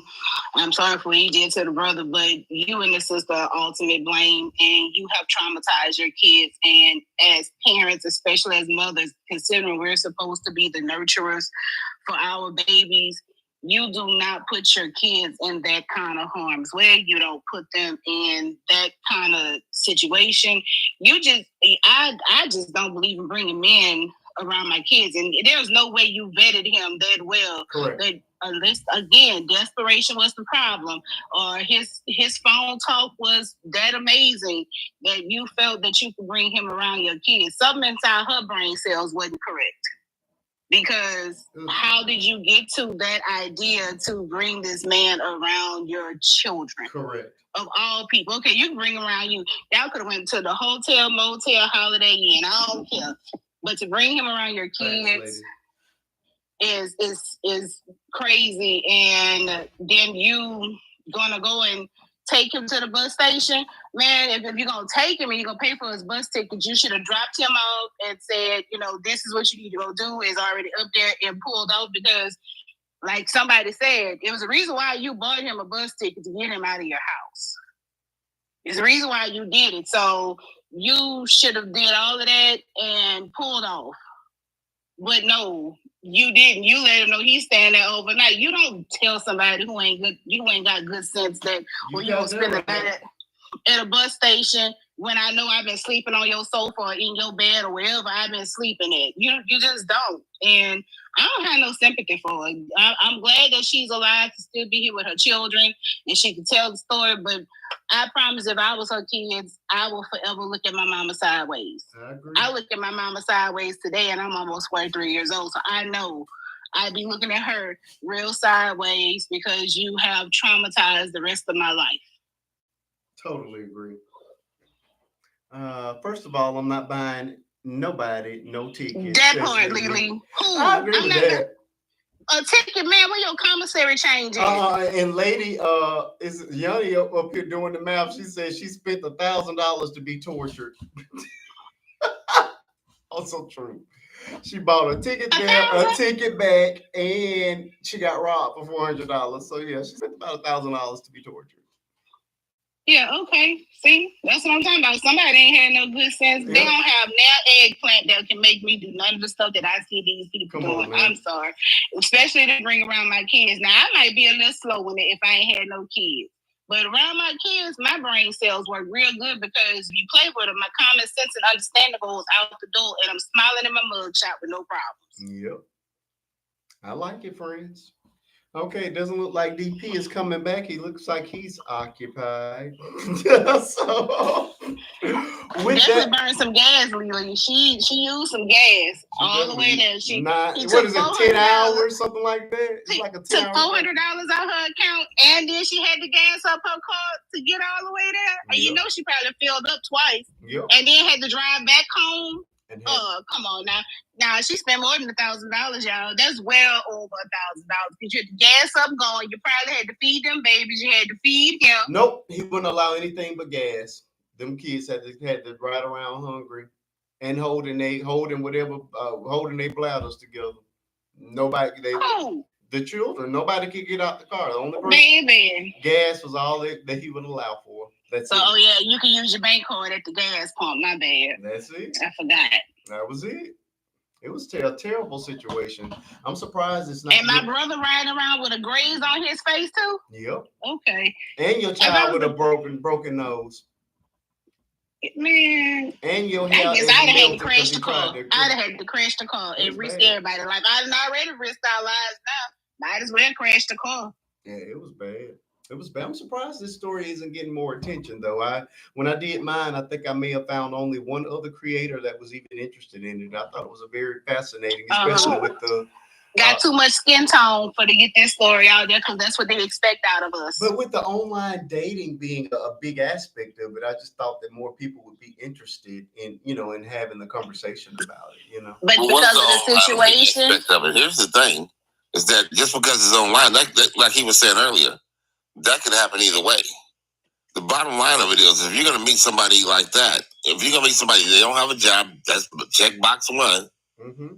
Okay? They're not, they stand with their system. Check box two, they ain't got their own. Man, check by the one and they just got out of jail. Right. Well, that's the biggest. That was a stamp. Yeah. That wasn't even a check. That was a stamp. That was just void. But the thing is that you got all these check marks that's telling you that that hey, you need to really be careful. But you're going to invite them to your house. The first thing anybody with common sense is going to do is they're going to get a room. And the second thing is that I'm going to come see you. You ain't coming to see me if I got kids. Absolutely. Thank you. And if you're coming to see me, and I don't really know you, and you got all these check marks like that, we got to get us a room. A room? Because you're not coming. No, I'm not bringing you around my Well, small I mean, if she's determined, then yeah, you need to get a room. Determined ain't got no small kids. A room? Because I don't you have any couldn't small even kids. come around my kids. I don't have got any men small who kids. know My kids are what grown. they look like. My kids are grown out in the house. You want to see me? That's fine. I got my own. What? I got a 5-bedroom house. I'm good. Hey, stop I'm saying- advertising now. What I'm saying is that if you got, especially He for got women, room for all his women. All y'all can have y'all. no, I got room for one. I got room for one. Marquise, cut it out. I got room for one. Oh, y'all can have y'all own bit, And right? that's all I need. But the bottom line of it is that Hypothetical. bottom line of it is that she knew. She should have. You got small kids. You don't do that. You're right, bro. That's just the bottom line. We got a guest waiting. No man should know you can come what up, but you got to be one of my friends. like So hit the button up here. at You're more than all. welcome to come up. My thing is, when you first meet a man, they should, boy or girl, but definitely your girls, they should never know what your children look like. I've dated men who did not ever they never even made it to the point to even know my kids' real names. They were called 1 and 2. Oh Lord, thing I got 1 child and thing one. 2. You call thing 1. Well, that's how my daughter is. She's 35 But years old. you're not gonna. You don't need to know my kid's never- name. All you need to know is that I have 2 that. children. You don't need to know anything else about my kids. So they shouldn't even get the opportunity to see your children. They don't need to know your kid's name. If you got 5, like I say, you number them 1 through 5. That's their name. 1, 2, 3, 4, 5. I like it. Good doctor. Welcome to the conversation. Thank you. What would you like to add to what we're talking about tonight? Thank you for having me. I don't know what you guys have covered already, but I want to add that people are not interested in it, like you said, because it happens way more often than you guys think. Okay. Yeah, I talk to women all the time because I have clients, and I don't know how long she knew him before she let him in, but they go the first night. Some of them go to these guys' house and let them into their homes the first night and the second night. They don't vet them. And it's true they should do all this and vet them before they let them see their children or meet their children, come around their children. But they also need to do it for themselves. Absolutely. A lot of women are getting these date, grape, drugs, put in their drinks, going back to these men houses and drinking with them, and they get drugged. A lot of it's almost like they're being mindfully careless. But I understand this is why they come to me, because they have these emotional issues and deficits. Okay. These women are looking for love, validation, self-respect, self-love, attention, affection, and all that they didn't get from their dads. They're looking for it in all the wrong places. Okay. And when you have those kind of voids, you miss the red flags. You don't care about the red flags. Okay. There are plenty of red. Thank you for the gifts, guys. There are plenty of red flags, but they almost sacrifice themselves for those red flags. They don't care because now when you said it doesn't happen. Go ahead. Well, I was about to say they're blinded by the voids that are inside of their emotions. So they really, really don't have any insight at that point. That's why they have some of them. This is all in general. Different babies for different dads because they're looking, they're searching. Now, when you said it happens more than we know, but I mean, a lot of us do know, you meant online dating or women bringing men home when they first meet them? Online. People online dating? Yeah. The Book of the Face. Yeah. No, we're all those things. We were also saying that there's a certain generation that's second nature to them. That's just the way they date nowadays. But I think as far as bringing men home and going from that point, I think that was called the 80s. In the 80s, a lot of people were doing that. There was nothing abnormal about it. Perhaps back in the 70s, I was a child in the 70s, but I know the 80s, there was meeting somebody at the bar and taking them home, that wasn't no big deal. They actually get on social media and talk about it. I heard a girl talking about it yesterday, and freely, no guilt, no shame, no judgment. They just talk about how they have to have it. It should be no judgment. Yeah. Different strokes for different folks. That's why I don't judge nobody. You never know what life takes you. You never know what kind of situation you will end up in. You never know. Mm-hmm. So that's why I don't judge nobody. The women that I help and treat, these are nurses and teachers, and it's not just the young kids. These are really working class women, intelligent. They just have emotional voids. Before that real love. It's online dating. Is that foreign to you? To me? Uh-huh. No. Have you done it? I did in 2010. And when I saw what it was, I just didn't like it because to me, it was too dangerous. Okay. You never really get to know. I think online dating is the people that are just playing around.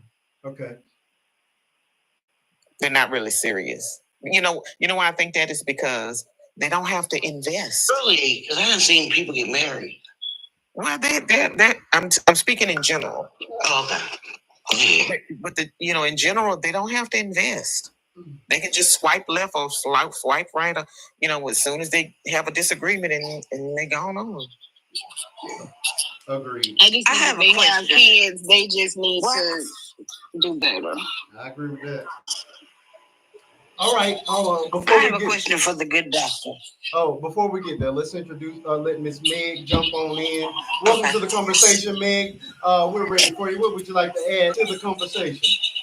Thank you, my love. And I just want to say I love every single one of you guys. And I just want to make sure that y'all are all aware that racial profiling is not okay in my books. I love you all so damn much. Y'all are so amazing. And y'all are all a piece of my love, and y'all are a piece of my love book, okay? So I have recently, it's been like 10 years, but I went through a really bad marriage, abusive, very crazy, right? I lost my son to him recently. Sorry to hear that. But I am a firm believer in God. I'm a firm believer that Jesus Christ is King. But I firmly believe that we are all loved in every aspect of the way. But right now, I'm kind of questioning a couple things. Does that make sense? So, as I don't know if you'll be able to answer this, but maybe my queens and my lovies over here might be able to help. But on a separate topic, mine too. Is it okay if somebody tells you, "Hey, you can't do this"? And you want to do it anyway, but yet you want to do it. You're grown. You can do anything you want to do. Can't do what? Exactly. Can't do what? You're talking about online dating. I've been spending too much on TikTok, honestly. And my husband, he gave me an ultimatum today, and he said, "You spend more, then I'm gonna cut your credit card off." And I was like, "Okay, that's fine, whatever. I'm okay with that,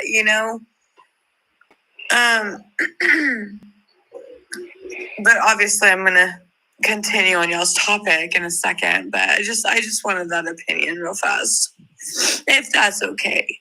So your husband is saying that you're spending way too much time on this app.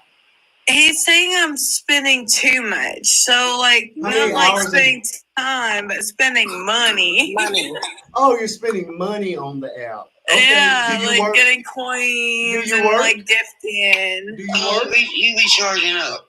I do work, yes. Okay, so you earn your own money. Yes, I do. Oh, that's their money. I mean, I get that, but I see what she's saying. That's their money. But it's one thing when the husband is the sole provider versus he is my sole provider for sure. But y'all's money. We see it as our money. We don't see it as separate money. Does that make sense? That makes sense. That's what Miss T just said. Is the money taken away from the bills? Is the money? Is your money taken away from the bills? That's right. It all pays the same. Our bills are paid. Okay. You take that money as your allowance, or whatever you want to call it. I've never gotten an allowance in my life. What I'm saying, I shouldn't even say allowance. What I'm saying is that, like you go out and buy dresses, you go out and buy clothes and stuff like that for yourself and stuff like that. You take what you're doing as if that money would go for that, right? You're not taking away from the kids for getting I've never taken from my kids at all, no. And no, I don't see you battling. So this is what I want to ask you. I see you in a battle. So when people battle, you give and you recharge. I haven't battled. I haven't. Not you battling. In life in a while. Gifting battling. Your name looks familiar. I'm talking about your gifting battling. Is that what you're talking about?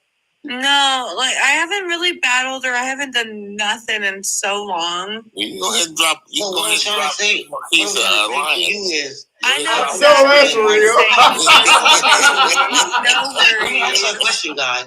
So how are you spending money if you're not gifting someone that's battling, or you're not coming on a panel that you're gifting? How are you spending money on TikTok? Are you shopping at TikTok shop?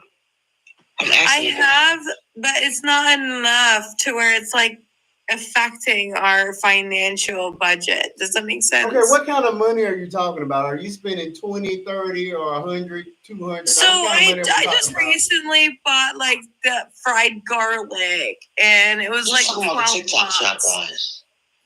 It was $12, and I was like, okay, I want to try it, right? And then all of a sudden, it kind of, yeah. I don't really know, honestly. The good doctor, can you talk to me? Well, I was reading the comment. Okay, well, listen. He's saying the money she's using on the TikTok shop. He's saying that she's spending unnecessary money on TikTok. Is that what you're saying? Yeah. Okay, well, that's a discussion between you and your spouse, honestly. Right, and that's okay. Anyway, obviously that was a weird conversation. That was obviously weird.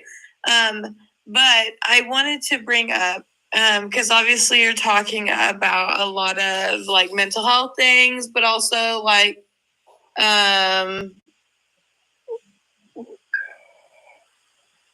who just did that?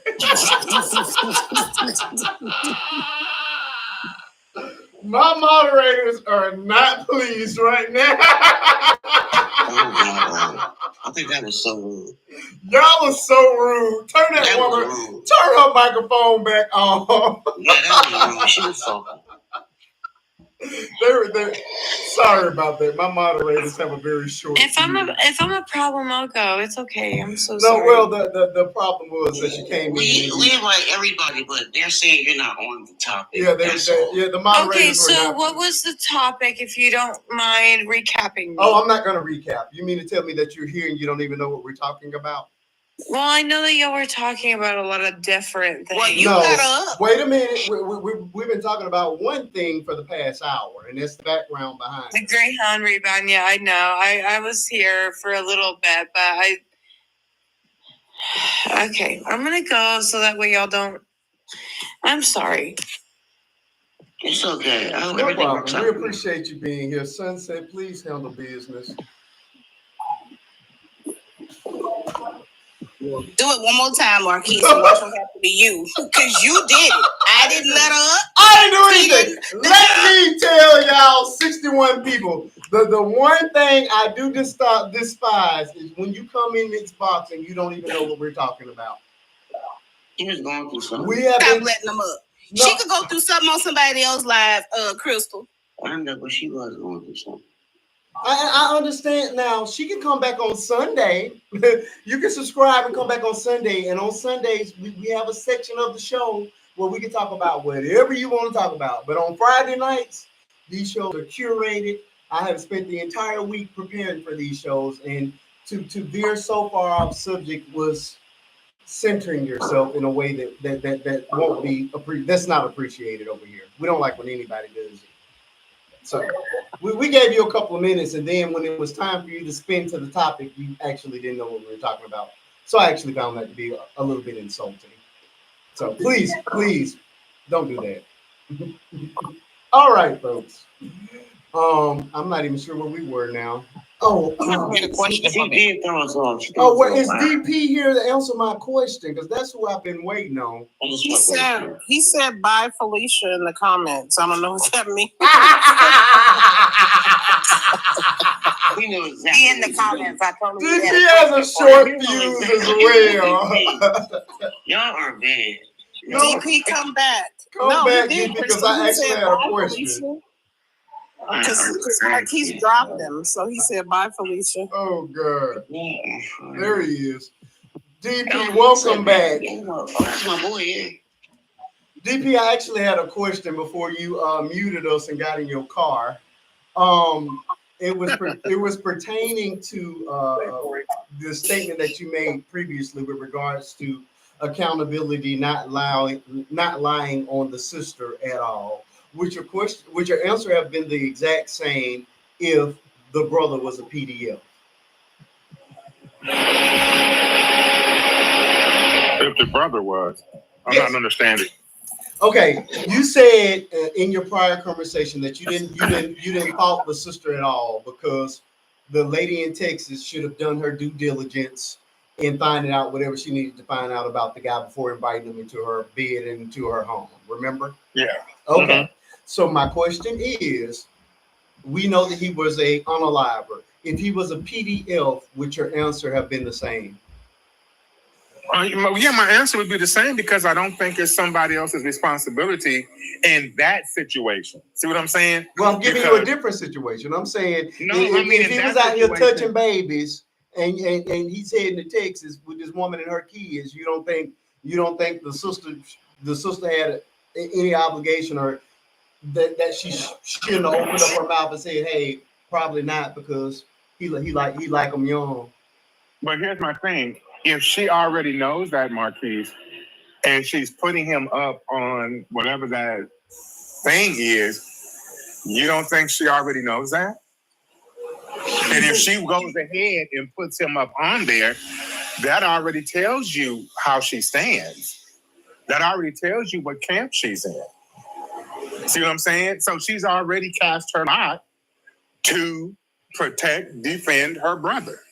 No, I don't think he was a wrong period. If he was a criminal, whatever, PDF, whatever.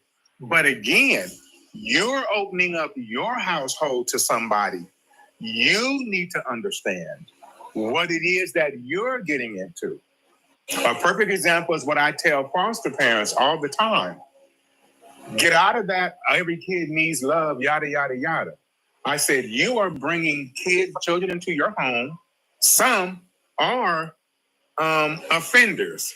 Some are gangbangers. I once had a lady she was so afraid of the teenage male she had in her house, she would put her armoire in front of her door every night. And I said, ma'am, why do you have this person in your home if you feel that unsafe? What is your rationale? What do you got going on?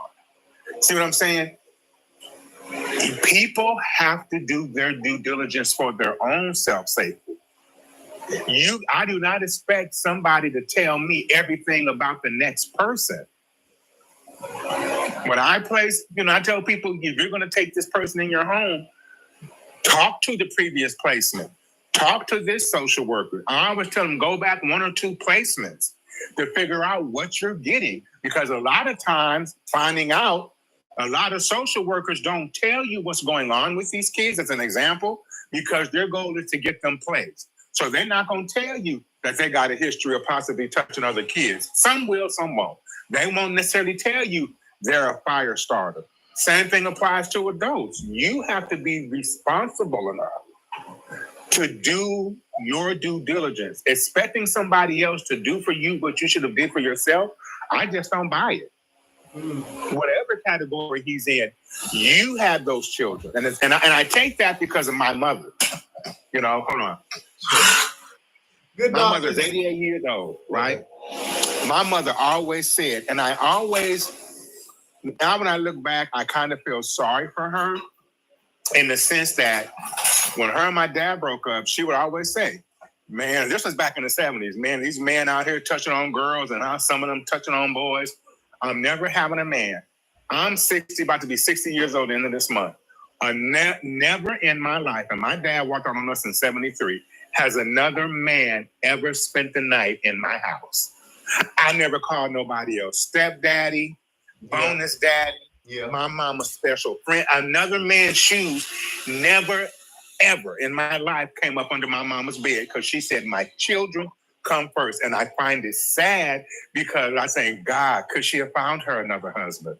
Could she have found somebody else? And then the downside is she poured all her life into her children that even as adults, she's kept trying to, run our lives. Absolutely. Because she poured everything into us to keep us safe. That's what I'm talking about. So that's the example I have. You put your kids first and you do whatever it takes to keep your kids safe. And I would never sit up here and bring somebody in my home and then expect the next person to tell me this or that. I mean, it was her brother. How much did you really expect her to say bad about him? Because again, I'm going back to what Vern first said. She didn't want him. He probably paroled to her house anyway. She didn't want that dude up in her house. She knew what type of cat he was. So she was just trying to unload him.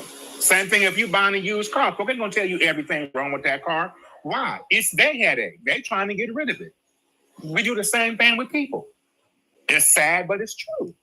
Whether they foster kids, adoptive kids, or dudes that get out of prison. We trying to, you basically taking on somebody else's headache, somebody else's problem. So you got to, research that stuff for yourself.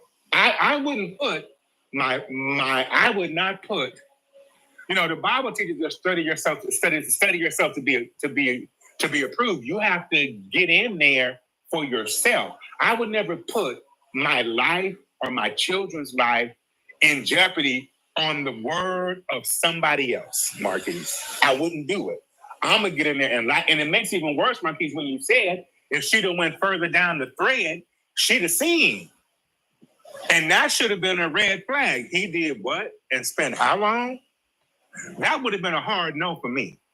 I mean, but in her defense, the post about the brother was way back in 2018. So who is spending that much time, going that far back? Of course, somebody did because they wanted to dig, but it was, that many years ago. I thought it was on the same thread. No, it wasn't. It wasn't. I'm just not gonna, especially when you got kids, like everybody's saying, when you got innocent little kids, you can't just, you just can't be flippant with your safety. You can't be flippant with who you let come into your house. And if I tell me, oh, he's a good one, she's a great good. Okay, let me find that out for myself. Okay. I'm not gonna take your word because again, what might be good and cool for you, that may be something to, what's good and cool. Like, for instance, what I told you about, my good friend. What was cool for her was getting knocked upside her head. But as long as the D was good, she wasn't tripping. Horrible. Well, that ain't good to me. You know what I'm saying? If you got to beat on me to show me you love me, then there's something wrong somewhere. You feel me? So, but for her, she might say, oh, he's a great guy. Yada, yada, yada. Horrible. Then you take him in and you get knocked upside your head. Because you may not have spoke to the other girlfriend or this friend and said, well, yeah, he'll beat on you, but he'll screw you real good afterwards. And he'll beg and plead He'll beg and plead and cry and slobber and slang snot and beg you won't happen again. And you'll fall back in line like she did, and y'all will have great sex. And then you do something wrong, he beat the hell out you again. Oh my God. See, that's it. Another person's good is not my good. That's what I'm saying. Technically, yeah, I just don't see that. That sister just said, here go this dude. Do with him what you will. You know what I'm saying? I just don't, I think people, you just got to look out for yourself. Good doctor.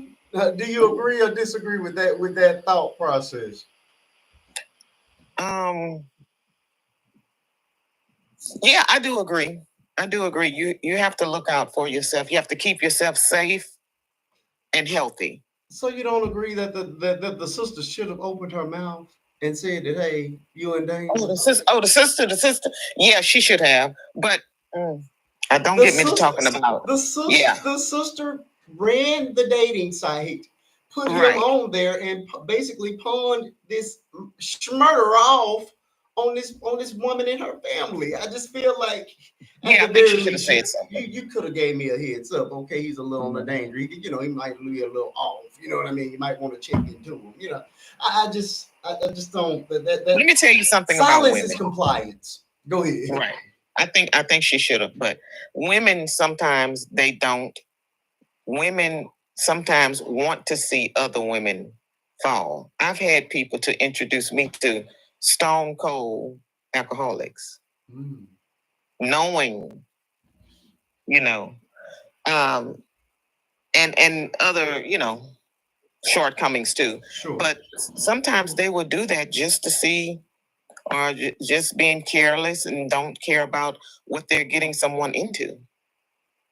Yeah, she should have told him. Come on. She should not have had him on the site, on the dating site. Correct. He should not have been a bachelor on your show, on your dating show, period. No. 27 years in jail. Mm-hmm. Come on. I'm pretty sure that was not part of the profile that you put up for him. I'm 100% sure that was left out of the profile. After a certain time, those people don't do well in the community. Absolutely, because they've made them out of more animalistic. Correct. They can't function outside of those. Right. Out of prison. Absolutely, I had an uncle that way. Go ahead, DP. Well, let me ask you this right quick. Is this like a dating app, or what exactly was? No, she ran a dating show on her Book of Face page. Oh, okay. Yes. So then, so let me ask this question: is it reasonable? I mean, did she do other people too? What do you mean? Does anybody know? Did she have other guys or girls up there too? I don't know how many other people she was, or how long the show was running, or how many other people. So it's like the Kendra G show, where you have multiple contestants come up. You choose who you want, or you put yourself up there and they look at you and choose if they want you or not. So yeah, there's multiple guests on there. Okay, so does she have an obligation to expose all the personal business of every person? And what if she doesn't know? Now, she knew he is, but is she to put everybody's, and maybe she thought, and I'm just playing devil's advocate. She knew him, but maybe she thought he had changed or something. I would hope she didn't think he would get out and do what he did. You know what I mean? I would hope, that he would not have done that. So maybe she thought that he had been reformed. So if I'm trading cars and somebody calls and say, I'm bringing this Audi in, but it's been in an accident, the undercarriage is totally messed up. You hit one bump, it's going to fall out. The other cars are coming in. Nobody ever calls me and tells me, and I just trade them, sell them, whatever. I'm knowingly selling a limit to somebody that someone told me about. I mean, she was privy to that information, and withholding it, I think I think that's irresponsible. I had two older brothers. One brother could have or could not have been, one that stepped out. I'm not introducing him to nobody, let alone having a record. I'm not introducing my brother that I know is a womanizer to any women on a dating show, in my friend circle, none of that. See, but that's you. You have those morals. You have those ethics. Everybody doesn't share that. Yeah, the That's all sister I'm could saying. be low Everybody down. doesn't share that. Right. And maybe in their world, they just believe that people deserve second chances and fair breaks. You know, it doesn't. And again, and back to the car analogy, if any of those things about that car is reported on that car, you can go to Carfax and get all that information. All I'm saying is you have to take responsibility for who you let into your life.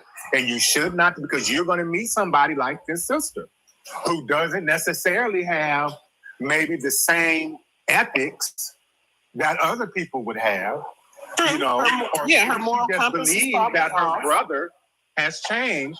You know, you need to know, because if he was that way, you know, she had to know. And I'm like somebody said, why didn't you just have a brother call him a Lyft, call him an Uber, and just have him Uber and Lyft out your house?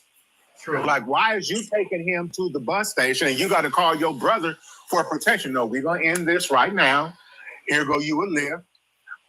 Your ticket will be waiting for you when you get there. The bus will be there. And that would have been it for me. Why is you taking him, like you said, taking your kids? Were they too small to stay at home by themselves? Like, you know, I don't understand her. You know, like, I don't know. I get So you're saying first and foremost, it's her responsibility to vet him down and find out whether the sister told her or not, knew or not. First and foremost, it's you personally, number one, to do that. That's what you're saying in essence. Yes, I am. Because if he has a criminal record, a simple Google search of his name will tell you that. Yeah, and if he has charges, a simple Google search will tell you that. That's all I'm saying. I'm saying, like, when I was out there in the streets, it was me. I had my own apartment. I was out there living foul and wild. If anything happened, it was going to happen to me and me by myself. Had I had, you know, kids living with me, or nieces and nephews living with me, or my mom or somebody living with me, right? And at varying times in my life, I did. My whole hopping stopped. Nobody came into my house when I was caring for my niece and nephews, when my mom stayed with me. I didn't bring strangers because I thought you bring somebody in your house and something jump off, then somebody could hurt your mama. Somebody could hurt your nieces or nephews. Somebody could hurt your kids. So I said, no.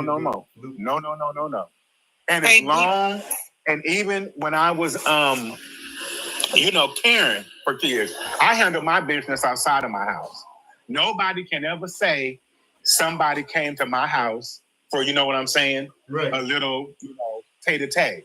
Never did, because I learned that from my mother about that. She didn't go out, but I'm just saying. So when I had other people whose safety I had to worry about, I just didn't take that risk. For sex? DP. No, it wasn't worth it. DP, DeLuke is about to leave, but he wanted to thank you for your service and working with children and human and foster care, because he's a previous foster child. That's awesome. Well, you are so welcome, DeLuke. Sunset.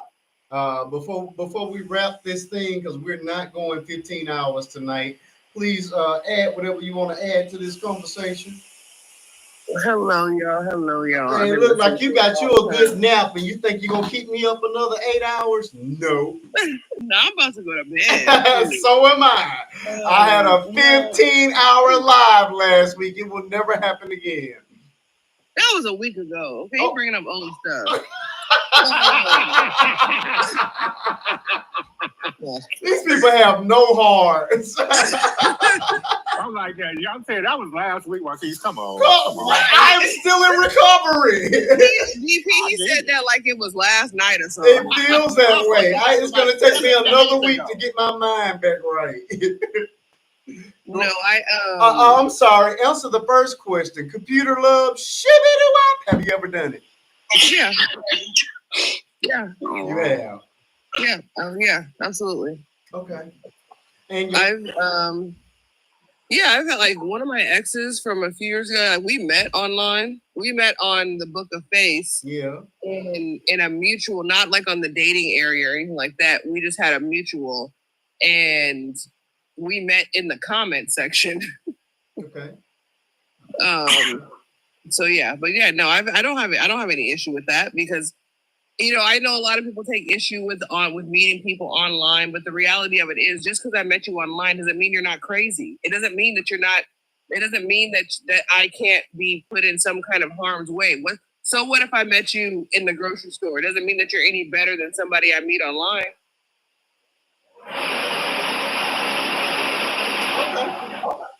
Yeah, I just So you're okay with buying a bus ticket for your boo to come lay up with you for 17 days? First of all, if the bus is how you're getting here, we don't need to talk. I'm just checking, Sunset. I knew that was coming. You already know Sunset was Sunset, ready. I was waiting. Sunset, you okay with the children being in the next room while we knocking boots? Well, I don't have children, so I mean, my parents did it in the house when I was young. So your parents, not your mama and some man she met from Alabama on his sister dating show. Yeah, that's a little different. That's a little different. So you're not familiar with this topic, is what I'm hearing. No, I am familiar. I'm familiar with it. I just think when it comes to getting your cheeks clapped, it's okay. This is the thing. Did he get there after the kids went to sleep and he left before they woke up? He was there 17 days. Oh, in the house. Yeah, that's the problem. See, this is the thing. She just has bad judgment. She has a bad decision making. But I do think what happens is because good night, folks. Because like the whole with her sister, you know, having certain information prior to, I think what happens, because I have been guilty of this before, is that when you meet someone that you were maybe introduced to, or they know somebody else that you are close to, there's a little bit of your guard, I think, that comes down because there's that mutual connection. Now, I would never, to this point, I'm not Boo-Boo the Fool. I'm not no dummy, right? Okay. But I will say, like, for example, one of my exes, and it's funny, one of my exes from like 10 years ago, he actually messaged me today. But when we met through a mutual friend. And this mutual friend, him and this mutual friend had been friends for over 30 years. They grew up together, went to high school together, the whole nine, right? Now, I met him properly based off of that connection because me and the other friend were so close and we were really good friends. So I didn't properly vet him, and I should have never been in a relationship with that man. But okay, I didn't do my due diligence. Let me circle back, Sunset. You asked the question, are the children asleep when he gets there? So you okay with knocking boots with some man as long as the babies are sleeping?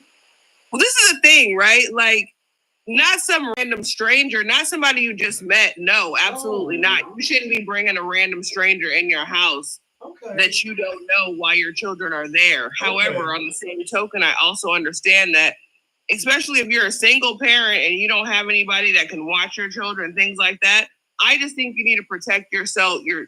Don't introduce your children to every man that you date or that you mess with, right? But at the same token, I can't knock you if it was like, I just needed to get me some and he never met my kids and they would sleep. I can't be mad at that. But in that same token, what if it's so good, I fall asleep out there's over with and you tiptoe into the children's bedroom, and before I know it, they've messed up for life. Okay, well, I don't want you in the house at all with my kids. You ain't passing out. You ain't passing out in my house. I'm not passing out in my house. And you wide awake, and I don't know you like that. Well, just for me speaking personally, you ain't even coming to my house if I don't know you like that. You're not even coming here. Yeah, you're not coming in. But also too, I don't have children, so I don't have that issue. If I want to bust it wide open at 2 a.m. or 2 p.m., that's my business. God, I am really trying. I'm really trying with Sunset. She never lied. That's why I love her. Crazy. She's letting you know. I am really trying with Sunset tonight. Well, you know she's gonna tell us that's how she feels. So ridiculous. Lord, she's ridiculous. But I'm just saying, like, so with DP, I agree with something that he said when he talked about, when his parents split, how his mom didn't bring another man. My mom was the exact same way. There was never a man that spent the night at my house. My mom didn't have men in and out of the house. She was in relations. She did have relationships, but she never brought that to the house. But my mom was a long relationship person. So there was someone she was with for 10 years. But even in that 10 years, if he did spend the night at the house, I wasn't there. It was when I was at my dad's house or I was gone. It never happened in the presence of me. Not even like come have dinner and you leaving out of here at 8 or 9 o'clock. None of that. My mom didn't play none of that. Yeah, you wasn't gonna be in the house at all. Around her children. No way, shape, or form. At all. No way, shape, or form. If I said if my mother had a boyfriend, we never knew. We never knew.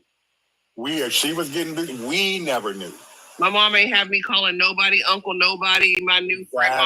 Mama didn't play that. So do you agree or disagree with the fact that the sister hosted this dating show and failed to even mention that her brother had been in jail for 27 years for unaliving somebody?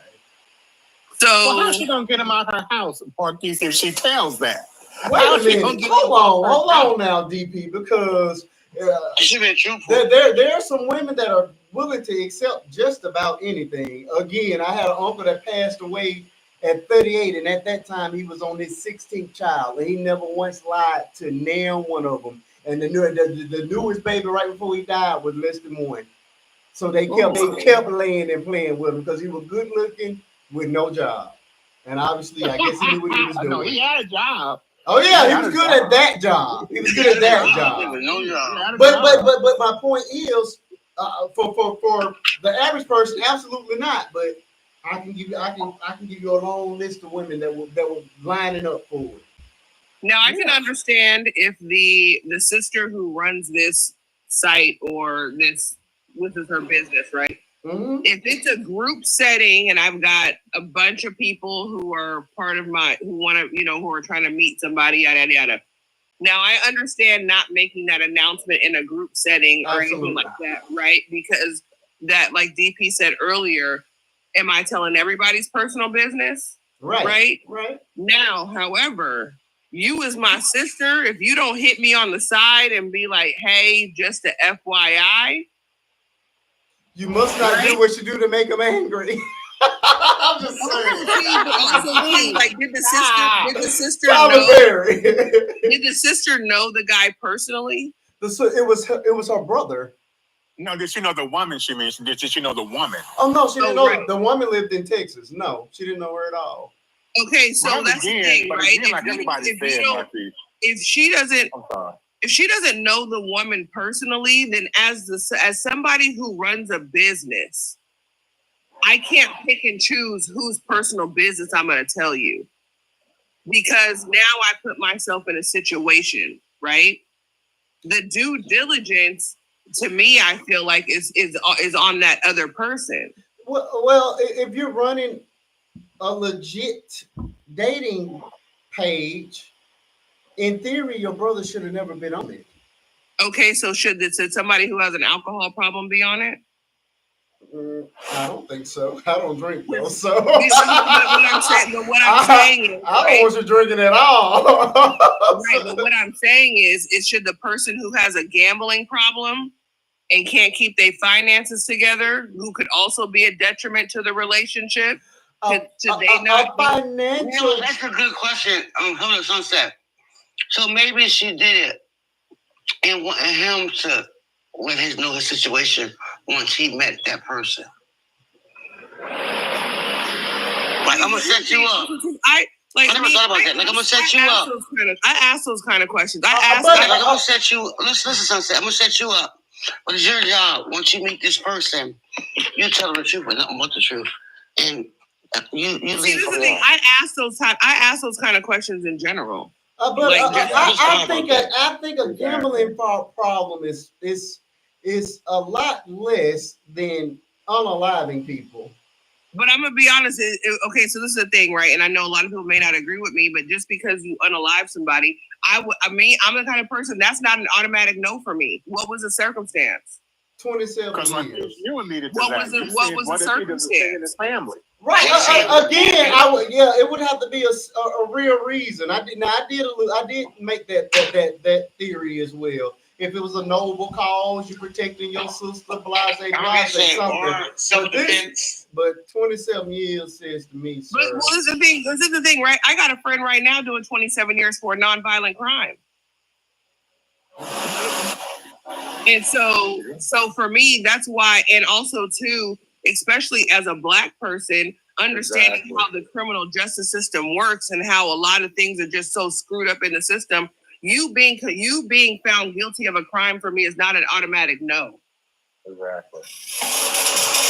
Even on the line. Okay, I draw the line. Let me tell you. On the line. I don't want my daughter dating nobody that's in jail 27 Let me tell you. I have multiple exes who have done it.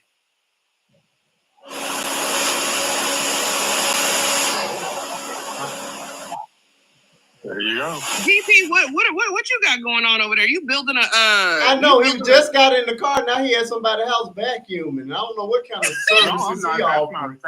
It's hot. DP, why are you having hot flashes, sir? Because I'm finna be 60 and I told myself I'm finna hang it up. I'm finna nail it to the wall. DP, you are in the bay. If you don't crack a window, because I know it's cool outside now. No, it is cool. I'm too lazy to get up there and go take the fan off. I'm relaxing.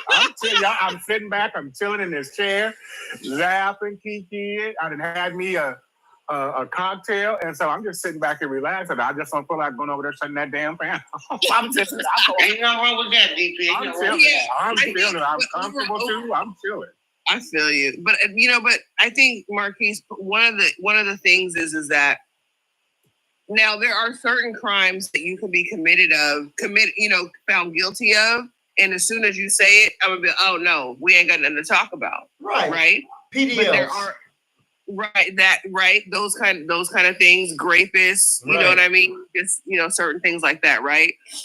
However, there are some circumstances where I do want to hear more. Doesn't mean that it's gonna be okay, but at least I'm getting the information, right? In the circumstance, because I know that a lot of people, especially in our community, they get accused of things that they didn't do, or they have much harsher sentences, right, than a lot of other people. So for me to make a snap judgment just off of the fact that you got 27 years. Now, I'm gonna be honest. I'm gonna tell you, I do feel that way, but you served 27 years. I can't give you none. Exactly. All right, guys, we're gonna tap up to 250 because 27 years. I'm pretty sure you've been getting pleased some kind of way. What you say? That's why I said I can't give it to you. Hold on, Sunset. I didn't hear you. 27 years. You've been getting it from somebody. For 27 years, you ain't coming out getting it from her. And we're gonna tap up to 250 because we're getting ready to get these final thoughts, y'all. I know that's real. We are not staying 15 hours tonight, so we're gonna go ahead and wrap this one. I will be back on Sunday night for my subscriber only live. If you enjoyed what we did tonight, subscriber only lives are even better. I have topics that I saved just for that particular show. Of course, we get to chop it up and talk about things that we don't necessarily talk about in the big group setting. And then, of course, I got a lot of what'd you say, Crystal? Sub only content coming for you. Let me see if I can lay her gallery up before we hang up.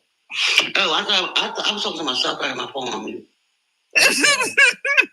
Moving right along.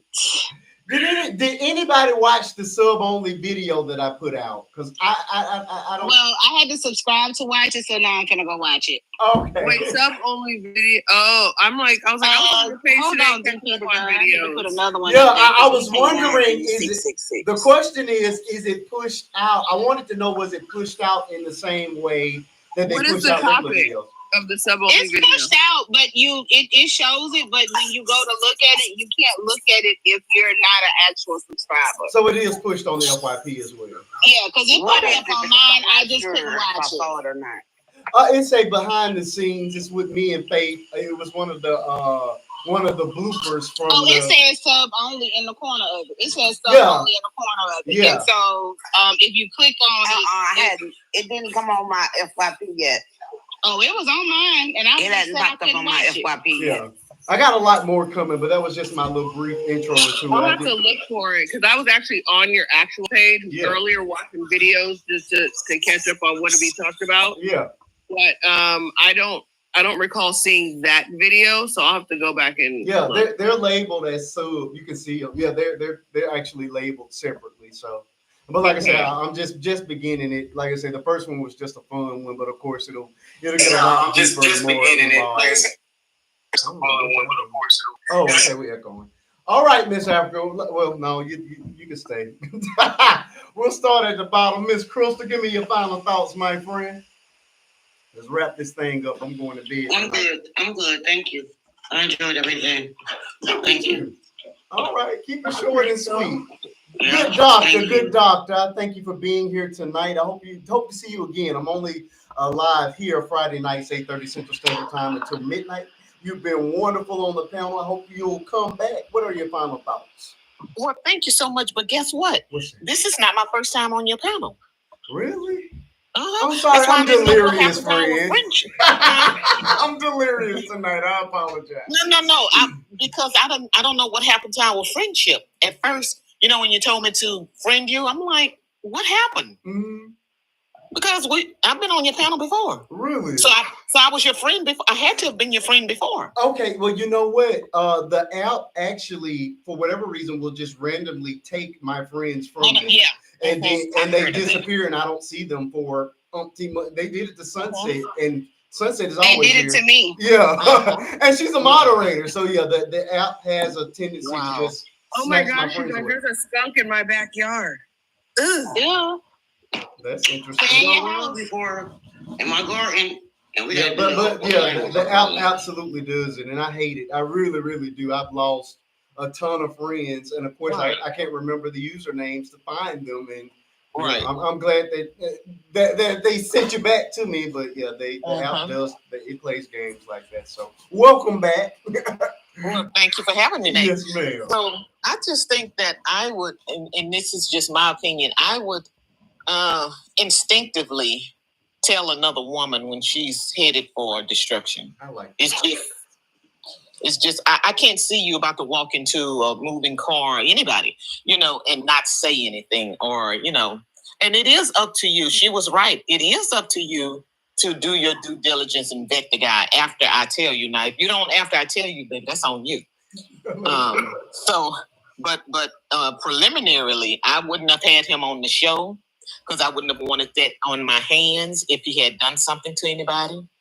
And I would, if I did, I probably would have snuck some kind of way and told her, you might want to vet him.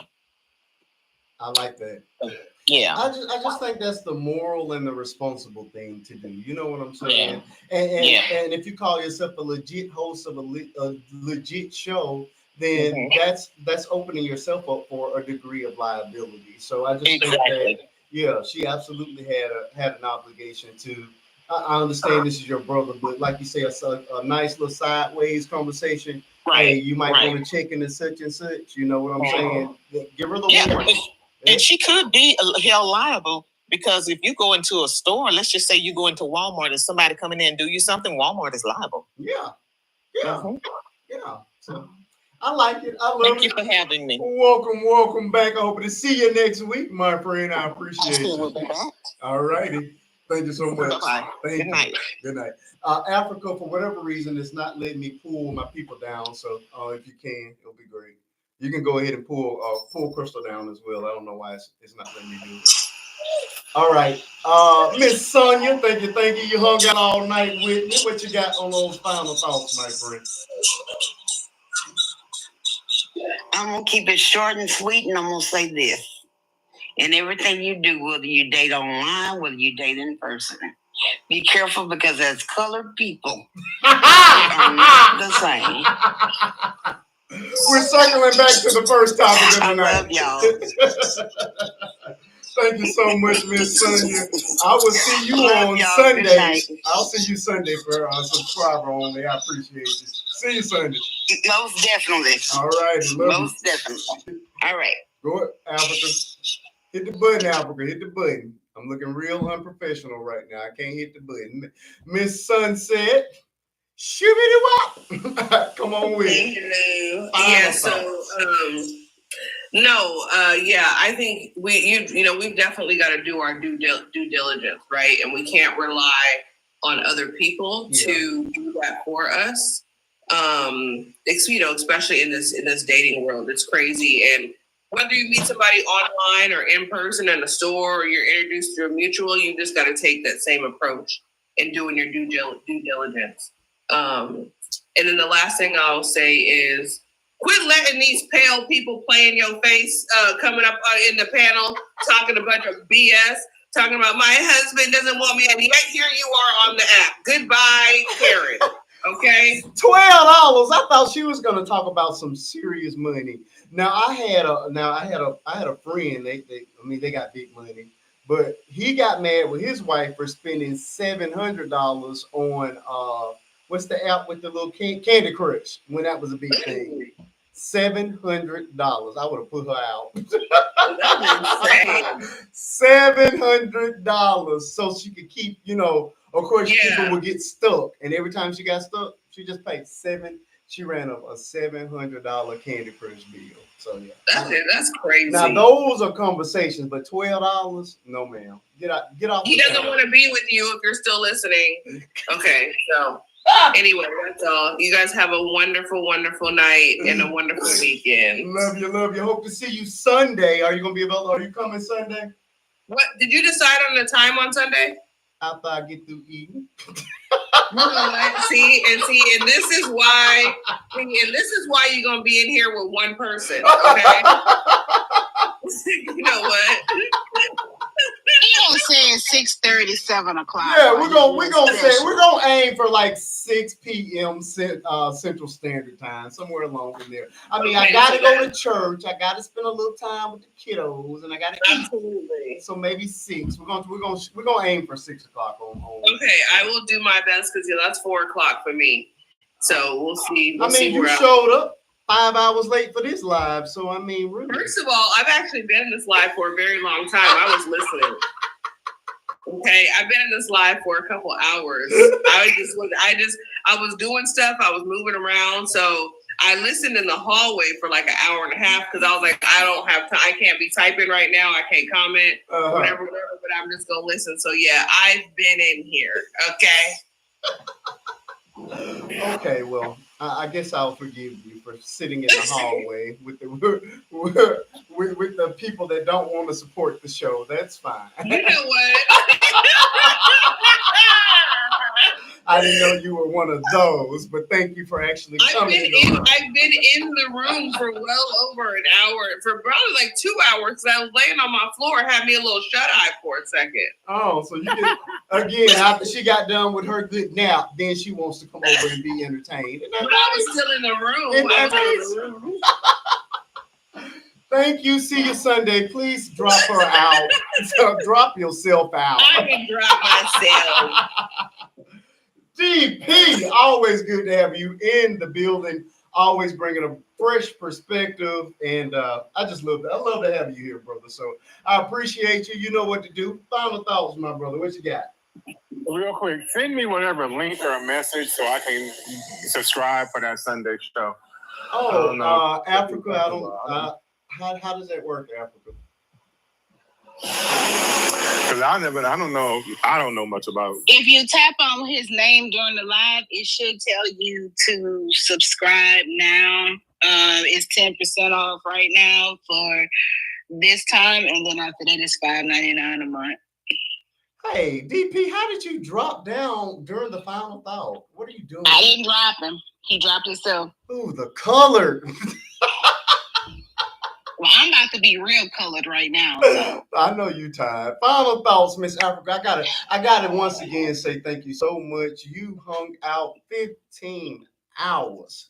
Then you showed up for the Sundays, the subscriber Sunday, and you came right on back on Friday. You are officially my co-host, and I absolutely appreciate you. No problem.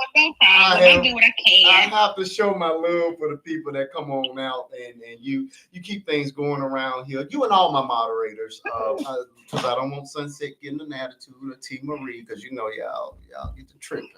But I'm just saying, this one here did the overtime hours, so I got to shout out. I got to give her a little bit of, you know what I'm saying, a little thank you so much, because I'm still tired. I've been singing all night. That's because I'm exhausted.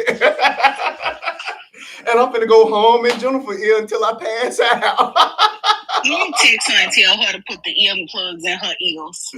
DP say he has fat cheeks. Is that how you end up dropping? Are you still holding up the phone to your ear?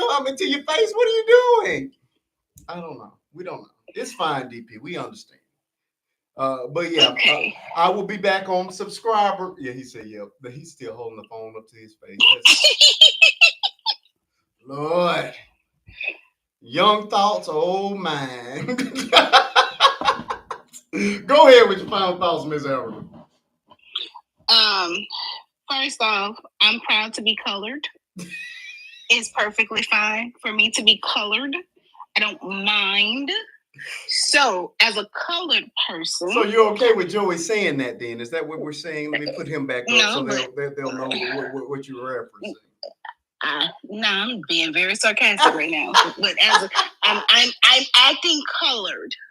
They wasn't educated at that time, so I'm being colored. The lady with the final thoughts. My sympathy is still with the lady with the babies and the special baby daddy, whatever they are to each other, not to each other. I just feel like some of these times, this is when community need to come together. This is when families need to come together and put your differences aside when it comes down to these babies, because at the end of everything, it's the babies that get hurt. Yeah. It's the babies that suffer. It's the babies that grow up questioning themselves, questioning their worth, questioning the love from either parent or other family members, and then they hold that on themselves, because then they get the question, what did I do?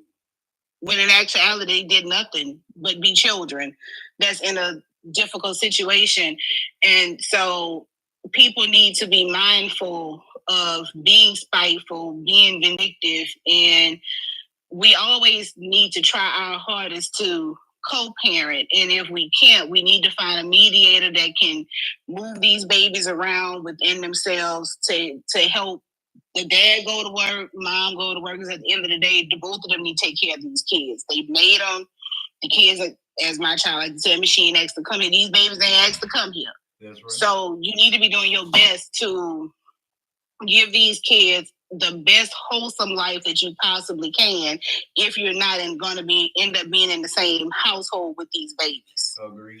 As far as this last one, I'm sorry. I still blame the sister off top, but I blame the mom also, because the sister, for whatever reason, I get it. You feel like you're not supposed to out your brother, but when your brother has spent all of the rest of his formative live, the brain is still being developed up into 25. So you got from 7 years that your brain was still developing, and the prison developed it for you. You were incarcerated over half of your life, because 36 was half of it. And then you got an additional 9 years that you were incarcerated. And so that was something his sister should have said. And now if the mama decided, finding out that he unalived some people, and she chose to still be bothered with him, then that was her choice. But if you don't give me all of the accurate information, and I get it, yeah, we are supposed to go backwards and vet people and go check them out for ourselves. But if you don't give me any indication of what I need to be looking for, then I can't know that, I need to go verify what this man did. Because, I mean, she might have just said he just was in jail and made it seem like it was something small. Right. You know, but she has a responsibility because at no point in time for somebody you just met should they ever, one, be in your home, two, be around your kids. You just don't do that. And that's the only thing with DP to God I agree. If you want to go and love up with him, hotel, motel, the Holiday Inn, because Motel 6 to 6 that they keep the light on for you. So that's where you need to be. And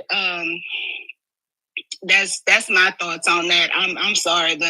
The mom has just as much, you know, the sister and the mom has, they have, to me, probably about equal. I can't say the sister the most and the mom the less. They are equal in that because they both made decisions that was not good. I don't know where their antennas was. The sister just didn't want him on her sofa, must be, and the mom, to me, just was lonely and desperate. That's the only thing I can think of. So, with that being said,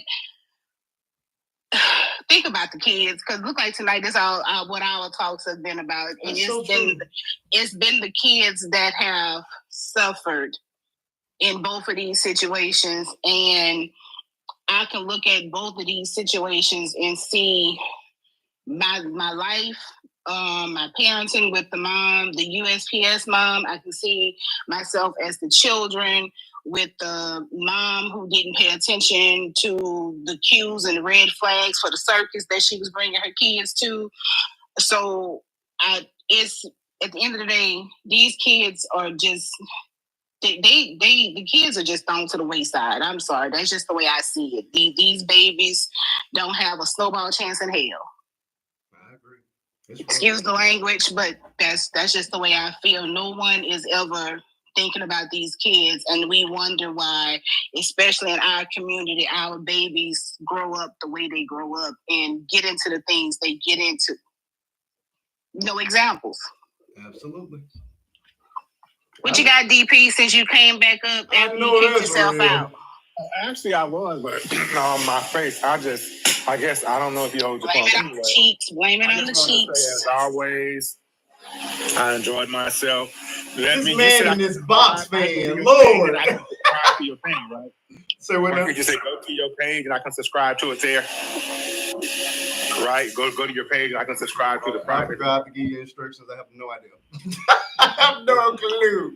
Africa, how does he do it now? Okay, so if you tap your name, so go up to the top of your screen, and you can do it while you're on the live. Oh, okay. So I believe.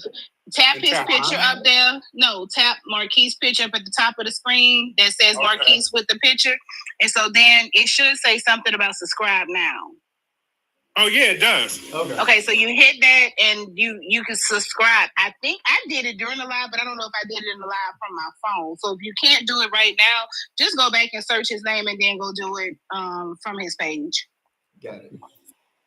Okay, so they run the special. So what is it after the $5.39? $5.99. It just goes back up 60%. They not be hitting me up for no $25. No,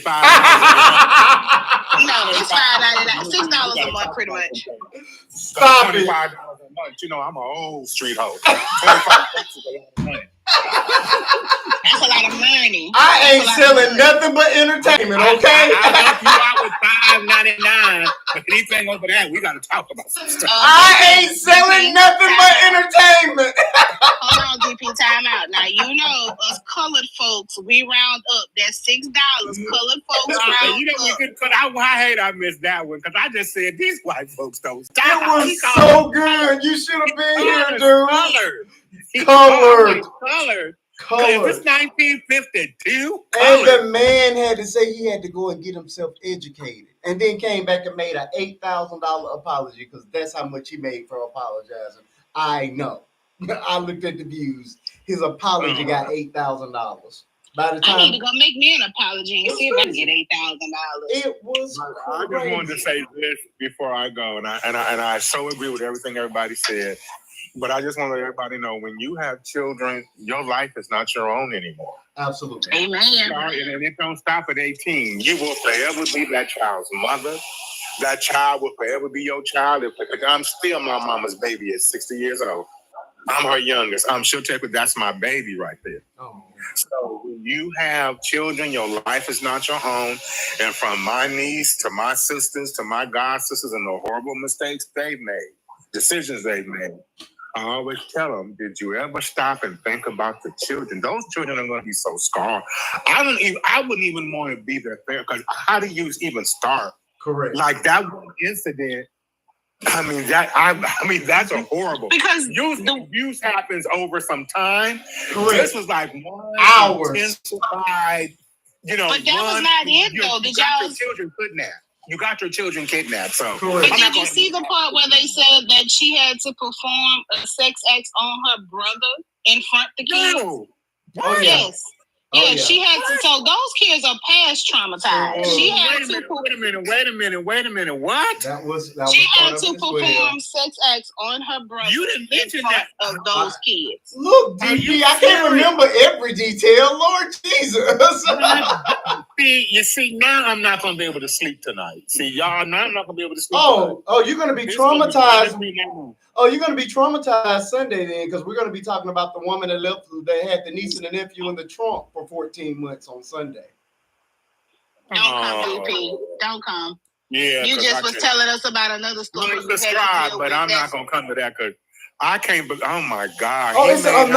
There's an actual 49-minute video on YouTube that you can watch. I watched it. I'm sorry.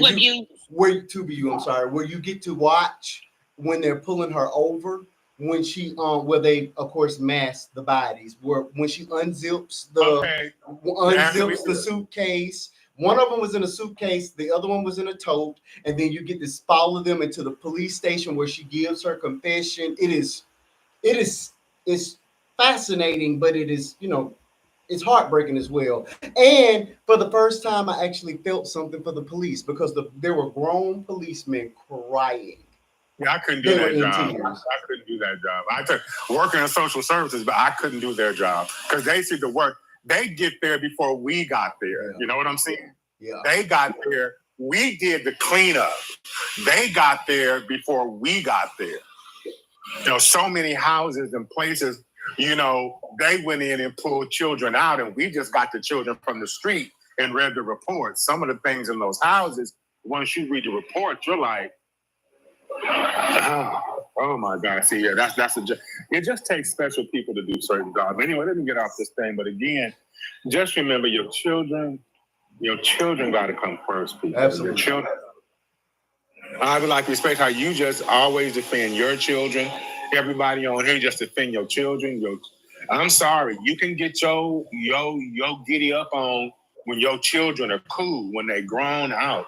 But folk want to get their giddy up on and have 10 different uncles coming through the house. You know what I'm saying? And your kids are seeing you. But then you wonder why your daughter got 4 baby daddies. You know what I'm saying? I did my business when my ex-husband got had 5 baby mamas. You got it. You know what I'm saying?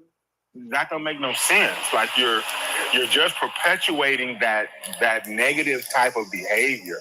And it's not good. That's why I can tell people all today, ain't nobody ever tell you they seen nobody park nothing up under my bed because I learned that from my mama. Mine too. Ain't nobody said. I did my business when my ex-husband had my kids. And after he quit seeing them, I ain't do nothing. It was what it was. They got of age for me to be able to leave home alone for a couple of hours. And that's all I'm saying. They can never say they got boots under the bed when they went to bed or when they woke up. And there you go. And that's the way it should be. You're an adult. You have a right to do things, but you still have to be a responsible parent. Agreed. And oh my God. Now I'm just done. I'm going to go back there and think about that. Now I'm going to go try to find the article and read up on it. It's all the articles out there. That's what I'm saying. I was going to go lay down, but now I'm going to go at least read a couple articles. Because that one, I'm like, dude, you did enough. You did. Like, somebody like that is so, but then kind of makes me wonder, was he like that when he went in there? Maybe that. He was 18. Understand, maybe that unaliving might have been justifiable or, gang, whatever. But did he become this demented, perverted, sicko monster? Probably. Being in that. He was already like that. Was he broken? That's what I'm saying. Was he broken from the get-go, or did he get broken in there? I think he was broken from get-go. I don't think so. But going in at 18, I'm gonna say a lot of that he probably picked up in prison, and he's not. He doesn't. He's not a big guy, so I can only imagine the number of times he was tried before he started trying others. So, And also, go ahead. Yeah, you don't know what happened to him. I had a young man I knew when I was working in juvenile justice from the neighborhood, and I remember he just told me, and I knew he was talking about him just by the emotion that was welling up in him, but he would just tell me a story how this dude in there basically got raped. Got R-worded, right? He said he was just never the same. And I could look in his eyes and just my spirit said, you're talking about you. Wow. You're talking about you. You know what I'm saying? And so, did that experience, did they just break that dude and made him, and maybe he had to do a lot of weird, you know what I'm saying? Who knows? We'll never find that out. He may never. But I'm like, yeah, this need to be, but he's a piece of essay. And the good thing is, again, he will never see daylight again. Mm-hmm. That's the only good thing that came out of this. So if anything, I'm going to give that woman some flowers, because if it wouldn't have been her, it would have been somebody else would have ended up, because she tried to unalive the brother, y'all. Correct. He would have unalived somebody again. Correct. He would have, and might have unalived multiple people. Correct. So the only good news is, everybody suffered, but nobody else will have to suffer. That's the only good. I like All right, y'all. Love y'all. Keep it up. I'll see you Sunday. I'm just going to have to get through this and pray up before I come into this. It's going to be a lot. But like I say, it just depends. What I love about this the Sunday show is, if y'all not feeling it, then we can move on. And of course, it's totally different. I love that you bring stuff like this, because, I'm one of them first 48, and SB, okay, so, I'm there, but I'm just like, it's heavy though. It's very heavy. It's too much. It's sometimes it just. I don't think he should have been let out, y'all, because I'm just looking at some of his information. He was thought to have August 11th of 2013 to have been involved in an inmate's unaliving while he was already in there serving the time he was serving. You cannot be saying that word, DP. I'm sorry. He just a serial unaliver. Yeah, see, no, dude is broken. Oh, okay. Now you want to be on my side now. Okay. I'm going to tell you what. Had I known about the S Act, had I known about this. So him peeing on this, woman and burning her hair up wasn't enough for you? I'm confused. No, but again, I'm still saying, there are degrees to this. You know what I'm saying? But that other stuff, that takes it to a whole nother level. I think peeing on somebody and setting them on fire is the next level for me. I'm just saying. At a good drunken party, who ain't been peed on? I've never been peed on. I'm saying again, I've never been outliers. In front of your children. I done fell asleep and then pissed myself at parties and things. A little pee ain't gonna hurt nobody. In front of the kids. He urinated on this woman in front of her kids. Hey, Terry. No, that dude is bad. That dude is bad news. Yeah, I'm just saying. So he shouldn't have been out in the first place. Yeah, you're right. When you go into that stuff, dude should have never, and he probably maxed out, which is even weird. Long story. He probably did all his time so he could get, but thank God he's gone now. Yeah, he's out here. Thank God. It's insane, y'all. People y'all got to be careful out there in the dating world, especially, online and otherwise. You just got to be careful because they're just sickos out there. Whether you see them on the street or not. That's true. And you know what? I'm worried. I got a niece who's starting 7th grade, so I make her 11, 12.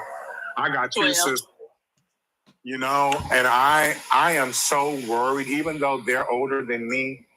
I just be worried. And I got 2 nieces, one 36, one 32.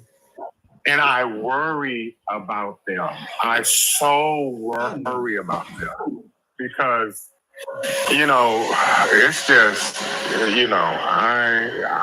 I don't know. I just feel so because you. I mean, Sunset, go to bed. I know it. I was about to kill it. I can't stand you, Sunset. If I had daughters, like if I had a daughter, I got one. You know, I would just be like, I don't even know what to do. I don't know. I don't see how y'all do it. Oh, it's because I'm crazy about nieces and sisters, but my own.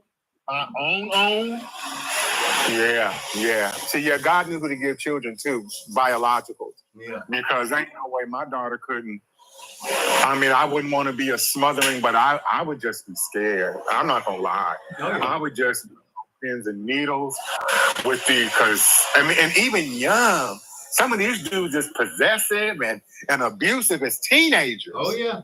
They out there. You know, this ain't just no grown man. You got these obsessive, aggressive teenagers. I know. I work with them. We had one used to jump on his girlfriend. How that baby was made at our group home, but he used to put hands on her. Dude, you like 15? What are you doing? Oh God. At that young age, that was in him at that age to be physically abusive to whoever he was dating at 15. So I'm like, I don't know. Ooh. All right, y'all. Well, I'm gonna get out of here because we're gonna be chatting all night. But I'll see y'all Sunday. All right, appreciate it. All right. Bye. Go ahead, hit that button, Africa. All righty, folks. This show is officially over. How many hours did we make it this time? Still not the 12 o'clock mark, friend. Well, that's because at 12 o'clock we was just getting to Mr. Larry Lowe. You got that right. I knew that one was going to be a long one. Sunday night, I will be back, me and my moderators and my subscribers only. So please, if you've enjoyed what we've done tonight, you'll enjoy the subscriber-only Sundays even more. We get to have in-depth conversations about chosen topics and any and everything that you all want. Of course, you guys are able to get to interact and give me your thoughts on what you guys want to talk about for the following show. I take all that stuff into consideration, and if it's good enough, video goes up and it becomes part of the next live. Again, there will be subscriber only content going up. I'll try to work on some additional stuff over the weekend. I got a lot coming your way. I have one video up thus far, just a nice intro blooper of sorts entitled Bye Wig, and you'll understand it once you watch the video. Very funny with me and my baby. But of course, I got a lot of other stuff coming your way as well. So please, if you love what we've done tonight, okay, no problem. If you love what we've done tonight, please hit that subscribe button. Or if you're not ready to subscribe, you want to come and check me out a few more times before you commit, just hit that button, become part of my TikTok family, and watch the content. Everything that we talk about, there's a dedicated video for, and I also do my regular scheduled family content and things that I enjoy as well, that many people do enjoy. Me, my family, me and my daughter have been viral many, many times. I say that very humbly. So there are a lot of people out there that love what we do. But this live interaction is a lot different from what you see on the page. And I think it just makes for a more well-rounded creator myself. I don't like... I don't want to get into a position where every time you see me is doom and gloom. So I try my best to do a good mix of entertainment, enlightenment, and education. So you'll get one of those three with every single video, but you just never know which of the three you're going to get. So I think it's a surprise every time. I put my heart into every single video that we put up, and me and my daughter are my best part of being creative on this app. But of course, when it's time to bring the community together for us to talk about situations and things that affect not just Black people, but all people, then I'm happy to do that on this platform as well. That's pretty much what I'm about. Again, I can't stress enough. It's great that you guys binge watch the content. I certainly love that, because I love that people love what I put out.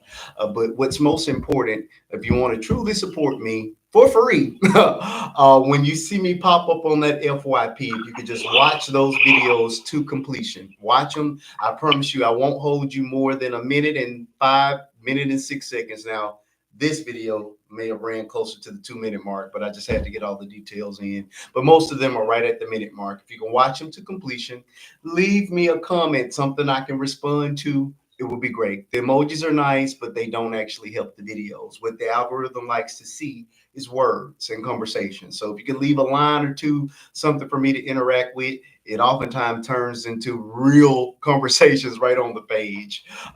So like it, always hit the like button, leave that comment. And if it's something that makes you laugh, makes you cry, or makes you think, hit that repost button. And it does wonders for helping to continue to, for me to continue to grow as a creator on this page. Many can attest that when I do have available time, which is not a whole lot because I'm always either working on content or in these lives, I do randomly pop up in my friends' pages, and I will do just what they do for me. I moderate, I tap the screen, I lead the comments, keep the conversation going. I do the same thing for everybody. So if you can do it for me, I would absolutely love it. So thank you all for being here tonight. With that, I'm gonna go to bed. I really am going to bed. I love you all with the love of God, and I will see you all on Sunday at 6 p.m. Central Standard Time. Did I say that right? 6 p.m. Central Standard Time. I told y'all I'm sleeping. For Sunday night subscriber only Sundays. Love you all. See you all in a couple of days. Good night, Miss Africa.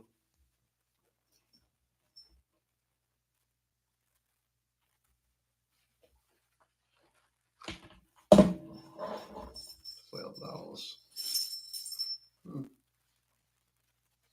How'd you get $12? I don't know. Don't care. 5 years old.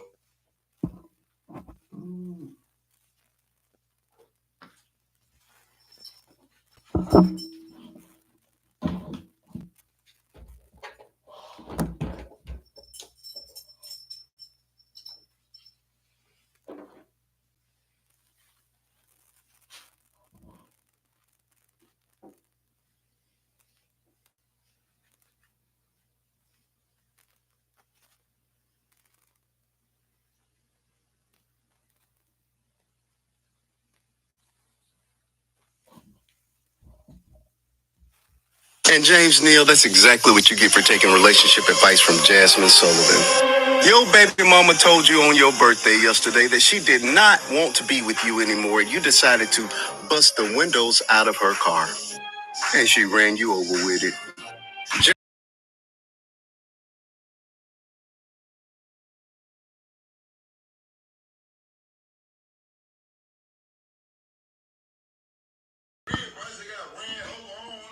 James Neal, please answer this for me.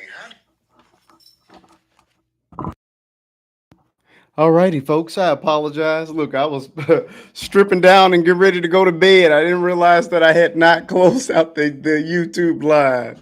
All right. I thank you all for being here. Many of you all will watch this in replay, and I thank you all in advance for it. If you could kindly hit that subscribe button if you haven't already. Leave those comments and the likes and shares if it's something that you enjoyed. I'm live each and every Friday night, 8:30 Central Standard Time until midnight or later, as you can tell. I love what I do. I'll be putting up some new content on YouTube in the next couple of hours. I know I'm a little bit behind, but I'll be getting those things up. I just keep going and keep growing. I love you all, and I will see you all on next week. Have a good night.